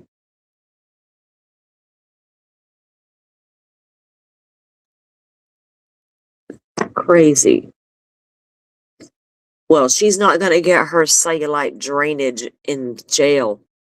That shit's just going to fester, ma'am. And we hope it hurts when it does. Ooh.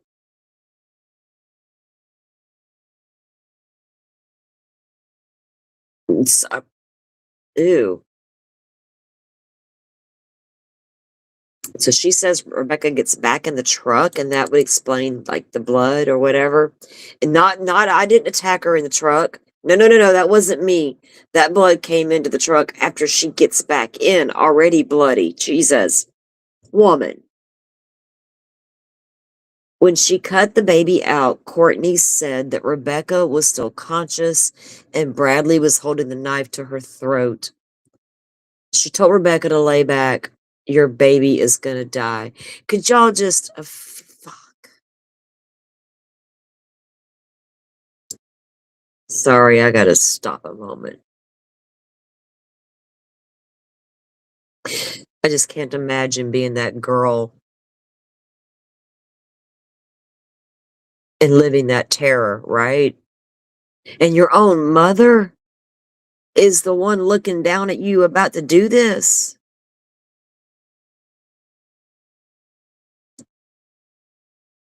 That is even worse.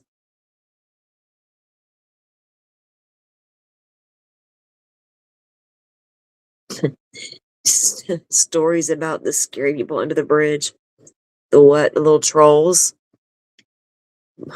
Look, we used to ride from Florida over to Alabama to my great aunt's house.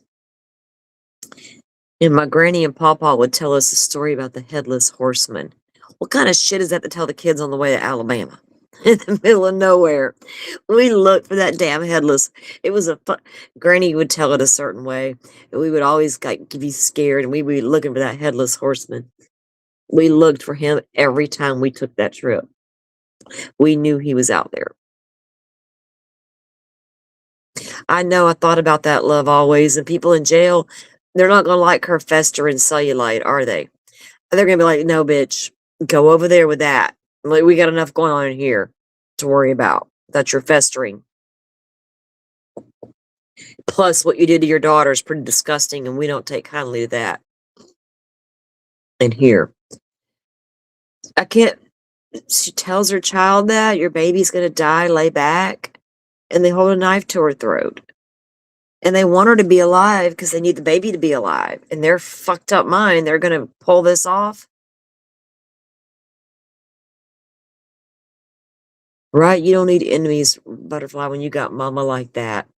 The one person that gives you life and should lay down their life to protect you is about to take your life and your baby. That is so next level demon shit. All right. Courtney denied that Rebecca had been stabbed while in the truck. Revisiting the driveway situation, the detective asked if Bradley held the knife to her throat to get her into the truck, and Courtney nodded her head in the affirmative. While in the truck, Bradley put the knife down by his left side. Now, he says it's to Courtney's right side, right? That way Rebecca doesn't see it, no matter who the hell's holding it. Idiots. During the ride, Detective Voss asked what is said to Rebecca. Courtney said she told her everything is going to be okay. Courtney said she promised that Bradley wasn't going to hurt her. When they got back to the area where this happens, Bradley pulled Rebecca out of the truck and he spun her around and stabbed her in the back 4 to 5 times. Bradley brings Rebecca to her side of the truck and is sitting next to the door, and Bradley ordered Rebecca to lay back. Courtney said she told Rebecca that if she doesn't lay back, her baby's going to die.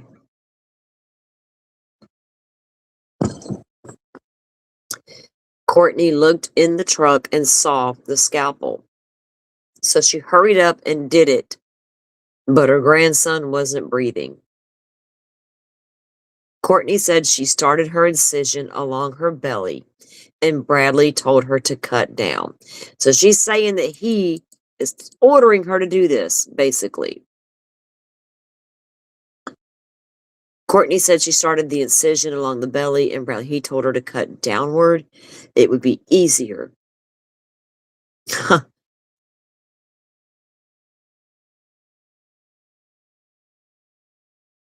Courtney reported that Rebecca is still talking at this time, telling her to hurry up and asking if he is out. She said she told Rebecca he was about out and that Rebecca told her to save him. When she got the baby out, Courtney said she had dental floss from the dash that she had put in her pocket because she knew she would have to tie off the umbilical cord. Hold the hell up. Ma'am, if you didn't know what y'all were going to be going to do in that fucking truck, you wouldn't have needed dental floss in the damn glove box or whatever the hell you said. I don't care where it was at this point. Hold up. She had dental floss from the dash that she had put in her pocket because she knew she would have to tie off the umbilical cord. So she just happens to find it in the truck, or did she put it in the truck because she knew she'd need it?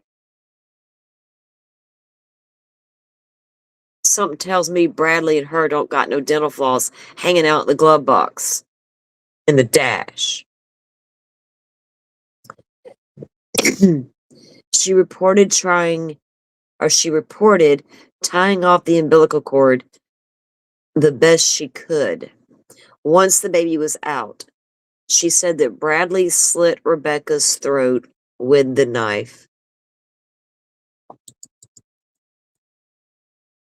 Next, she said that Bradley used a cord from the snowplow on the truck to hook her body to the truck, and he pulled Rebecca down the bank.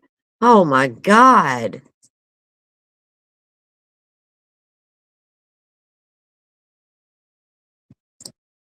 Pulling her back and off of the road. She said, then he covered her with the leaves. Oh man. Courtney said the towel was in the truck already with the dental floss. Just in case, let me take all my bathroom toiletries into the truck with me. You never know. He sleeps in the woods, so he might need that shit, right? Wow. Courtney said the towel was in the truck already, but she didn't know how the scalpel got into the truck. She talked about how she would have come to the sheriff's office if she had been able to give the baby to Rich. Courtney talked about how she would have come to the sheriff's office if she had been able to give the baby to Rich to report what had happened. That makes no sense, does it? Like, if the baby had lived and she gave Rich his baby, then she would have went and told the cops what Brad did. Weird, They need to get her on lying, too. We ain't putting up with your lying ass. Yes, Rachel, a snowplow. Yeah. And winched her down the hill. Fuck, good Lord. That's what she's claiming here. All right, let's see. She doesn't know how the scalpel got into the truck. Courtney talked about how she would have come to the cops if she was able to give Rich the baby. Okay. Discussing this, she claims that since this happened, she hasn't been able to get away from Bradley. When reminded that on Monday she was in Mount Pleasant and he was in Grayling, she could have said something then. Courtney confirmed that after she was stabbed, Rebecca never got back in the truck. She was asked how the blood got into the truck, and Courtney reported it was from the umbilical cord, making blood fly all over.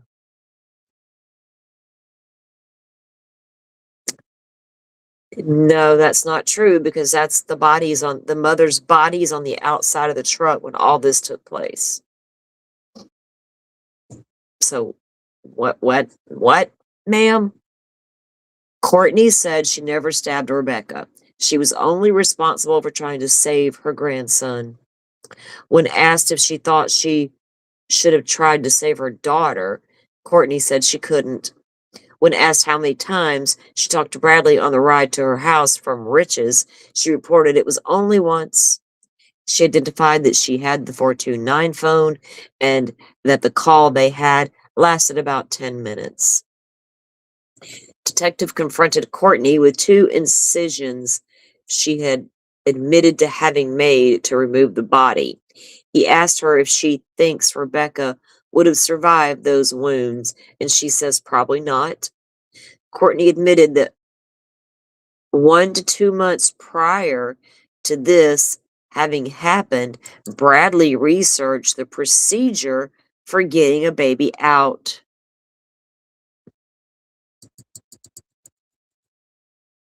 Courtney said that Bradley put the items in the dumpster, but she was present in the Ford Escape for both. Courtney is asked whose idea it was to leave items at the crime scene, and she said it was Brad's. She then identified that the items were Kimberly's debit card and a razor knife. Oh, was he trying to like set a scene?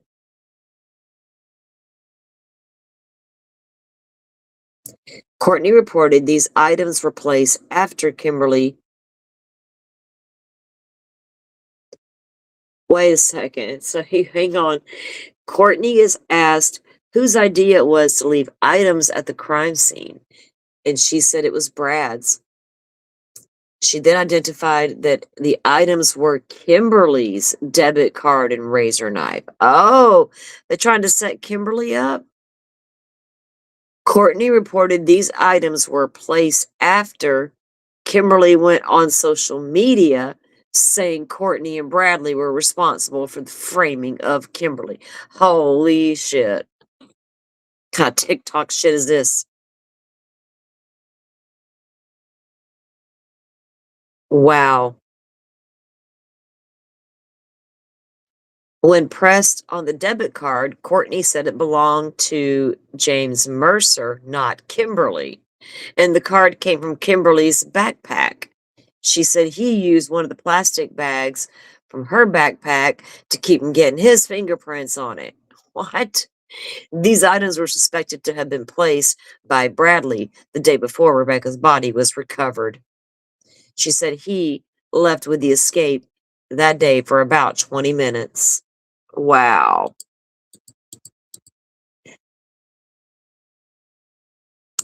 Can y'all imagine being these detectives and figuring all this stuff out? Detective asked Courtney to provide some information that isn't already known that can verify her statements, and she reported Brad said it was his in reference to Rebecca's baby. Oh, mm-mm-mm.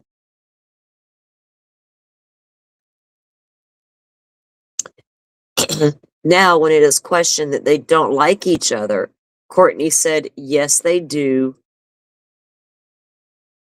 Wow. Revisiting the conversation she had with Bradley a month prior about C-sections, she reported that he looked it up on his phone. When asked why they were having that discussion, Courtney answered, because that's what he said was going to happen. She said he told her he was going to cut the baby out of Rebecca right in front of Rich. Courtney said she brushed it off. He's like Googling it and you're just gonna brush it off? That's your daughter the man's talking about with your grandbaby.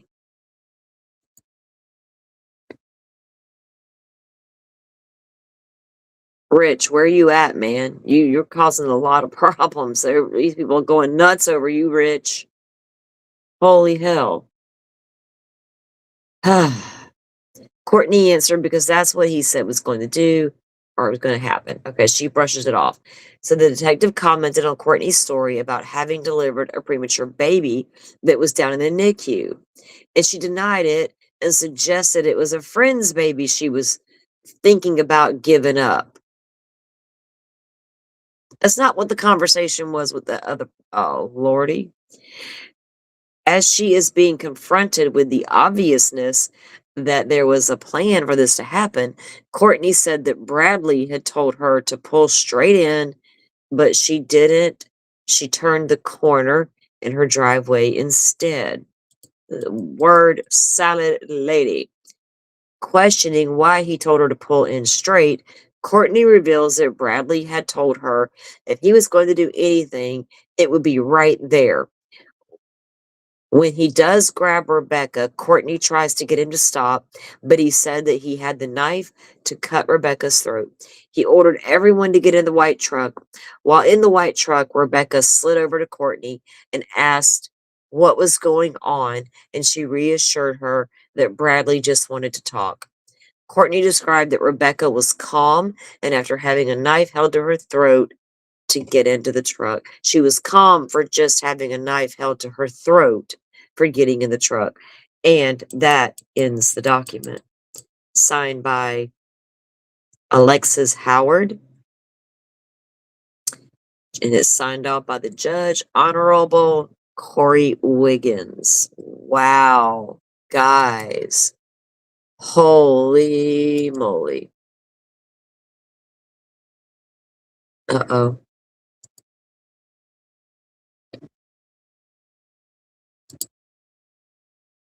That is crazy. Um, I've never read one that long before, y'all. Uh, never one that read like that. Oh my. I don't know. They found the baby love always. That's what they haven't found this baby yet. So you got to consider if it went to this GFL thing or whatever, did they search landfills, right? Where they would, I'm sure they did, they know where these particular landfills are that this neighborhood would go to. Were they able to search those and find remains? And let's see, hold on one second. Let's see. I wonder if,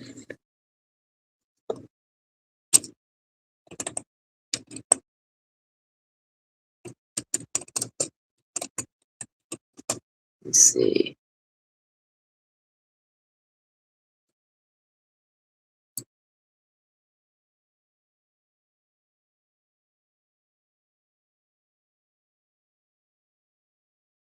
I don't know. I think it's just the two parents that were arrested, not like the sister. Maybe that's a different case I was thinking about. That's just so crazy.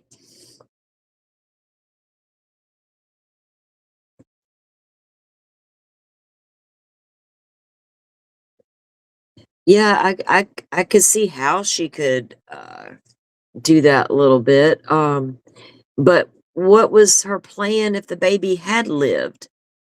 You could pass it off as yours all day long, but right there in your same town, your same house, your same community, with people who knew you, you hadn't been pregnant, but you have a daughter that was, all of a sudden she's nowhere to be found, but you got a baby? I don't know what their overall plan was. You know what I mean? They plan on leaving town, packing it in, going somewhere else.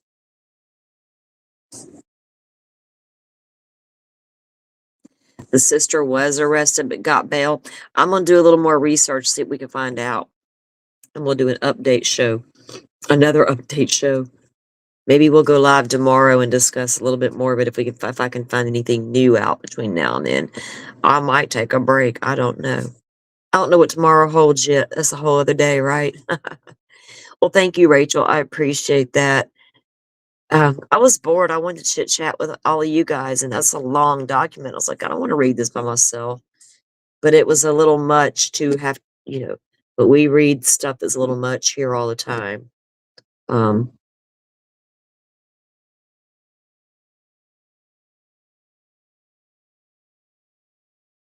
oh, well, thank you.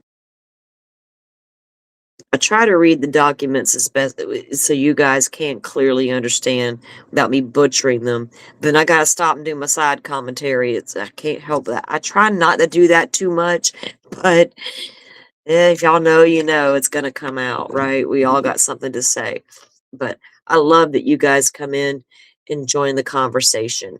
Because it's not just about my thoughts. I mean, good Lord, and I'll unpack this stuff in real time right there with you guys. We're all in it together, you know? And grown ups acting this way. All and rich. Who the hell? I'm so over this rich guy already. My goodness. But anyway. Well, well, thank you. Listening to me read is easy. I read a lot of documents over here, so maybe I'm getting my rhythm with it. But goodness. All right, guys. Well, thank you all for coming in. It is getting late. It's almost Central Time, Central Standard Time. It's 11:20 p.m. here, and I slept well. I woke up early this morning, but I told myself go back to sleep, so I did. But I got up at 8. I didn't eat when I got up. I just drank coffee. Then I ate like a late lunch kind of thing, and then I didn't wasn't hungry at dinner. So now I'm getting a little bit hungry, so maybe I'll have breakfast for dinner. Ooh, that sounds good right now.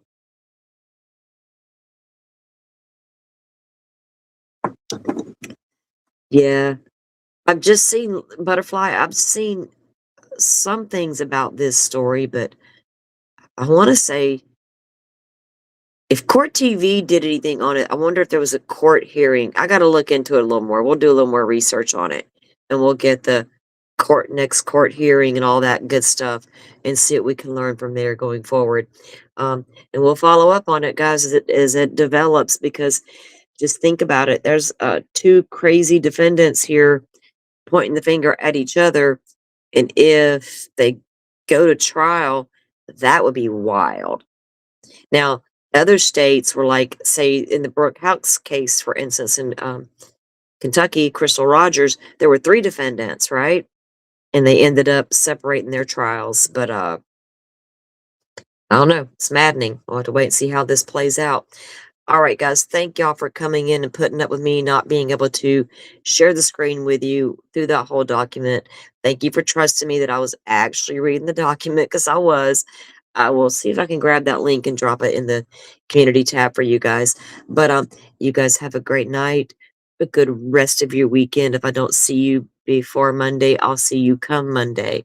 Until then, have a great night, a great weekend. Y'all stay safe, safe out there on those YouTube streets. Have a good one. Thank you all for watching this here video. Please like and subscribe.